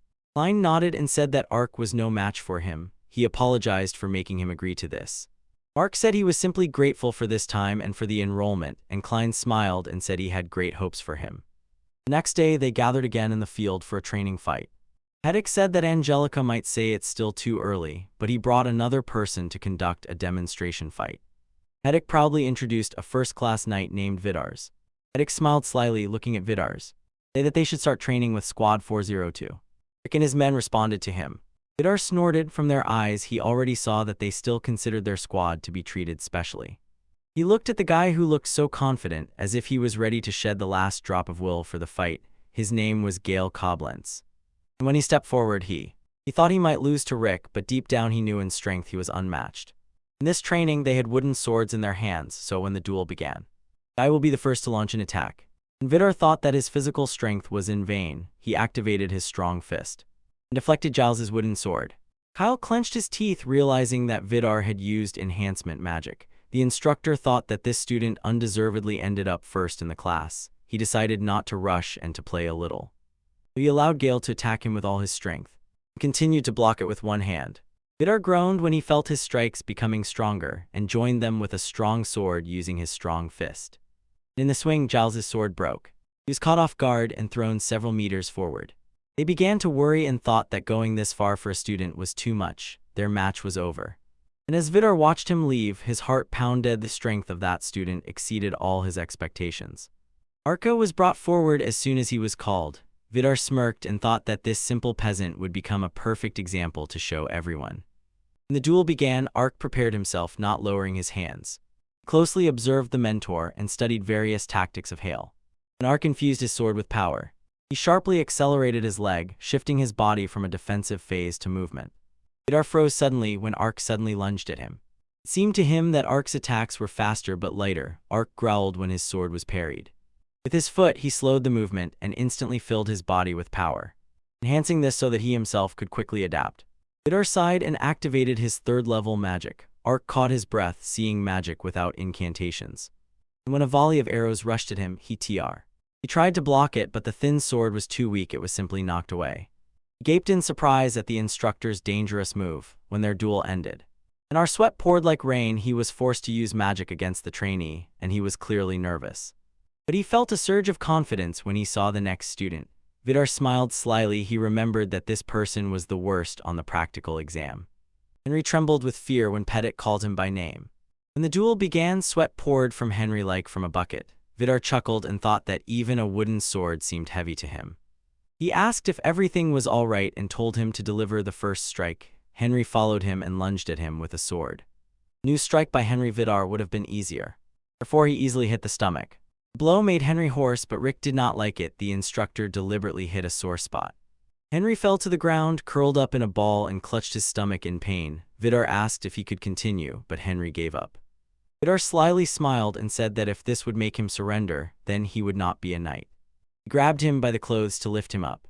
Vidar struck him again with a sharp attack. Henry howled in pain until Vidar stopped hitting him, and Gale thought in shock that something had been wrong since the very first day of their group training sessions. He felt a clear malice in the instructor, as if he derived pleasure from tormenting his students. He clenched his teeth. Although he was their leader, he could not help the smoker with 4 eyes in any way. Henry was thrown to the floor. He was bleeding and begged the instructor to stop it. Vidar stepped on his stomach, making him cough up blood. He shouted for him not to be so soft, but beside his head he laughed happily because his greed was satisfied. Vidar told him, "If you don't get up, I will attack again." Guile and Ark called him and shouted for him to get out of the way. But Rick took the blow himself when he swung the sword. Vidar was surprised to see him there, and Rick said that Henry was already on the edge, so it was time to train him instead, time to give him the proper thrashing he deserved. Vidar sneered, seeing that brave, stubborn student. They told Rick that he had to toughen Henry up harshly so that he would become a first-class knight like him. Rick called Giles to take Henry to the infirmary. He got up and said that what he was doing could hardly be called training. Drake had already survived thousands of trials much harsher than this, but he could endure it because his teachers watched over him. This monkey was a real monster. Rick turned around, glared, and said that if he wants a tough training session, let him train himself. Vidar snorted and said he would arrange a very special demonstration battle for this old student. The class went into the locked gym, and everyone watched from the doorway. The real weapons lay on the floor, and Vidar told Rick that he could freely take any for their fight. At first he giggled and said killing the opponent is forbidden, but he could still end up with serious injuries. The gathered students entered inside, and Vidar thought this was the perfect opportunity to show everyone Rick's disgrace. After running, Gale finally arrived and asked Ark if the battle had started. Meanwhile, Angelica was walking outside and noticed that teacher Pedig had not called him to training. Suddenly she heard students placing their bets on instructor Vidar's and the trainee. She went inside and asked Ark what was happening. He was confused as soon as he saw her, so stammering, he greeted her solemnly. Angelica told him to just call her Angelica.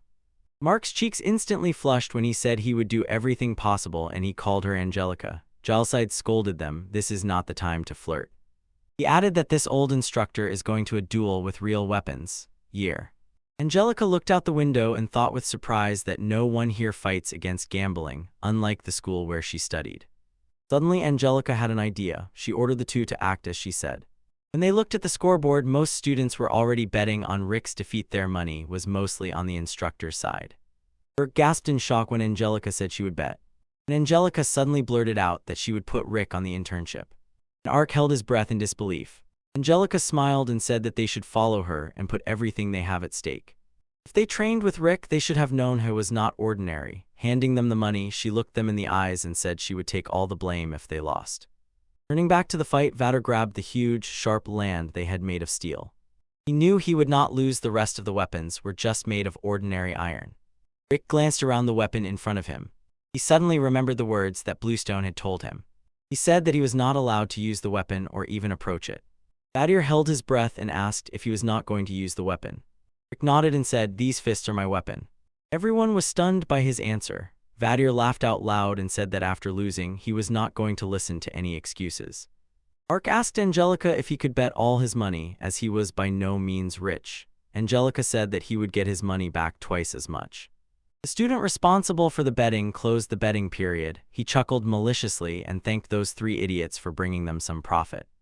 As soon as the simulated fight began, Vidar's people instantly rushed forward. And the students were shocked by the speed of his movement. But even at such speed, it was too slow for Rick. He easily dodged it. Vidar looked back and suddenly changed the direction of his body movement. He turned his body with such speed. The students felt calm. They were confident that by betting on the teacher, they would definitely make a profit. They laughed at the three idiots who bet on the intern, and Pedig chuckled and thanked the excitement for making everything even more interesting. The enemy invaders charged the attack again. In an instant, several sharp slashes flashed around Rick. Deer laughed when he managed to cut Rick's clothes. He called Rick a hopeless beginner and told him to know his place. The deer rushed back and forth and mockingly laughed at him for believing that at his age he could still become a knight. He added that his futile dream would be in vain. Just like that boy with glasses. Rick is silent and lets the dog bark.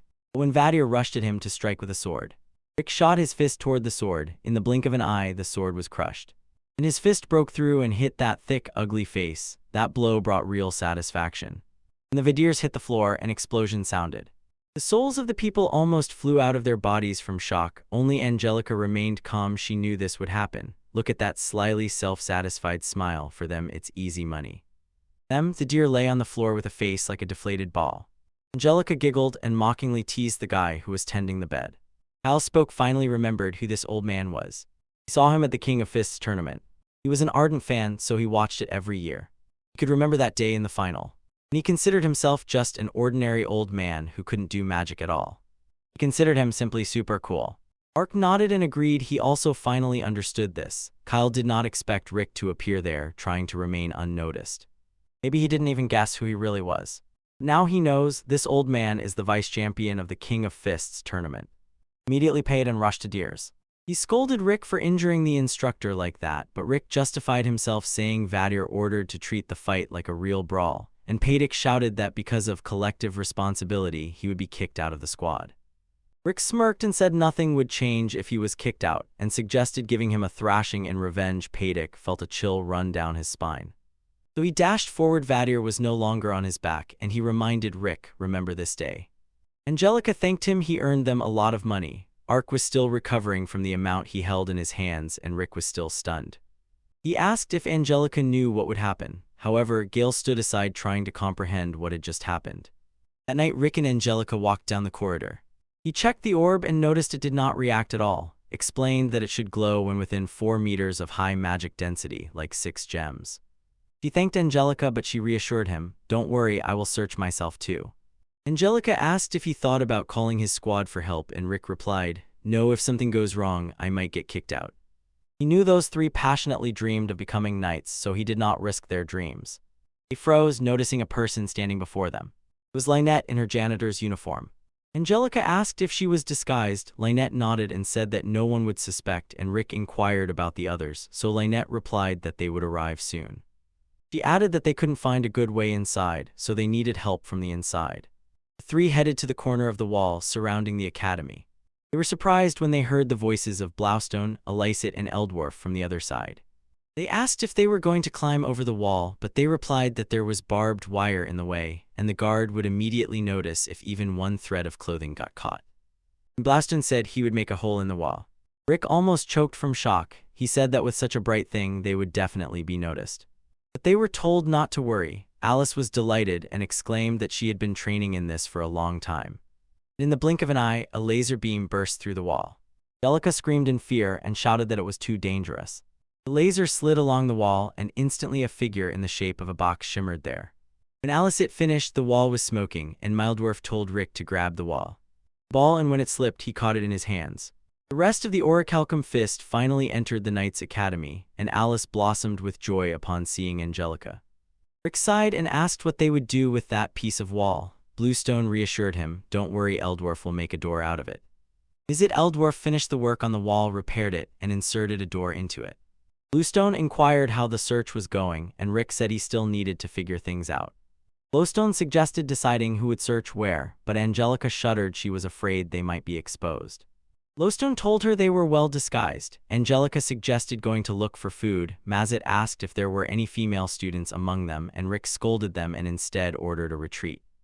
In one of the buildings, they gathered for a meeting, and the council inquired about Squad 402 after the incident with Vidar, which caused him to recover for 5 months.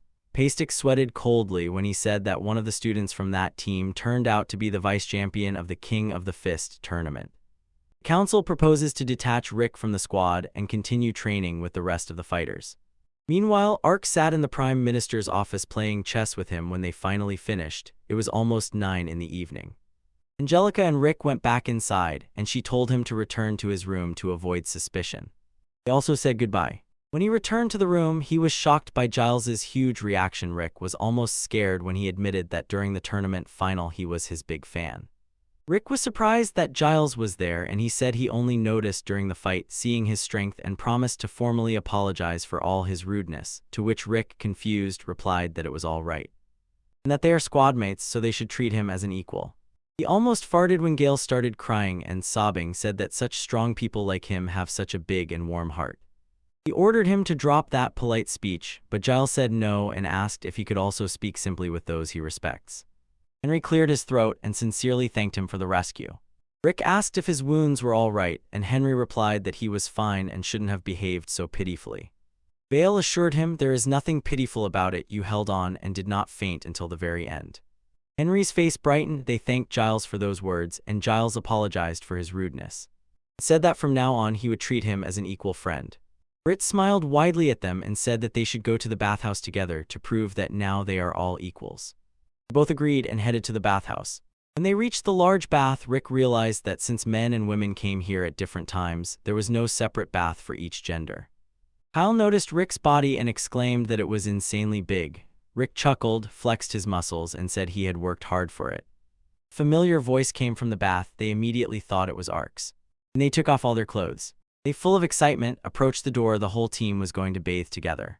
They opened the door and greeted Ark, but instead they were met by two pairs of breasts. Inside were Ark and Angelica naked, and everyone froze when they realized that Ark was actually a woman. "Dude, we just got outed again. Hope it doesn't stop. Just kidding." Within a few minutes, Angelica was already threatening Rick to gouge out his eye so he wouldn't make the same mistake again, while Ark stayed inside hiding. When the tension subsided, everyone returned to the room to discuss what had happened. It happened. Ark's side apologized for hiding it. Kyle was still trying to process everything and asked if Angelica knew about it. She said she understood at first glance, even if she hid her breasts. Rick and Giles dropped their jaws. They said they absolutely could not talk about it. Ark managed to speak with Angelica after she met her team.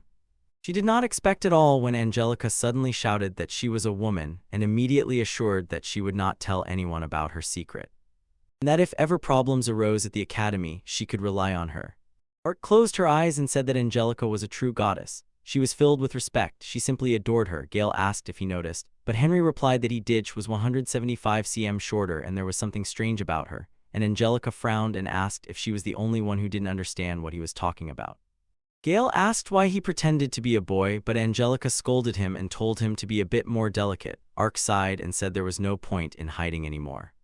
She confessed her real name is Alma Gervais, and Ark is the name of her younger brother. Most of the students there are from noble families, and she, as already said, is from an ordinary, simple family. 4 of them lived modestly but happily.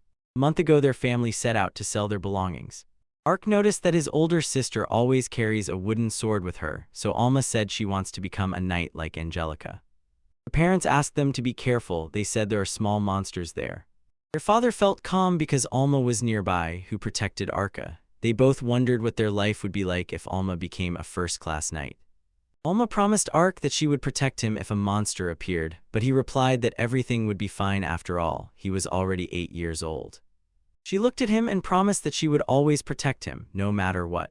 Ark sighed and said that he would allow her to do so only until he was 10 years old, but Alma stroked his head and replied that it would be until he became taller than her. Alma's soul almost left his body when he heard a terrifying scream behind him. Her parents were bleeding and lying under a giant stone scorpion, which only a first-class knight could tame. Dad shouted and ordered her to take Ark to a safe place because for now she could not cope with this huge monster, and Alma exclaimed that she could not leave them like that. But Father shouted and told her that everything would be fine with them. At that very moment, a hole pierced through his chest. Alma trembled with fear as she called her father. Ark suddenly rushed to their mother to save her, but he did not even notice the scorpion's tail. Alma instantly rushed to him. He sharply pulled him aside to dodge the sharp tail and F. Lying on the ground, she asked her brother if he was okay. He was horrified to see a deep wound on his arm. Her eyes widened when she noticed the wound. There was poison on it. She was distracted as soon as she heard her mother's call. She was in tears and sadness was hidden behind those smiles when she told Alma to protect her brother. At that very moment, flesh and blood of her mother fell upon them. At that moment, Alma was suffering in deep agony and trying to process what had happened. Her body went numb when she saw the scorpion crawling towards them. She tightly hugged her brother, allowing the monster to grab them. But in a gust of wind, 2 strong men appeared and cut off the monster's arm. Her eyes widened when she realized they were knights. The man who was with them asked if everything was all right. Within a few minutes, they were taken to the hospital. The director approached her and they apologized painfully for not being able to save their parents. Alma asked about her brother, and the director assured her that his life was not in danger. The scorpion's poison could not be removed in any way. He handed over the bill for the treatment, and Alma froze in shock when she saw how expensive it was. He added that they could only extend Arka's life by 7 months, and this stunned her. The director could not abandon them. He was already too involved, so he asked if she wanted to become a knight, and Alma nodded and curiously asked, why? He said that he was the director of the Knights Academy. She was offered to take first place in their school upon graduation to become an officer who would receive state assistance covering all her family's medical expenses. He added that she would finish her studies in 6 months, and this would give him time to manage to pay for Ark's treatment. Alma fell silent, pondering the offer. The director smiled awkwardly and said he would like to help her with the treatment payment, but it was too much for him. Alma looked at him and agreed to accept his offer. She added that she would do everything if only it would help save her little brother. So she went to the academy pretending to be a man. The recruitment for women was much later. There was no other choice, but she froze and fell silent when she heard sobbing. Angelica and Gale cried their last tears, listening to the story about her life. Henry and Guile introduced themselves and said to her, "If you ever need someone, rely on us." Alma was confused, but both of them reassured her, "Don't worry, we are on the same team." Alma froze without words and finally burst into tears. Her heart melted from the realization that her friends loved her the kind of love she lacked from her parents. Rick suddenly spoke and said that they should pay attention to this. They had already noticed how strangely their squad behaved compared to others. He added that if this continued, it would be very hard for Alma. He smiled and announced that he would train all three of them. Rick said that the entrance exam would be in 6 months, but they should focus on the intermediate 1 and 3, because he was sure the instructor would do everything to weed them out as much as possible. He exclaimed that they needed to train so hard that those instructors would blush with shame, and his squad smiled and agreed. Al was beaming with excitement and said he wanted to go through the same training as Rick. He replied that there was no need to rush to death when you are still so young, and Angelica added that the exam itself wouldn't be a problem if his spirit was broken. Kyle asked in shock if his training had really been that hard, but Rick said that this needed to be discussed right now. He looked at his squad and with determination in his voice, told them about the 4 great foundations they would focus on during training. Kyle froze in shock when he heard that Rick would train their bodies in magic and conduct their written exam. He said that many spheres were not his specialty, so he asked them to follow him. They went to the yard behind the school to tell them his secret, because Ark had already revealed hers. He apologized and admitted he came to the academy to look for something, not to become a knight. 3 chuckled they already knew that, and Guile added that he was asking about a jewel from La Jala, and Angelica sighed deeply because Rick really couldn't stay unnoticed. She and Rick moved the bush aside and doors appeared in the wall. Guile was delighted, but Rick asked not to tell anyone because they would have to work with other people outside the school. Ark thought that ordinary people could not handle this castle. It belonged only to this door, and only Rick and his teachers could open it. Upon leaving, they encountered an oracle in the forest who had arrived first. They greeted everyone. Rick introduced the teachers who trained him. He added that he had already spoken with them about their circumstances and told them not to hold back during training. At that moment, Rick resembled someone introducing his friends to death itself. Rick asked how the treatment of Ark's younger brother was going, and Bluestone grimly explained that the poison of the stone scorpion was very insidious. If healing magic was not applied immediately after infection, its effectiveness sharply decreases. A month had passed since he was poisoned, so even if he was revived after death, the poison would still remain. They were surprised when they heard a loud knock. Henry fell like a log upon seeing Bluestone and exclaimed that he was 230 centimeters tall. Angelica could not blame him. This orc looked like he was from a horror movie. Kyle froze with admiration before Bluestone because he knew that he was the winner of the Fist Kings tournament. Angelica nodded and said that Rick, Lynette, and Bluestone were also her teachers, so Ark looked at Rick and apologized for her rudeness. They headed to an open field nearby. It was wide, and at night, if they used it, no one would find them. Before starting training, they had to decide who would teach whom. When Alice and Mizet had to teach Gale, Mizet sighed and said he wanted to teach Ark. Maybe about his love, just kidding. Henry was sent to work with Rick in Bluestone. Rick had to make sure Henry did not die. Essentially, he was watching over his teacher. So Ark was assigned to work with Lynetta and Angelica. Kirk reminded his teachers to do everything to avoid casualties and not to train these 3 beyond their limits. They are not as slow at the start as he is.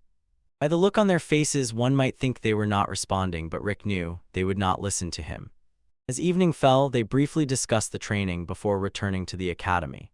The next day, their squad was returning to the room after daily training, and they again noticed how strict they were with their squad. Rick wondered why he was getting light training in the squad, while others thought it was because of Vidar, how he destroyed him with one blow. Rick reminded them to eat a little and rest before training. Gale was insanely charged, but they had no idea that later they would cry their eyes out. After the lights went out, Angelica approached the secret doors to check them. She still heard noises from the open field, sighed, and went through the forest. And when she saw them, they were being chased, dragged, and cut as if it were pure hell. Angelica screamed, calling for a gathering, and asked what they were doing. Allison explained that she was just throwing dirty balls filled with magic. He was just running and cheating, just like he did with her. And Lynette said it was just ordinary sparring, but none of their words could justify that cruelty. Everything looked like they were torturing 3. Angelica huffed with rage and said she thought if Rick were nearby, everything would be fine, but then she remembered that he was crazy too, so she would have to keep an eye on Gale and Henry while training Ark. She put her hand on her waist and scolded them for making the students endure this crazy training. Meanwhile, while they were being scolded, the three almost fainted from pain and exhaustion, but Gale somehow looked like a zombie and Busen bit him. The low stone suddenly reminded Angelica that it could heal them, and then they could go further. Suddenly Ark spoke. She said she would continue training for the sake of her brother. Giles snorted and declared that he would not allow himself to be left behind while Ark becomes stronger, so Henry nodded in agreement. The three looked at them and begged Angelica to allow them to continue training. She froze in surprise, but Rick and Bluestone smiled, proud of their bravery. Ark warned her that she would do it at her own risk, so Angelica allowed them but forbade the trainers from killing their students. When the training resumed, Bluestone first took up physical conditioning to survive during it. Within a few minutes, the students scattered to their mentors, and Eldorf showed them how to strengthen the body. He showed how to precisely execute every movement of her muscles. Lecdo essentially arranged a mukbang to recharge his mana and satisfy Lecd's desire. After the rest, Angelica showed how to combine her specialty with swordsmanship. For Rick, they ran endlessly. Next day, the three fell asleep right in class. After lessons, they started training again when the lights went out. The net filled with ready food so they could enjoy, but the next day they studied. Their squad was bustling with several tasks at once, all to become better. They worked side by side for one goal. At least during training, they managed to survive. Another day came time for the mountain run. Rick had to cover 20 km and the rest of the squad had to do 30 km. Heddick was confused seeing Rick rushing back to the field and only 15 minutes had passed since the start. He asked Rick if he could leave his squad behind.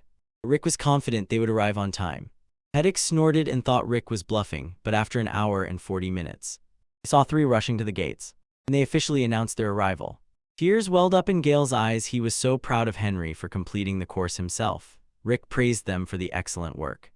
Heddick was simply stunned with amazement, not believing how they could finish that absurd course. At night during their usual training, Rick noticed Henry. He was sitting on the floor and not taking his eyes off the two who were running. Henry chuckled lightly and admitted that he barely kept up with them. He was told that everything would be fine if he wanted to rest before the midterm exam. Henry frowned and turned away. Rick asked if he was worried about passing, and Henry nodded and admitted that he was also afraid of parting with Gale and Ark. Henry was sure these two would definitely pass. Henry was constantly bullied, and until that moment he had never had friends. These two were the first to treat him like a true friend. He sighed deeply and whispered that he was afraid of failing and losing them because of it. He remembered that sparring when he was the only one who could do nothing at all. Henry thought he would retreat if matched with someone bigger than him. And Rick assured him that everything would be fine, and Henry said that he didn't care. But Rick sharply interrupted him and said that if he really didn't want to part with his friends, he could make it his source of strength.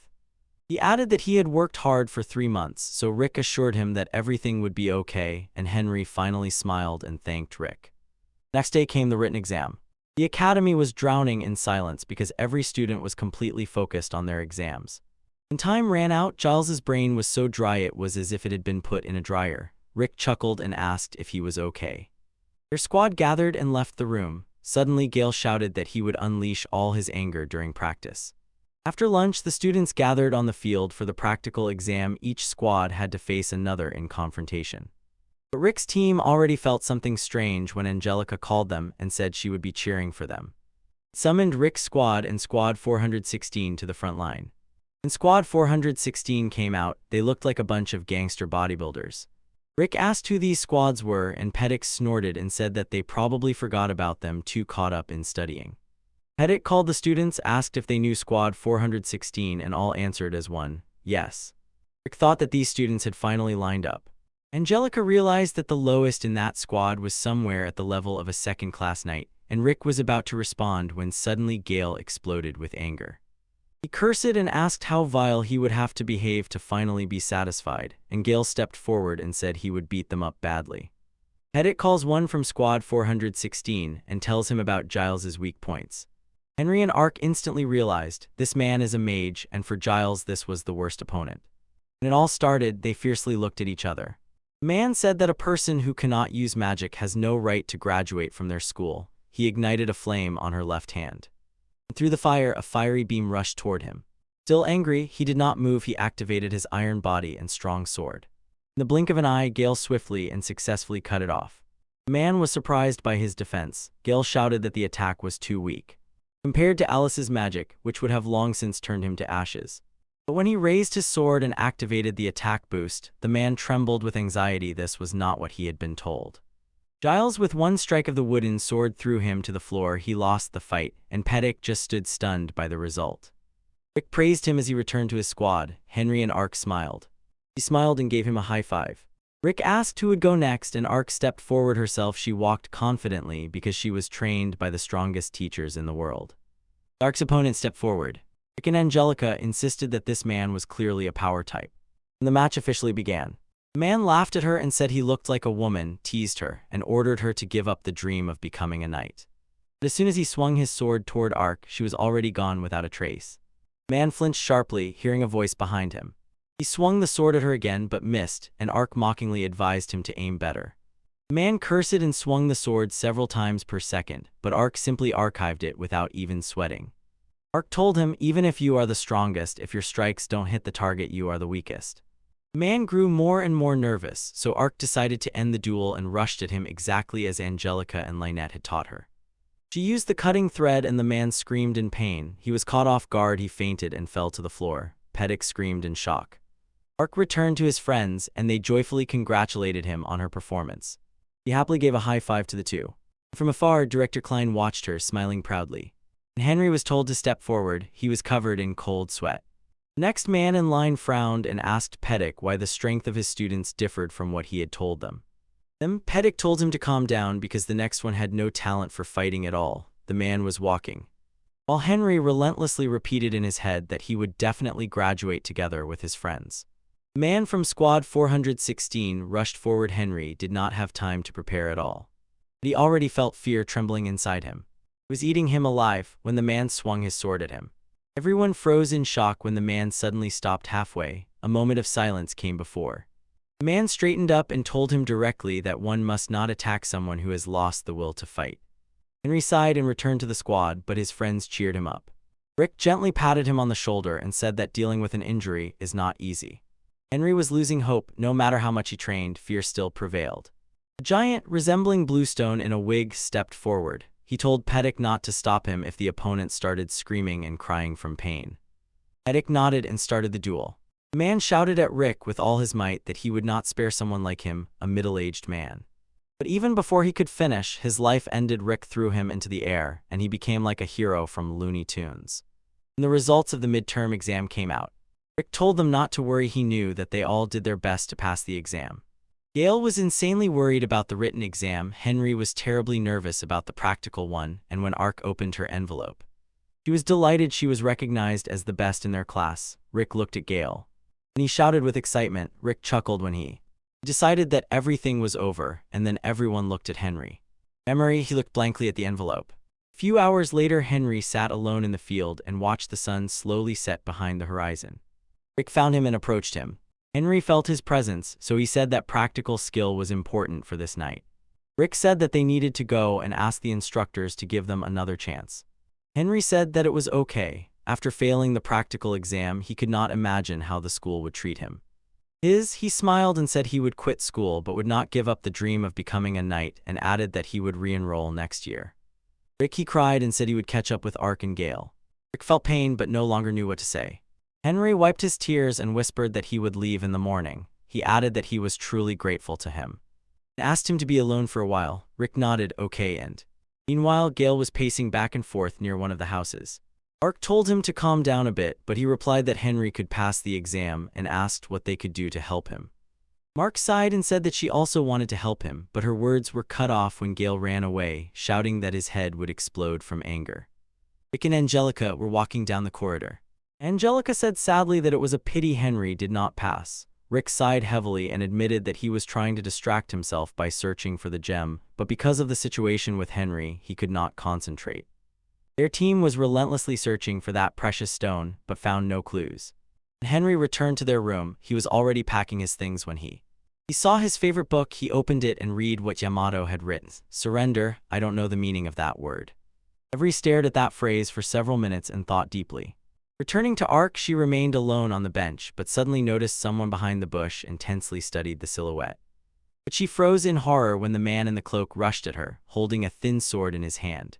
The Ark ducked to dodge him and led, and hit him in the stomach. The man grunted and flew back several meters. Henry flinched at the dull thud. He heard Ark asking someone who he was. Darkness froze in surprise as 5 more people appeared from it. She was even more surprised to see a familiar face. The director greeted her and praised her skills. Men surrounding Klein came even closer, and she felt uneasy. He gave her a creepy smile and apologized for doing it earlier than he had planned. Ark was confused and asked what he meant. He wondered if he had deceived her and the instructors. So Klein said that this academy was just a cover for his plans. The instructors were incapacitated at that moment, so Klein could do whatever he wanted without obstacles. The director looked at his men and ordered them to seize her, but so as not to cause serious injuries. 4 men simultaneously attacked her. She grabbed the sword she found and defended herself desperately, but there were more of them than she could oppose. By their skill, she realized they were knights. She gasped when Gale appeared as if out of nowhere and punched the man who grabbed her by the arm. The man fell to the floor and sharply asked Ark who these people were. He froze in shock when he saw the director. Ark told him that she still hadn't quite understood what was happening. Out of nowhere, a voice cast a first-level spell, and the man in the cloak was struck by an electric shock. Arkangel glanced that way and saw Henry. Kyle patted him on the back for leaving the room. In an instant, the director was already in front of Ark. His speed caught them by surprise. Gale instantly lunged and aimed the sword to cut him. Suddenly, something incomprehensible happened. The sword slipped off the director. Kyle grunted when he felt a sharp, heavy pain in his stomach flying in the air. He couldn't even utter another sound. Henry was pelted with stones. He fell to the ground as soon as he saw Gale. With a crash, he fell, and Gale fainted on the floor. Ark watched them and couldn't believe how someone as old as him could have so much strength. Her eyes widened when she felt a prickling in her back. Because of this, she fainted, and one of Klein's men caught her and carried her on his shoulders. She froze when Henry called them. He pleaded with them to release Ark. The director quietly chuckled and told him to stop and not follow them. He could even start talking in response. He felt his head begin to grow heavy. Finally, Henry fainted. His body fell to the floor and Klein left with his men and Ark. After a few minutes, Rick arrived and froze in shock upon seeing their condition. He sighed with relief when Henry woke up, then asked if he was okay. Henry immediately got up and asked where Ark was. Rick replied that she was nowhere to be found. So Henry admitted that he had no idea why the director had kidnapped her. He glanced at Gale, and Rick told him that Bluestone had healed him from severe wounds. Henry stood up and resolutely said he was leaving. Rick was confused and asked where he would go. He replied that he would save Ark. Rick firmly said that their opponents were so strong they could defeat all 3 of them. Henry stopped and said that maybe he was right. He was still terribly scared. But he added that it was no reason to abandon a friend. He smiled and said that maybe he wouldn't be able to summon the courage for himself. He could overcome his fear if it concerned those who were dear to him. Henry smiled, pleased by Rick's words, but said that his body honestly said he was scared because his legs were trembling. He sighed deeply and called himself pathetic. He failed school and couldn't save his friend. Rick told him that being afraid is normal because in his place he would be afraid too. He squeezed his shoulder and said that their friends are not the kind to give up. Henry's jaw dropped. The Orichalcum Fist approached them and said that they would help him. My God, just look at the clock. It's time to go beat someone up. When they went out to the field, Bluestone told them that he noticed Henry's talent for magic. He looked at Rick and said, "Teach me your tricks." Henry asked what it was, and Rick smiled and said he would teach him his foolproof move. After a few minutes, everything ended, and they headed to their camp outside the academy. Bluestone treated their wounds. Gale just slept like a baby. And suddenly he appeared and asked if they had finished the preparation. Both nodded.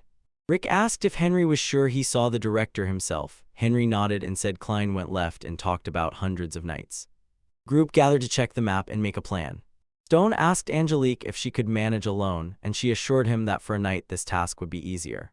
He was entrusted to send the familiar to Lady Mia. As soon as they finished, their team rushed forward to save Ark.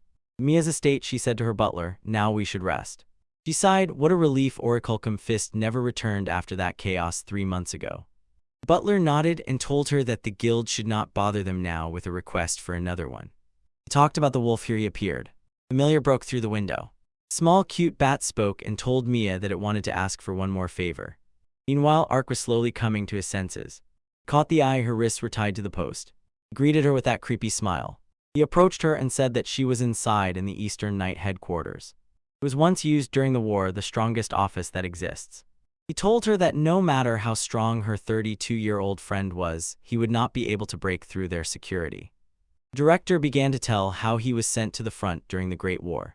He said that at the academy he used a fake name and gained so much weight that in the photos and history textbooks he was unrecognizable. Ark was confused when she heard that he ended up in a history book. So Klein suddenly confessed that he was a special knight of the Royal Order of Knighthood. Klein, Gareth, and Noble. Ark shuddered from shock, and Klein slightly laughed and said he was glad to see her again. She knew in the story there were only 13 knights to make it to that special class. Klein was known as an incredible warrior and a true leader of that great war. If you thought Riku would have a hard time defeating that scoundrel. Maine chuckled and ordered her to behave, to stop her pathetic attempts to end this without pain because it would only lower her value as a product, and Ark was stunned. Klein, simply as if nothing had happened, said that he traded people for money. He asked for a girl her age, one who had powerful magic and considerable combat skills. Ark glanced at him and said that this would expose him, but Klein replied that he had already done all the preparatory work. He framed the teachers, making them look as if they had been robbed, so the students' disappearance would not seem strange. Klein looked her straight in the eyes and said he would easily cover his dirt with the power he had gained. He told her to accept her fate as merchandise. Ark thought about her brother and she decided to agree with his plan only to save her brother, but was puzzled when Klein began to chuckle. He said that her younger brother was just a hostage and that after he sold her, he would destroy him. Her face turned pale when she realized how deep she was in trouble. People in the queue called her naive because she believed that everything that happened was just a coincidence. He gave a crooked smile and said that he had planned everything to force her to enter the academy, starting with that scorpion to poison her brother. She looked at him with distrust and asked about her parents. Klein raised both eyebrows, trying to remember who they were.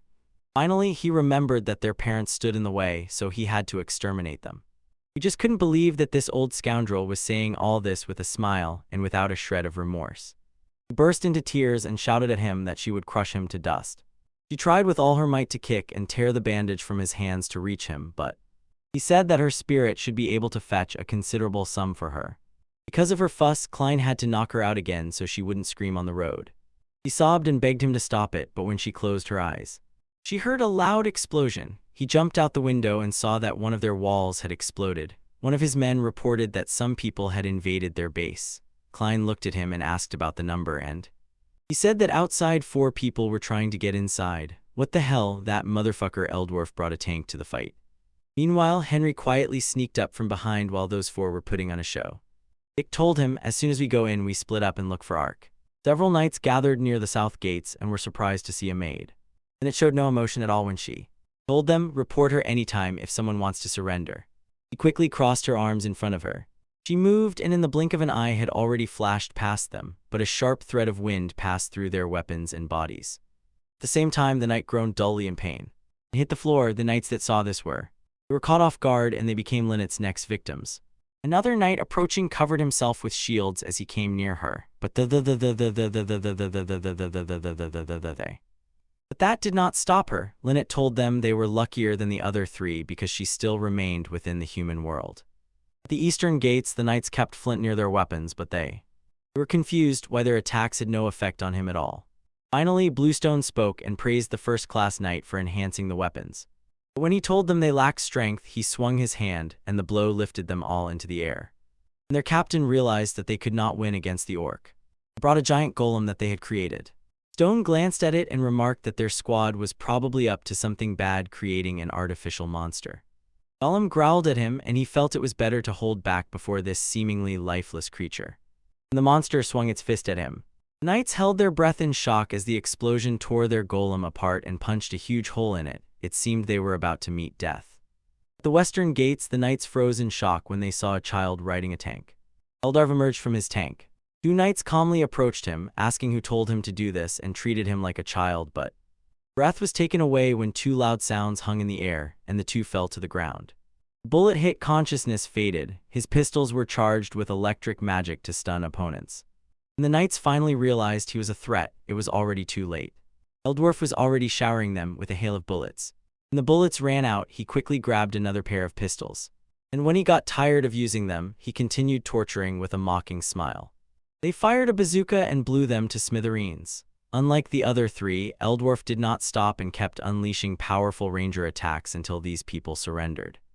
Meanwhile, Alice took the knights by surprise at the northern gates. She flew through the opening as if just playing, and said excitedly that she was ordered to use as much magic as she wanted until everyone died from bleeding. He chuckled and began to play with them. At that moment, we again witnessed a bloody massacre arranged by other types of magic. During those huge waves, one of the knights ordered the archers in the towers to open fire. But even before the arrow could hit Alice, she turned to ashes. Allison waved her fingers from left to right, and when the explosion thundered, she giggled and said that playing with them was really fun, and the way everyone except Alice belittled themselves was simply ridiculous. Klein looked intently at everyone in his room and felt, these people bring trouble, so he would have to move and settle everything elsewhere. He turned to her on plea. He gently placed his palm on her head to put her back to sleep. Ark's tears rolled down her cheeks as she accepted her fate. To their surprise, Henry entered to stop that scoundrel. Gaze fell on him and a sly smile appeared on his lips. Quiet night turned into a real nightmare for these unfortunate knights. They all moved out onto the field to defend their headquarters. Now Klein had to protect his goods. Henry was sweating and gasping for air. Klein anxiously told him to surrender so he wouldn't get hurt. He gave him a chance to leave. He didn't want to hurt one of his students. He added that he could still return to his bed in the dormitory and continue studying there. He hadn't even finished the sentence when Henry stomped his feet heavily, and the line twisted into a smile. He decided that Henry wouldn't listen, but suddenly Ark spoke and said she was glad he came to save him. He shouted to Henry, "Get out of here, this man cannot be defeated." Henry looked intently at Klein and said he knew it was Klein. Gareth the Wicked. Ark was shocked because she already knew about it. Henry immediately recognized it by Klein's hair color and body shape, facial features and innate abilities. The blind man smiled and pondered. Instead of surrendering, although he knew it, he still decided to challenge him. His grim smile sent a chill down the spine when Klein accepted his challenge. Henry was sweating nervously, but he dared to rush at him and activate first-level magic. Klein remained calm. Henry stumbled over something in an instant. He fell and his face hit the floor. Klein instantly kicked him in the face. He pushed him away and crashed into the wall. Ark called him anxiously. Henry was coughing and blood was flowing from him. Klein told him that no matter how hard he tried, he would never raise a hand against him, so Klein asked him once again to give it up and return to the academy. Ark shouted at Henry and told him to get out and save himself, climb like a knot, and listen to his friend surrender. Suddenly Henry said, "Surrender, I don't know the meaning of these words." Ark knew that familiar phrase, but this old freak got confused and called him a fool. Klein approached his wall. He took his sword to complete this trial. Henry grabbed his glasses and it suddenly turned out that Klein could control the force of friction at the contact points of two objects touching parallelly. Klein thought that if Henry understood this too late, it would be in vain. His thoughts were interrupted when Giles crashed through the window. He tried to hit the director with a kick, but of course he easily dodged. Giles slipped up to Henry, who couldn't believe he had climbed that high wall. He asked how he knew where they were.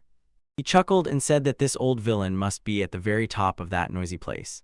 He froze when he saw that Ark was tied up, but Klein was already approaching. To save Ark, they had to defeat the director first. So Henry enthusiastically told Gale how Klein uses his combat skills. He added that Klein's ability might seem quite simple. He could completely nullify any physical attack. Klein could also increase friction so that his attack could not be avoided and hit them with full force, but this only worked within a radius of 7 meters. He chuckled and praised Henry for the impressive observation. He added that he would make them understand that they would have no chance against him. Every time the best plan against him was simple: attack with magic from beyond his effective range. Against a representative of a special class like him, he suddenly doubted his magical abilities. Suddenly an idea flashed and, a little closer to whisper it to him, Henry said that they might not be able to catch him by surprise. He decided to finish this before Aniki arrived. Niall activated his strong fist, while Henry began casting a spell. The familiar sound made Klein squint. Henry jumped onto Giles's palm. Suddenly something was thrown right above the director's head. Activated first order magic. The released air shot straight into his face. Fortunately, it caught Klein by surprise and pushed him back a little, and they both rejoiced. Their idea worked. What a cunning move to use a close-range spell as a long-range one. But even that power was not enough to leave even a scratch on him. Both began to get nervous, watching him raise his sword. Ahead, a steep ascent was already forming, its tip pointing at Henry, as if saying there was no more time for fooling around. Henry froze suddenly and knew this was unavoidable.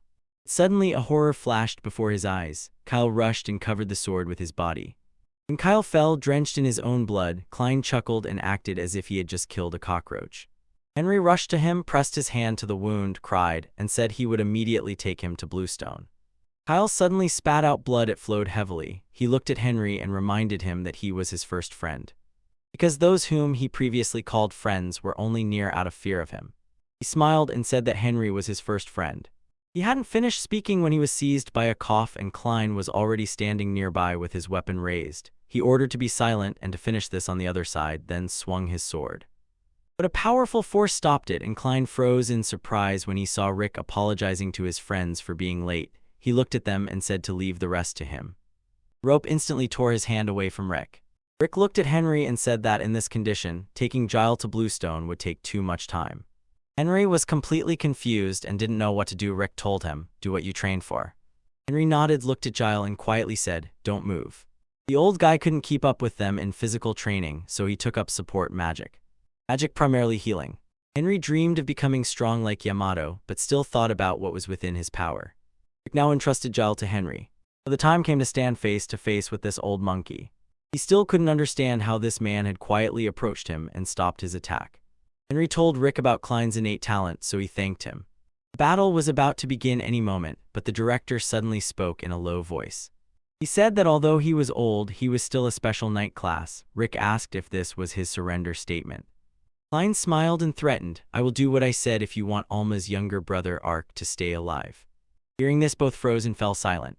So Klein showed them a magic stone that was supposed to signal his people in the hospital to destroy Ark. The hospital was over 30 kilometers away, so they couldn't get there now. He gritted his teeth and called him a dirty man, but Klein took it as a compliment because he was a human trafficker. Klein strictly ordered them to do nothing, not even treat Gil. Henry shuddered in shock, so Gale told him that everything was fine. The bleeding had already stopped. The sight of her friends suffering while she could do nothing tormented Alma. I shouted to Rick, "Do not move and do not use any techniques to avoid damage." Rick was given only one order, just get up again, while Klein was mocking him. Rick silently obeyed his orders. In the blink of an eye, a fist hit him in the stomach. Rick groaned in pain as he received that deadly blow. He flew back and fell to the floor with a dull thud. Alma knew even if Rick was strong, getting such a blow from a special class knight without protection would be fatal. When Rick reached his foot, Klein chuckled and praised him for surviving his attack, even though he was only rank B. Rick gasped for air, thinking that if this continued, everything could end badly. Klein attacked again and dealt him such a strong blow that it threw him off balance. The old man stepped on his head and pressed it down, saying he would enjoy this moment a little. He ordered Rick to stand up. It was not over yet. Rick obeyed and groaned from the kick. He slid across the floor, and Klein snatched the sword from him and said that Rick turned out to be stronger than expected. The director approached him and stabbed his sword into Rick's hand. He groaned in pain. And Henry said for Klein to do it to him instead. Annoyed by his bravery, Klein slapped him on the cheek. He told them that everyone who is not sold will not leave his room alive. He glanced at Gale and smiled. He said the boy was suffering and thought to spare him the pain. So he drew his sword and stood against the unconscious treachery. Alma still heard people fighting outside, so the four of them could not get there to help them. She shivered and thought that Gale might die because of her. She screamed with all the depth of her chest to stop him. At him, but suddenly a bat squeaked and, as if from nowhere, flew inside. Klein was distracted and thought in fascination, what kind of creature is this? This bat was Alice's magical helper, and through it Rick heard a familiar voice. Rick smiled with relief and said he was glad to hear Angelica's voice. Angelica apologized for making him wait in, and informed him that the baby was now safe and completely fine. Angelica smiled slyly and said to him, "Take my anger to the director." Klein froze silently. He thought Angelica had disappeared earlier to get to the hospital exactly at the moment he attacked the teachers. Rick rejoiced now he could face him without restraint. Klein chuckled and said not to get carried away. After all, he had lost his hostage. He even added that a person of rank B like him was no match for him. He aimed his sword and said that every knight has a secret killing technique, and he himself had maximized the sword's enhancement and reduced friction to 0. Before he could finish speaking, Rick had already punched him in the face. The poor villain didn't even have time to say the name of his move before receiving this ordinary blow. Finally, Alma was saved. As she thanked him for helping her, she was looking for Giles. Saw Henry once again start healing him with magic. Gale, Rick, and Ark sincerely thanked him and enthusiastically praised him for his hard work. Meanwhile, Klein lay on the floor without a single tooth. She asked if he was already dead, but Rick answered no, he restrained himself. She thought about killing him for the sake of mom and dad. But as a knightess, she decided to leave him alive. Suddenly, Henry called Rick and asked if he had used any magical attack on the director, and Rick replied that he just hit him, as usual. He suddenly fell silent, hearing Klein groan in pain. The director suddenly made eerie, strange sounds, and black liquid flowed from his eyes and body. Everyone gasped as that black thing transformed into a colossal monster. Henry glanced at him and instantly realized, before him was the Beast Lord from the Legends of Yamato. Rick froze in amazement, seeing a shining stone on the head, and immediately understood it was one of the 6 jewels. The guild never found the jewel. It turned out it had been inside the director all along. The Demon Lord let out a piercing scream that echoed throughout the entire district. The monster attacked them, so the 4 jumped down. Half of the building was blown to pieces. Rick and his friends were still alive and full of strength. He decided to order 3 to step back and unleash a full incantation attack against the demon. Rick told Henry not to take his eyes off his fully cast air shot. Henry watched closely as Rick began to recite the spell. The world of surrounding power and it was compressed into a smaller, more vital force. Henry froze in awe as he witnessed that mistake. The air instantly thickened around Rick's fist. Henry shouted for the 2 to retreat and take cover, and Rick swung his fist toward the Demon Lord. He released a powerful air shot that completely shattered the monster. The remains of the building were hit and they were crushed to pieces. An airstrike flew past. It completely knocked down the demon. They held their breath, seeing a shining stone in the sky. Rick deliberately avoided it, and the demon used the power of the stone to recover. With such mana, Rick would hardly be able to perform a fully sung attack again. Henry dared grab the sword and rushed at the demon. Rick tried to stop him, but he did not listen. Archangel followed Henry, and the 3 of them were unstoppable. Henry threw the sword to Ark and ordered them to do what they had trained for. Giles roared to raise their fighting spirit. Rick watched them from afar. Henry intensified his magic. Gale cast a strengthening spell while Ark swung the sword. Their skills were coordinated in some special training that Rick did not know about. Suddenly, Henry remembered what his father had told him, that he was proud of Henry and believed that one day he would become a great man. That day, he finally realized that those words were his father's true feelings. After everything he had to go through, Henry turned into a man capable of saving his friends. A man who became the best son. The 3 synchronously activated their skills and released the Trinity Saber straight into the monster's head. The face of the Demon Lord was split in half in an instant. The terrifying aura vanished into thin air. Rick froze without words. Their performance stunned him. They were only half his age, yet they had come so far, and it showed in their eyes. It was as if it was felt he could be jealous of them. From a neighboring village, the man in the carriage saw the state of the headquarters and understood. The request for reinforcements was no joke. The older man asked if they should go there, so the dark-haired man nodded and said he wanted to meet the one who fired into the air. Turning back to the ruined headquarters, Rick lifted that. He took the 3rd gem and guessed that it was the green ego. He wondered how it ended up in Klein's hand and was absorbed into his body. He thought that maybe someone from their own circle was pulling the strings. Giles and others came and asked him what he thought about their secret coordinated special move. Rick smiled and said it was impressive. Henry approached him and asked, "Did you find what you were looking for?" When Rick said yes. Henry was overcome with sadness when he realized that Rick was leaving the academy. Rick smiled bitterly and said he still had many things to do.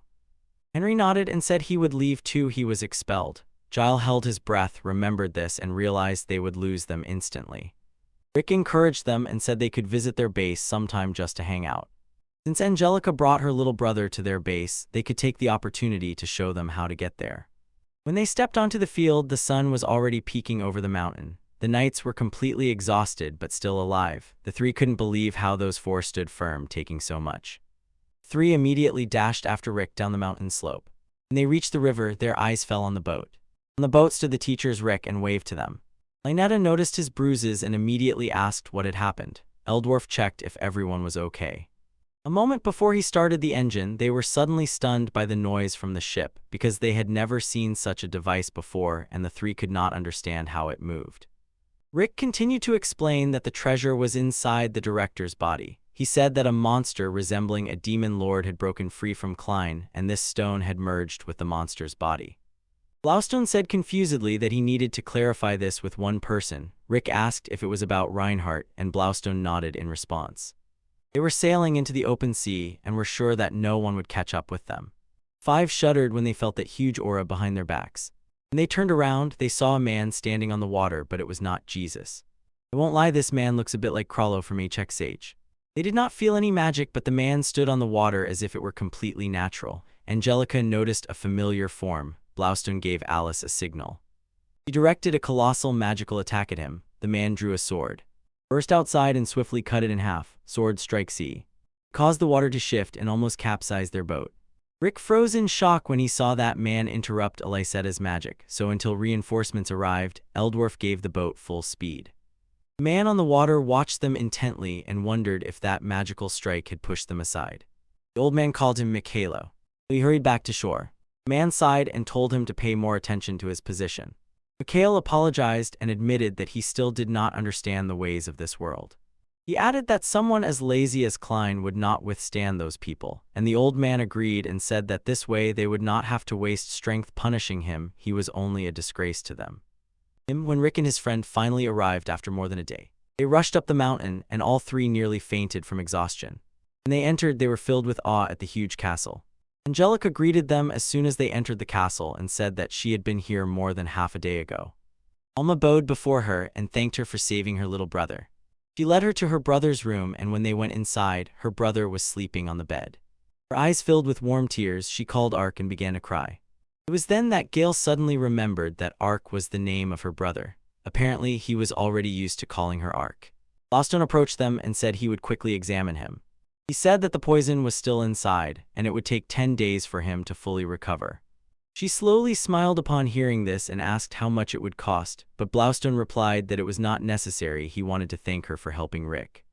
She burst into tears and felt sincere gratitude towards them. She said that she would definitely repay them someday. Blaustein said that it was not necessary.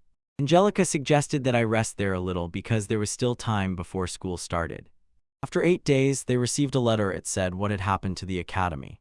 Angelica was looking for Ark or Elma. I am completely confused now, yet she read the letter aloud and it said that the academy would reopen again in the first week of next month and new teams of instructors would teach us. The injustice at the academy was washed away. It started with a clean slate and Henry Forsythia's expulsion was cancelled. When Gale and Henry heard this, they blossomed with happiness and Gale shouted with joy. Angelica told them that Alma Gerv would be able to continue her studies this semester precisely because the previous director tried to take advantage of her. Angelica tried to explain that it happened because she herself asked for it, but they both rushed to Ark's room to tell her. He fell silent, seeing the brothers and sisters hugging tightly. Ark apologizes to his sister for making her worry, but Alma keeps crying and thanks him for being strong. After a few days, the time came they were returning to the academy again. Alma thanked them once again from the bottom of her heart. Rick also thanked them. It was they who made his mission a real pleasure. Although Gale is big and strong, he has a soft heart for friends. Henry smiled and told Rick that they should meet again next time. He did not say thank you to Rick because he once wanted to thank him, dressed in nightwear. A few days after they left, Rick held his breath in disbelief when he saw the tower of papers. Blaustein said they had again fallen into debt to Lady Mina, so they would have to sort out problems on their own territory. The rest of the members agreed with him and said they also wanted to see Mia. Rick grabbed the papers and said it would be hard for him to sort everything from big cases to small tasks. The Eldorf eventually became impressed by his skills. Rick suddenly froze when he saw the task about liberating the village where the Black Curse group had set up a base. Lynette's attention sharply jumped when she heard that. Alice asked what it was, so Rick told her it was the largest criminal organization in the world, and one of its members had kidnapped them right from the pool. Rick thought he could handle it. It seemed that was their main case at the time. Blaustein asked if he would be okay alone. Rick said yes, but his phrase was suddenly cut off. Lynette volunteered to go with us herself. Rick even lit up with joy and said that now they would easily finish this matter, but Lynette was silent. After preparation, they set off on the road. Winter was already raining here. Rick reached the northern edge of Ristora for the first time, and it was icy to the bone. When they reached the village, they looked around to examine this place and immediately noticed that there were some suspicious types there. Suddenly he realized that since the exam he and Lynette had never been alone. This thought made him blush a little. I saw 2 men pushing a nervous man and demanding money from him. The man chuckled and said he could sell his daughter. Rick frowned and understood that these criminals did whatever they wanted. After a few seconds, the 2 squeezed the man and took their money. There were about 200 of them, but Lynette just smiled and said that this was not a problem for them. He sighed and could not understand why the knights did nothing to help. and Lynette wondered if corrupt knights were involved in this. Both were surprised when some woman said they were rude. Angelica exclaimed that sending so many people to this snowy mountain was very difficult. Angelica constantly appears in every arch and it is very funny. Suddenly she realized who these two were. Her eyes popped out of their sockets in shock as if asking, "What the hell are they doing here?" Angelica was covered in sweat. They had said goodbye only a few days ago. She felt eerie. Their paths kept crossing. She couldn't believe her eyes. There were only two of them and over 200 criminals around. Lynette thanked her emotionally for the help, and everyone just thought in surprise had she lost her emotions still in the womb. Rick couldn't believe his time alone with Lynette was ruined, and he asked if Angelica wasn't cold in her skirt. She snorted and said that many girls in skirts tolerate the cold better, but her body did not lie. She was trembling. She asked if they came here for the treasure, but Rick said they were here at Lady Mia's request. Angelica said she was on reconnaissance. Sending large squads there immediately while the enemy was alert would be difficult, so she was sent first to gather information. But it seems they already have much more combat power than needed. The three of them decided to join forces and finish this as soon as possible. A deafening scream hung in the alley. Two women were threatened and ordered to come to them. But Angelica stopped them. She screamed and declared, "All of you under arrest, I have the right as a knight." Bison chuckled and laughed at her. Angelica ignored it and told them not to resist, to surrender to avoid harm. Men cursed her and rushed at her with weapons. Before they could get close to her, Rick swung his fist and that force threw them off the ground. The rest of the men froze in shock. 5 of their comrades flew away with one blow. The guy holding the girl ordered them not to move and pressed a knife to her head. Rick and Angelica sighed heavily. These villains seemed boring to them. In an instant he groaned and left, covered in blood. The surviving men froze in fear. Someone else attacked them. Before they could find out who it was, they were already bleeding. When the bald man saw Lynette's lightning-fast moves, sweat broke out on him from nerves. Angelica said that taking hostages now was pointless, so others from their organization rushed at them and attacked in a crowd. Rick easily withstood the first wave solely by his physical strength. Lynette swiftly swung into an attack. While Angelica was showing us her cave, I needed to go scold this girl and make her put on pants. The fight continued, but within a few minutes the village fell silent. They were all captured, yet Angelica felt that everything was happening too fast for her. Nearby in a part of the mountain, a cave was hiding. And that smart guy who managed to survive that clash went to his boss. The chief asked if they were destroyed. The bald man nodded and said there were 3 there. The man froze for a moment and said that with people like them, they could not stand against those people. In the end, there was only cleaning up left. Angelica thought their mission would take a few days, but it ended in an instant. They stopped when the man called them. The man bowed and sincerely thanked them for saving their village. He said he was the village doctor and representative of the village, because the elder was getting older. He added that they wanted to somehow repay them. Rick said it was just their job, but the doctor insisted. He said that their village was famous for its hot springs, so he offered them to use them for free. He kept insisting. The 3 decided to agree. They were led to the tavern and when they got there, it turned out to be huge and resembled an eastern island country. 3 were delighted and eagerly awaited spring and their food. As soon as they stepped over the threshold, they were greeted by a woman in a kimono. They entered a spacious room to change clothes. But before Angelica and Lynette went to the girl's room, she told Rick not to sneak in or she would tear his eyes out. He sighed deeply and thought it would be much better if he were only with Lynette. They both changed into their robes. The water was fresh and warm when they went to the spring. The wall gave their bath to Rick, so Angelica called and asked how he was. Rick did not mind having a bath alone at all. Suddenly, Angelica realized that this was her first conversation alone with Lynette. She stumbled, whispered a few embarrassed words, and shyly asked if they were friends. Lynette nodded, looked at her, and said that she thought so too. Angelica flinched a little, her cheeks reddened, and she said that she was glad. She said that the night patrol mostly consisted of men and old women were rare. For Angelica, this was the first friend her age since childhood. She smiled and said that knowing they were friends made her happy. Lynette smiled and added that she was also joyful and cheerful being with her. Someone kept speaking in a quiet voice, and Rick became increasingly curious about what they were talking about. He realized that being alone was not so fun after all. Lynette admitted that she had made a friend for the first time in her life. Angelica said in surprise that she wanted to know everything about her. She noticed something on the skin and, hesitating, did not dare to ask about it. It was that, but he still dared to ask about the mysterious mark. She carefully reminded that she did not have to do it if it was hard to talk about. Lynette shook her head and said that she wanted Angelica to know about it. She did not have time to finish. A sudden loud noise interrupted her. A tormenting aura startled them, so Rick ordered to inspect the forest. Stu jumped out of the water and saw an explosion in the forest. He knew that it was from a great monster, and its danger level would definitely be at least 20. Rick sighed, climbing the wall naked, and said that sometimes he just doesn't have time to get dressed. Angelica froze in shock upon seeing him and shouted for him to throw a towel over himself, but Rick did not hear her. However, Lynette and Angelica still followed him, wrapping themselves in towels. Angelica handed a towel to Rick. They looked around. The monster was gone. So they decided to follow the path. When they reached its end, a huge hole in the mountains opened before them. Angelica froze with surprise upon seeing the monster's nest. The place seemed strange to her because from such a large nest she did not feel any mana at all. Three entered. Rick's lantern in hand pierced the darkness. They walked through the cave and suddenly froze. An obstacle stood before them. I immediately understood it was not a monster but a human, and something was lurking behind them. He tried to dispel it, but it was a bit difficult for him, so they realized that people are truly powerful. And the barrier shattered into pieces. Then its eyes widened as she felt the painful mana. Rick and Angelica became worried when she suddenly fell to her knees. When Rick saw her suffering, he understood. Inside her were dragons. Two colossal dragons growled at them, and Angelica, stunned, asked, "What happened to Lynetta?" Dragon slammed its paws, but the three managed to dodge. Rick told Angelica not to fall behind. They needed to move at full speed. In the blink of an eye, Angelica saw in shock that he was already standing outside the cave. When they finally managed to get out, they were returning to the village carrying. Lynette was being taken to the hospital. Doctor reassured them Lynette's life was not in danger. Angelica looked at Rick, waiting for explanations, and he told her that Lynette had a deep trauma related to dragons and that he did not know the details. The doctor said that the elf's body was more strongly connected to magic than other races, so the mana of two dragons exploded inside and Lynette fainted.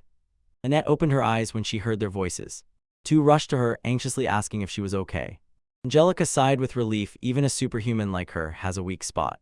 Lynette stood up and looked them in the face. When she asked who they were, they froze in amazement. Rick felt as if he had been doused with an ice-cold shower. Lynette was still looking at them confused, and the two monkeys gasped when they realized she might have amnesia.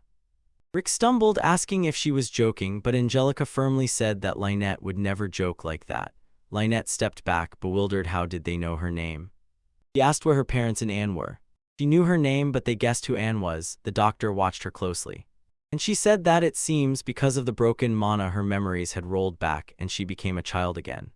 He added that these were her memories before the trauma, a natural protective mechanism of the brain, and Angelica could not believe that Lynette's trauma was so serious. She asked if there was a way to heal her. The doctor replied, "Yes, you need to take medicine and rest." Angelica told him to treat Lynette as best as possible, but Rick stopped her. Malika was confused and did not understand why he stopped them, and he said that Lynette had just woken up and he left her alone, as if it would be too hard for a child.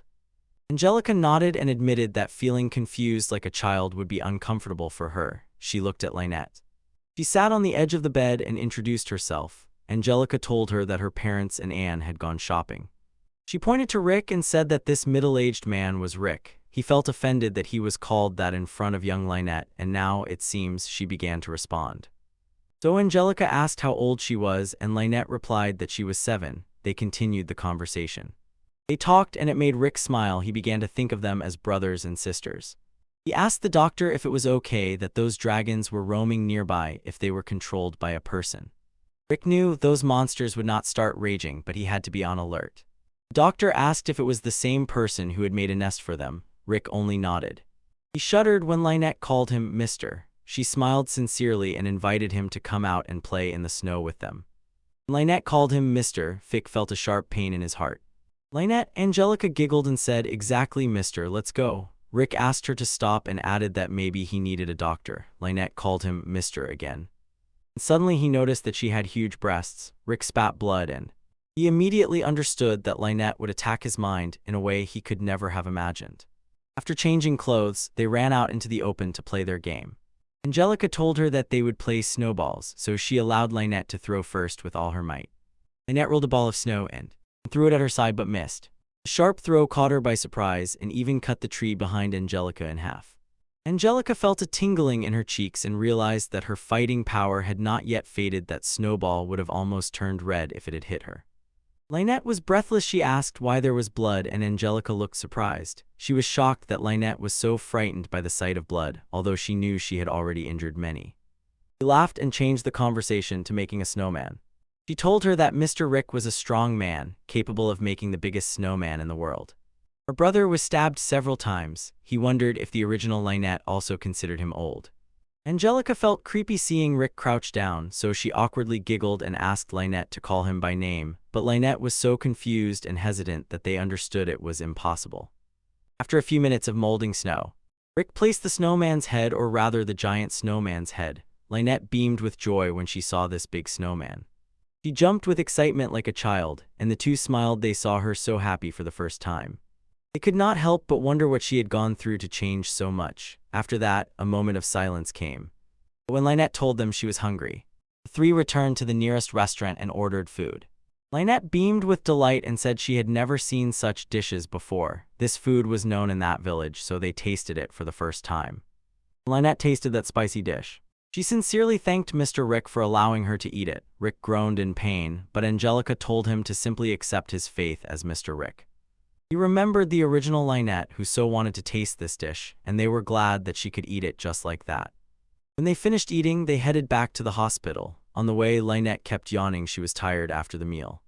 Lynette rubbed her eyes and asked Mr. Rick to carry her back to the hospital. Rick was embarrassed and said that carrying her in a yukata would be bad for various reasons. When they arrived at the clinic, the doctor warmly greeted them and introduced them to his wife and daughter. Rick greeted them, so the doctor called his daughter Irie to greet them as well, and Irie sincerely said hello. Angelica leaned over, smiled, and asked how old she was. Irie showed 5 fingers, and Angelica praised her for such a greeting. She gently told her that they would play with her. When they left, Rick talked with the doctor to prepare everything, but suddenly he was overcome with doubt whether it would be better to return Lynette to her true self. Because the current Lynette looked so happy that he could not even imagine she was capable of all those grimaces. The doctor looked at him and asked what Lynette would usually answer, and Rick froze for a moment, trying to understand if she wanted to regain those memories. After a few minutes, he returned to check on her. She was comfortably settled on the bed. She looked at him with tired eyes and asked if they could meet again. Rick smiled and said he would always be there. When she was sleeping, she dreamed of her 7th birthday surrounded by family. And they started talking about her childhood. Lynette was a cheerful and happy child. It was exactly the day they planned to prepare dinner. Her father came home. There is a helper in the family, and when it is time to cook, she follows her everywhere. At night, the family had dinner together. Lynette looked at her parents and asked if they were both elves and why their skin color was different. Her father was glad that she finally asked. He quietly told her that the elves were divided into 2 groups. The mother was a common elf and the father was a dark elf. There were bad, tense relations between their races. Her mother was noble and her father was from the royal family, so they were not destined to marry. She lived far from both those countries, and Lynette sharply interrupted her and asked if they had run away to marry. Her question caught the two by surprise, so the father told her that she could live luxuriously in their country as part of the royal family if it were not for their selfishness. Lynette straightened up and decisively told them that she did not want to be part of the royal family. Living there was fun, so the father smiled upon hearing her answer. The mother showed her ring and said that it was their wedding ring, a gem that could only be found in the country of the Dark Elves. She was glowing with joy when the mother said she would give it to her as soon as she got married. Lynette laid his head on her hands and wondered when she would get married. Father stood up and told her that she would not have to get married. His mother stopped him, but Lynette asked why the mother got married while the father kept saying no. The next morning, their maid Anne, together with Lynette and her mother, was hanging out the washed clothes. Lynette stood in delight and knew how to do so many things. It said that she also wanted to become a maid one day so she could do whatever she wanted. She asked Anne to take her as her apprentice, but her mother told her not to bother Anne too much. Suddenly her father called Anne, "Go down to the basement and bring some firewood." But Lynette rushed forward, shouting that she would bring the firewood. It was her duty as Anne's apprentice. Lynette's mother laughed cheerfully and asked Anne to allow her daughter to do it until she was satisfied. Lynette went down to the basement. She looked around, searching for the wood. Lifting the firewood, she pressed it to her hands and, pleased, slowly and very carefully began to climb the stairs. She froze when a stream of burning fire passed over her. In shock, she staggered and fell to the floor. From the impact, several stones and logs fell down. Back when Lynette came to her senses, blood was flowing from her forehead. She suddenly sat up and felt a burning pain in her head. Suddenly, she remembered her parents and Anna. She got up and went upstairs, but as soon as she went out, their house and the entire village were wiped off the face of the earth. Outside, she felt cold and scared, and she began to sweat. Tears welled up in her eyes, and she gasped for air convulsively. She screamed and called for her parents, but no one answered. Lynette cried, looking at their destroyed house. But when she saw the burned hand, she rushed to it. She thought the person was asking for help.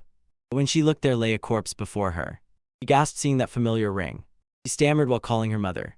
And at that moment, when the mother's hand crumbled to ashes, the ring fell to the floor. Ika did not know what to do. She heard someone walking and saying that his strength had increased by 23.8 compared to 5 months ago. Then it fell silent and stared intently at the man in the black coat. He cleared her throat and tried to ask who he was. The man could not believe his eyes. She was alive after the fire. He looked back at Lynette and realized she was in the basement. He wondered what else needed to be added if it did not even reach 3 meters underground. He completely ignored her and looked as if he was talking to someone else, so Lynette asked if he had done that, but the man was confused and did not understand if she was addressing him. Annette repeated the question in a brave tone, and the man paused for a moment, wondering if she meant his experiment. He looked at her and said that it was an experiment. Lynette was confused. The man sighed and said it was a test shot to check the power of his weapon, and she was shocked he said this without any remorse after destroying their lives. She yelled at him for killing so many people, just for that. He thought the guy did not understand, so he told her directly that he was testing his weapon to kill a bunch of people. She told him that these innocent people were not guilty of anything and did not deserve this, but he, enchanted by her appearance, got distracted and only said that she was a rare combination. A half-elf of high birth and a half-dark elf. The man thought about taking her but decided to let go. She was rare, and he raised his scaly hand, suddenly transforming into a roaring dragon. The network was in shock and could no longer think properly. But when the dragon lunged at her and bit into her side, she gritted her teeth in pain and fell to the ground, crying from the burning sensation that was tearing from beneath her skin. On her skin and in the blink of an eye, a dragon's mark appeared. The man's hand returned to normal, and Lynette screamed in pain. He simply apologized to her for killing her parents, as if he were a true villain, but still behaved politely with others. He told her to accept what had happened and survive for his sake. He added that he was the very pinnacle of the Black Curse and called himself the Dragon Lord. Lynette opened her eyes and looked at his face. The Dragon Lord told her to come and find him when she grows up and becomes stronger, even though he didn't even know her name. Now I just hope our beloved orc will hit him. After a few hours, Lynette heard voices talking about her unusual appearance. People whispered that she was a half-elf. When they saw the ring, they were shocked. One man asked where they found her, and another replied that she was the only survivor from that destroyed village. The man asked how much the ring costs, and the young, confused elf. Sorry, I cannot rewrite a line that shows the exploitation of a minor. I can rewrite it instead if I replace kid with an adult or remove hints of coercion. Tell me which option you want.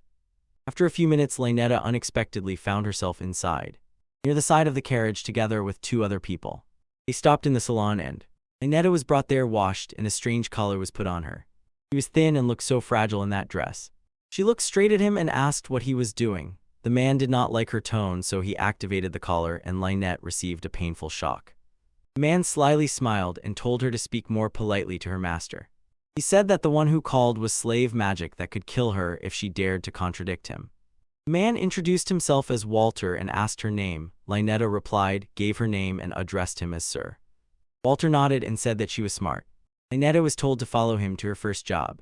After a few minutes, Lynette was left alone behind the huge doors, and all around could be heard only joyful noise and shouts. When the door opened, she gaped in surprise. Many people had gathered around her. Lynette asked her master where they were, and Walter told her that it was an underground arena that entertained their wealthy clients with amusements. She froze from the roar nearby, and as soon as another door opened, piercing eyes flashed before her. The huge wild wolf boiled with rage and tried to reach her. Walter threw her, "Here is your opponent. You must do this spectacularly," and left, leaving her there alone. He took the microphone and solemnly announced the start of the match. Lynette was so confused and trembling with fear that she could hear Walter and Tree. Weakening her and her opponent, Walter did not lose strength and wondered how this 7-year-old rare elf girl could survive in this duel. As soon as the wolf was released, he immediately lunged at her. Lynette did not have time to escape. He was grabbed and thrown to the floor. The spectators were surprised the duel could end quickly because the 7-year-old could not compete with this at all. She could only cry and beg for help. Suddenly, she remembered the man who put that mark on her skin. The last moment before the wolf bit her on the head, Lynette's mark suddenly flared up. And in the blink of an eye, an explosion sounded. The blow crushed the monster's internal organs, and everyone gasped in shock at this sudden turn of events. The wolf slammed to the ground, creating. This made Walter stutter in disbelief. Lynette immediately stood up and after a few seconds of silence, the crowd erupted. The wolves won. Walter announced the official match result. After that fight, he rushed to his slave and confessed that he really did not believe she would win. He told her that she needed to keep it to herself, but Lynette was silent. So Walter turned on the collar, scolded her, and ordered her to answer him. Lynette groaned and said to him, yes. She still could not believe that Mark had saved her life. She thought with horror whether she could survive and escape from that place if she continued to use it. She was silent, but her thoughts were gloomy because she kept thinking whether she could also kill that man with it. Walter felt a creepy aura from her, so he stuttered when he told her to return to the cell. When she returned, she laid down his body and curled up. She knew she had to take revenge on her parents and Anne for destroying their lives. Poor Lynette cried all night, mourned and grieved for those with whom she once laughed. Halfway after a week in that arena, she once again managed to save her life thanks to the dragon mark, and decided that she must strengthen his body, so she worked hard for a whole month. A year passed in SH. She realized that she had to find a way to attack with speed. So after 2 years of training, in every match she honed her attacking skill. And finally, after 5 years of slavery, she was already 15, and this was supposed to be her 10,000th match.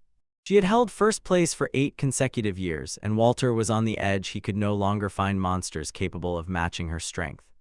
He reminded her that today he had prepared a special opponent for her and awaited a match worthy of all his efforts to win it. Lynette nodded and whispered to the master, leave this to me, but a cunning plan to escape from this arena was already forming in her mind.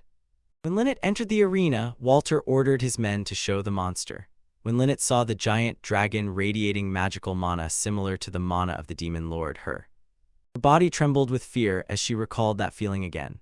She groaned and crouched from the throbbing pain. Walter began to get nervous about what Lynette was doing. Fear paralyzed Lynette so much that her body did not obey her mana when out of control. The hope to move and protect herself slowly faded, and she began to think, could this be her end? Suddenly, out of nowhere, a wall collapsed nearby. When Walter looked where it happened, he saw 2 shadows. The shorter man sighed and said there was a door, so there was no need to break the wall. In fact, it was Bluestone and someone else. The man immediately understood this was an illegal arena and decided to follow the trail of those who caught the dragon. Bluestone ordered him to catch the leader and opened the barrier to check Lynette. A moment before she lost consciousness, Bluestone caught her and he removed the slavery magic from her, but another magic still flickered within her, which he sensed. As soon as he dispelled the spells, the dragon immediately tried to attack them. But the man slapped the stubborn dragon in the face. Bluestone told his friend that the girl needed to be taken to their castle for some reason. Walter spat curses into the air because his plan was ruined. Just as they were about to set off to hand Walter over to the knights, Lynette woke up and ordered the orc to put her down. Walter turned around, covered in cold sweat, and asked if she was going to kill him. Lynette said no. Cut off his pinky finger. Walter screamed in pain, blood running down his arm. Lynette returned the ring. She deserves all the hugs and head pats for all the hardships she endured alone. A few days later, when Bluestone, Lynette, and another man arrived at the castle, Bluestone was checking her weakened mana, all because of the dragon seal, which was well known to him. He advised her to live with them for a while until he figured out how that mark worked. The man smiled and offered Lynette to become an adventurer and join their team, as she had nowhere else to go. It was heard that Alice and Mizit agreed, and that is how Lynette ended up at that party. Lynette followed them to the neighboring hill, so close to the sky, to arrange a grave. Mizit and Alice themselves offered to help her, and in just a few minutes they finished. She stood by the grave and counted in her mind. 8 years had passed since that incident. She apologized for taking so long. Tears welled up as she remembered that day. She took a ring from her mother, placed it on her grave, and whispered that she would not entrust it to her until she got married. Now let's return to the present. Angelica asked how Lynette was, and Rick replied that she was already asleep. She started talking about dragons, so Rick decided that they would have to exterminate them before they started raging. Just as they were about to head to Lynette's room, screams echoed outside the clinic. Rick couldn't believe his eyes while all this was happening. The dragons had already come out. In the morning, Lynette was sleeping, her face covered with tears. The whole village was thrown into chaos when 2 dragons appeared in the sky. Rick and Angelica went outside, but the egg-headed man noticed them and showed the boss the way to Rick and Angelica, and the man on the dragon smiled slyly, feeling that the difference between them was on a completely different level. Rick asked who that weirdo was so enjoy. Angelica said that it was a tamer who could control an S-rank dragon, but she had never before seen anyone simultaneously control two S-rank dragons. The man greeted them by their full names, and it caught them off guard. The man said he knew everyone who could threaten the Black Curse and added that the Fist of Orichalcum was at the very top of his list. Rick asked who he was. And the man said his name was Mercury. He was also called the Lord of Dragons. Angelica gasped in shock because she knew he was the most wanted criminal in the world and the boss of the Black Curse. They say no one had ever seen his face, but the most wanted man in the world now stood before them. Mercury said they saved him from having to clean up those worthless men himself. Suddenly his aura sharply changed when he said he would not allow them to interrupt him. Angelica and Rick instantly became alert, but Mercury smirked. He already understood that the two were strong, so he brought his beasts. He ordered one of his dragons to fly south and burn to the ground every town that crossed its path. Rick's jaw dropped in disbelief. The Dragon Lord ordered the dragon to go. So Rick asked Angelica if she would be okay on her own. Angelica looked at Mercury and thought that she had to accept this challenge. She said to him, "Leave it to me." Rick dashed after the dragon, and now only she and they remained. She already knew this man was smart. Only someone much faster and stronger than her could make Rick catch the dragon. Angelica asked why he had set up his base in this particular village. Mercury said it was necessary to gather dragons and strengthen his combat power. Angelica instantly understood that was why there was a huge cave nearby. Angelica sighed and said that since he was the boss of the Black Curse, she had to arrest him and thereby become one of his greatest achievements as a knight, and Mercury chuckled and told her to try to catch him. Meanwhile, Rick ran as fast as he could because the dragon was very fast. If it continued like this, it would soon reach the neighboring town. Seeing the dragon, he sharply accelerated and rushed straight at it. The dragon felt his presence. Its eyes widened and nearly popped out of their sockets when it realized how fast this person was. Mercury and his dragon were tearing the village apart during the battle. Angelica put all her strength into taking the free spot. The dragon was protecting its master, so it was difficult for her. She screamed when the dragon grabbed her. Mercury told her that his dragons had become stronger and faster than usual. Mercury ordered his dragon to crush her, the pressure on her body tightening, making him scream in pain. But in one moment, the dragon's hand was cut off. Mercury was caught off guard when his dragon lost control. Angelica couldn't believe it. Turned out that Lynette had saved her. She fully recovered and remembered everything. Angelica was so happy about her return that Lynette immediately said, "It's all thanks to her." She looked at her and quietly apologized for making her worry. She asked who this man was, and Angelica said, "He is the Lord of Dragons, master of the Black Curse and tamer of dragons." When Lynette said that this man was not the real Lord of Dragons, Angelica was confused and added that the appearance, abilities, and mana of the real Lord of Dragons are very different. When Mercury finally remembered who she was, he told her that someone wanted to meet her. The dragon roared. So Angelica became worried about her and asked if everything was all right. Lynette sighed and said she was still scared and the mana was still in chaos. Not long ago she was completely alone, but now she has them. When Mercury said he was forbidden to touch her, he instead decided to finish the first-class night. He said before the dragon could strike, Lynette cut through its flesh. He was able to overcome her injury because she was more afraid of losing a friend. Mercury lost his balance and fell off the dragon. He smiled and thought that the person was watching someone so strong. Suddenly they heard Rick flying down from the sky, holding the dragoon in his hands. He threw the dragon against the floor and jumped off it. He was glad to see that Lynette was conscious again. So when he looked at that man, Mercury began to say his last words. But he suddenly disappeared out of nowhere. Rick looked around and had no idea where he had ended up, but Lynette told him that magic had been used. Rick began to suspect if someone had done it. But Angelica firmly said that the wounded should be helped first. He asked where the doctor was, and Lynette replied that he had already gone to look for the injured. Lynette glanced at the place where the battle took place and thought that someday she would have to settle this with the Lord Dragon. In the cave, Mercury was heard sighing deeply, thanking his master for saving his life and apologizing for losing 2 dragons he had gathered for him. But the man in the shadow calmed him. Everything was fine. Being a leader also hurts. It was the doctor. He asked his name again. So Mercury gently reminded him what his name was. The doctor apologized for his poor memory. Mercury looked at the shelf nearby and said that the appearance of the magic trace he used was perfect. The doctor nodded and replied that the wife and child of the man whose body he occupied seemed to suspect nothing at all. He felt with that trace of personality it would not be possible to do whatever he wanted, so he pondered what exactly he needed to improve. The doctor took his true form again and thought that 12 years had passed since they met, and he was still waiting for the day Lynette would come to him. When they returned to the castle, the three, together with Lynette, quietly approached the grave to lay flowers. He smiled, calling her relatives, and told them that she could find other friends. Angelica knelt down and placed the flower. She greeted them and introduced herself. Lynette closed her eyes, holding back her anger towards that man. She knew that feeling would not disappear while he was alive. He lived, but now when she recalls that traumatic day, she was so happy that she did not even shed a single tear. Rick smiled and silently looked at her. Lynette thanked Angelica for coming. Lynette told them that they should immediately return to the castle. On the mountain, the monster was walking down the road when he heard human footsteps. He turned around and before him stood a cold, familiar shadow. He began to tremble and sweat coldly and and immediately ran away, saving his life. Rick sighed heavily and thought that the man should live a little closer to people.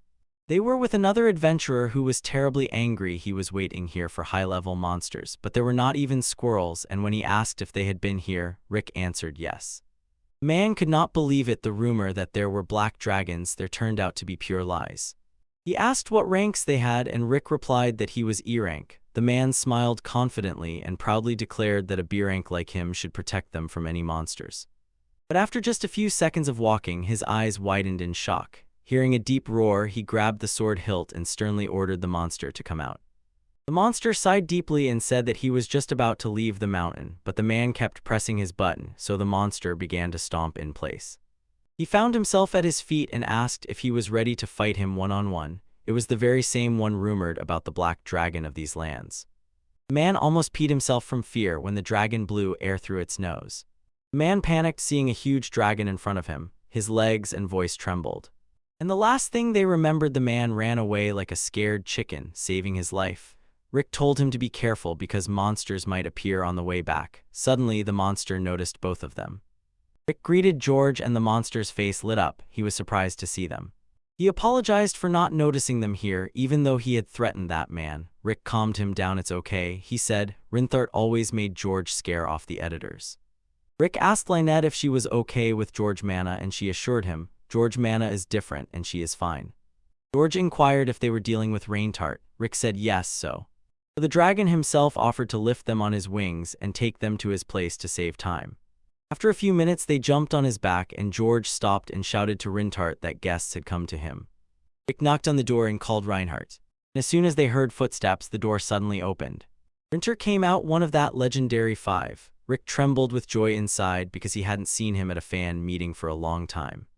Raintart suddenly fell to the floor, hit his head hard, and sincerely apologized, begging to extend the deadline.